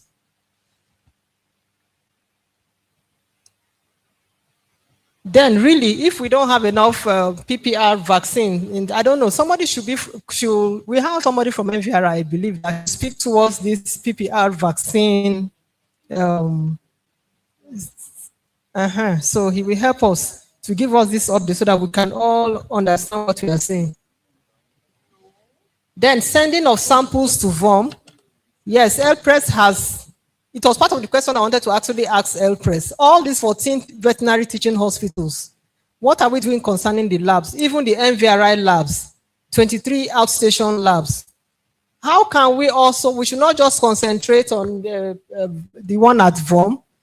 They should give them equipment could enable for them to support NVRI. Then for even the rapid test kit, I don't know if it's here, if they can also do that. That's going to be a good one so that they can have this test before you get confirmatory diagnosis, at least you have something to work with. But it's possible. And then I think that's all. Okay. And somebody said something, at least let me just answer this, at least give part of this, maybe in the capacity of the CVON, about DVSs not being carried along. No, that's not, I'm thinking is the DVSs that are not carrying their staff along. In fact, you know, for even the ISAVET program, there was the last cohort that was done was executive ISAVET, and it was done strictly for DVSs, so that they could also understand what are being trained. But the problem that I think we are having, like I don't know, maybe he is not even an EPID officer in any of the states. We have trained and retrained. In fact, for the last year, towards the end of last year, I cannot count up to like 3 times. The state coordinators, EPID officers were brought into Abuja for one form of training or the other. So many capacity building, but what I'm thinking is that most of these people don't go to cascade because you can't train everybody. Somebody should be trained that should go back and go and train another person. And then when we are in a training, people will be asking, when are you sharing the slide? When are you sharing? They will not go back and look at those slides. It's just like when you come somewhere and you are jotting and jotting and jotting. After that day, you will not look at it. It's just a culture. So we need to, there should be behavioral change, even in this PPR thing we are talking about. Right. A lot of behavioral change will help us. Okay. Our attitude has to change so that we can just move forward. When you have been trained, train others. It mustn't be a gathering like this. Just call them to your office, give them the slides to even go and read. If you don't understand, there's always a contact person you can ask questions. Thank you. Thank you much. Please let's give Dr. Patience a round of applause. Would want to hear from Dr. Emeka Asegu, very important question Dr. Adedeji raised. Thank you very much. My name is Emeka Asibu. I work with Nigerian Agricultural Quarantine Services. Yes, as regards to quarantine collaboration in PPR, just as Dr. Patient stated, the inauguration of the technical working committee, quarantine was also part of the team, all in the aim of strengthening our actions at the border to ensure that these animals don't come in with any of these diseases. You know, it's a global eradication by FAO and WOW. So it's not just a Nigerian thing, but they also understand that if Nigeria can handle it, most of the African countries will be safe because we're almost like 5 or 6 African countries in one nation. So as a requirement for you to bring in animal into Nigeria before you can have your import permit, you must be vaccinated against PPR for small ruminants and even all animal that it can be affected to. But just as the other speaker talked about wildlife, that is another aspect that we have not really, looked into. I think it should be very important. Dr. Patient is here. That aspect should be really harnessed because we have a lot of movement of wildlife, antelopes. If you go to Kano, you'll be surprised the kind of wildlife you see around homes, inside people's house. So that's an aspect that needs to be looked at. But I assure you, you cannot bring in any animal to Nigeria without proper vaccination record, and PPR is before we can accept that. Even with that, we've seen cases where people bring in these animals with the PPR vaccination, but yet signs appear after some days, just as the other speaker was talking about. It's a very serious and difficult to handle sometimes because you don't even understand how it comes about when it starts manifesting, even with vaccination. But what I will always do to ensure that these things are not, they are not allowed to come.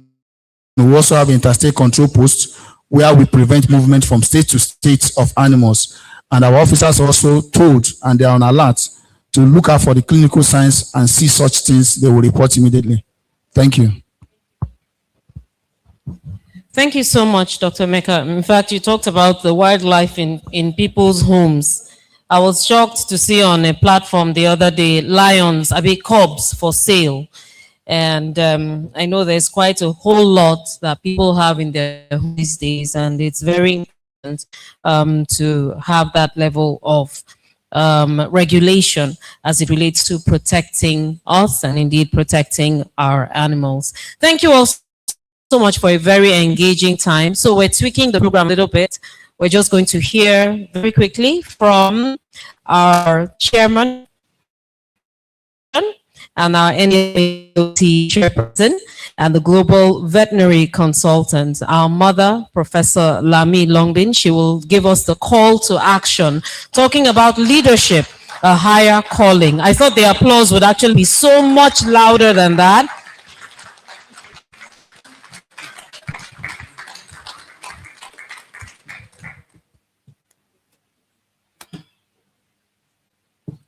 Thank you. I hope you won't sleep through this. You wouldn't. I know what I used to do when you sleep in my class. Okay, can I have... Just move on. I would say that I'm honored to stand before you today.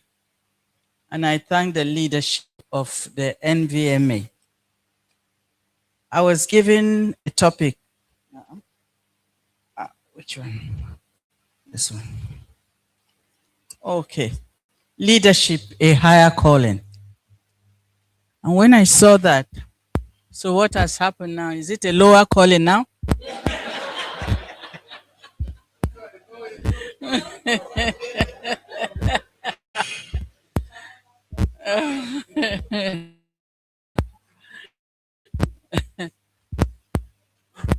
What has happened?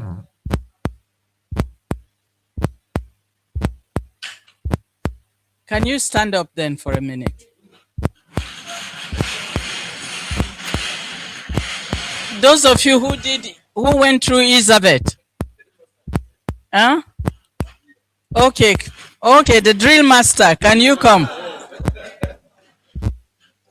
Emeka, you didn't go through Elizabeth. Oh, we drill master.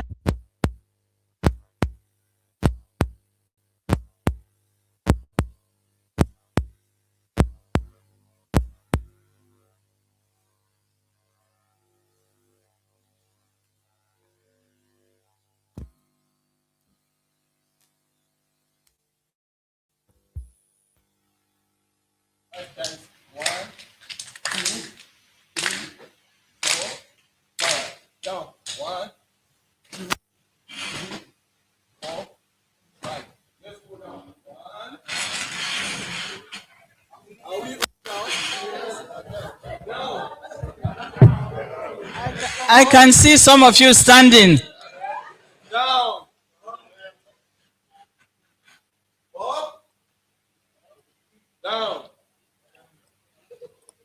Lagos, you are standing. Oh.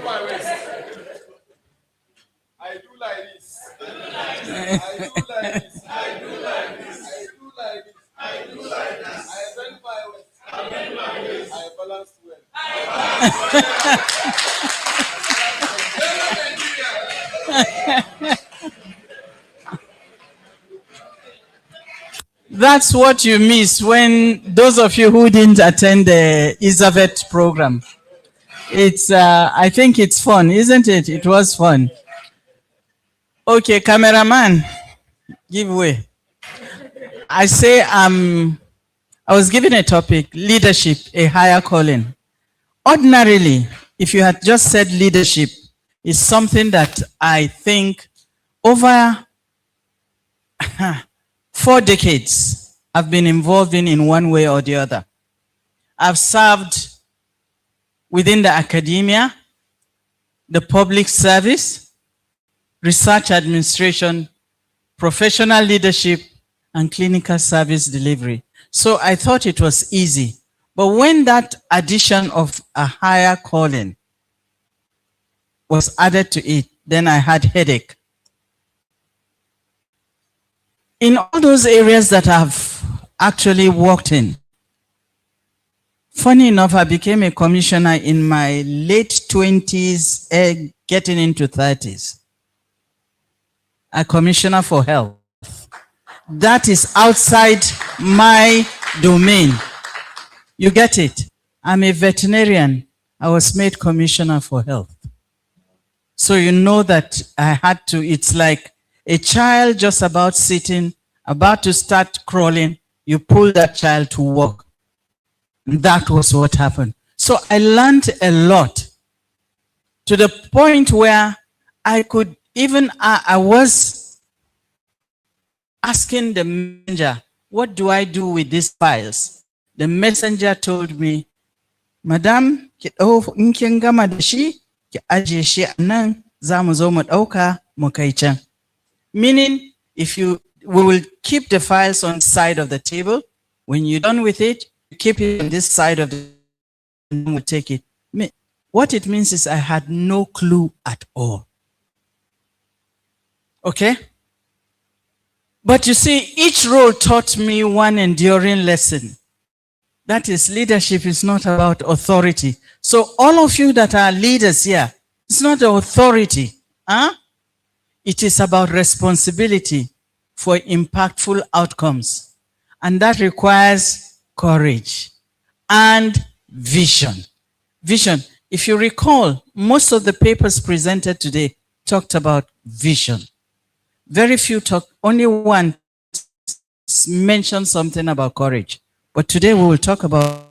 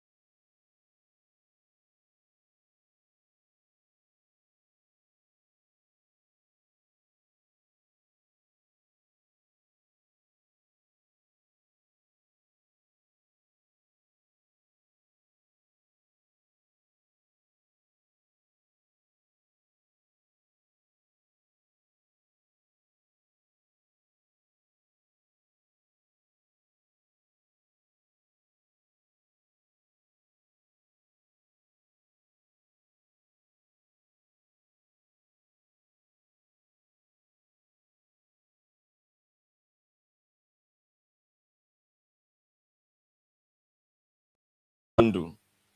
I've seen statements online, I just laugh. I laugh because those statements, even mommy says nothing. And those statements, sometimes they are an insult to the effort she's making. And if she doesn't talk, who am I to talk? Mommy is one of the very, very few persons we have left in this profession that I tell God, please keep this woman.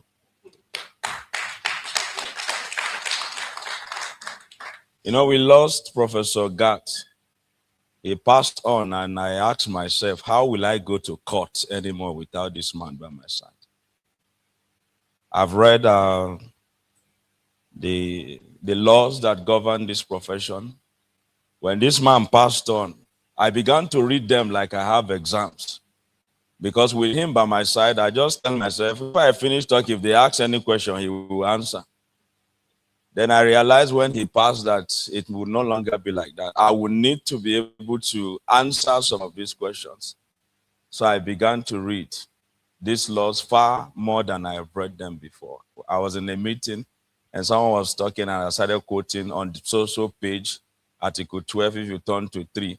And the person was looking at me that, is this part of being a president? Oh, guys, part of it. Ma, you have done so well. And your delivery today has called our conscience to the fore. Why are we leaders? Why are we even where we are? Why did we run for these offices? I've learned very quickly in life that today was yesterday. Yesterday was today. Tomorrow will soon be yesterday. And today will soon also be yesterday. And tomorrow will become today. If we keep talking and do nothing, one day you wake up, you look yourself in the mirror, you find out you are 65. And it's time to retire. Whether by design or by force. Like my son says, you are in your future already. And that was keep pursuing me every day of my life. That small boy, I was talking about the future. And he said, excuse me, sir, what's the problem? He said, sir, you are saying future, future. You are already in your future. I told him, go out. So when he went out, I told his sister, please follow him. So when she went, I told the mom, they say you are in your future. Is this the kind of future that you plan for yourself? And that is the reality. We are living our future already. And this is a call to conscience. When this topic came, I didn't think of any other person, but this is the right person to deliver this. I am not regretting it at all.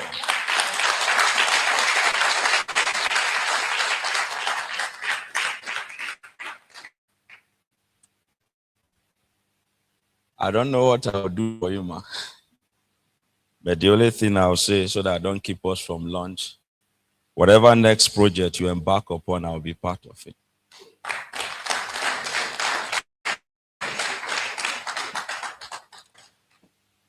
So we will go for lunch. I want to thank you all sincerely for sitting down like this, participating, engaging. The energy is encouraging. One of us was coming, he busted 2 tires on the way. When I read it, I didn't make any comments. I just told God, please bring us here safely. 2 tires he lost. Who will pay for those tires? Who will pay? Maybe we'll go back, somebody will abuse him. What are you doing? These are the things we face as leaders. And I want to thank government most sincerely for supporting us in this outing this time around.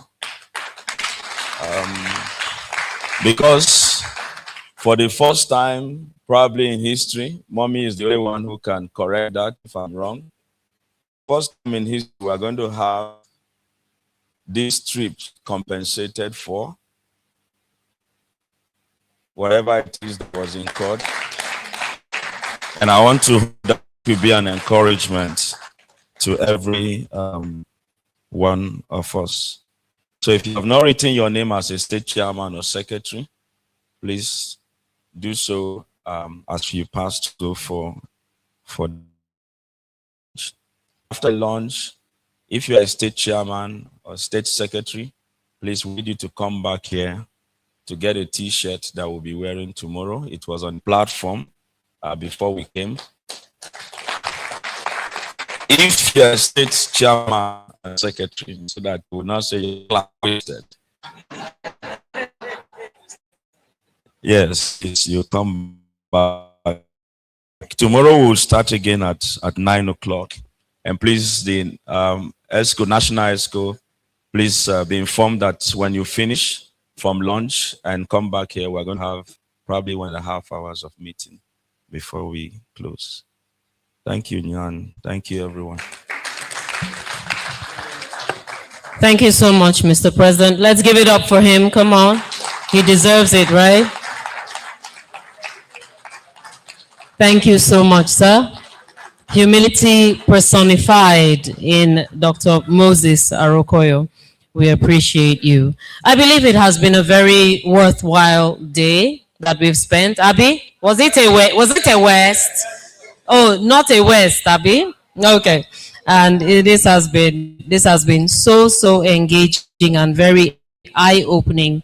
From our keynote address at the beginning, just bringing it all up to this point, it has been worthwhile. So the restaurant is outside and to your left, right? So as soon as you go outside, just turn left and find your way to the restaurant for lunch. As Dr. Arokoye has said, tomorrow morning, 9 a.m. for the business session of this summit, and that will very well conclude the summit for 2026.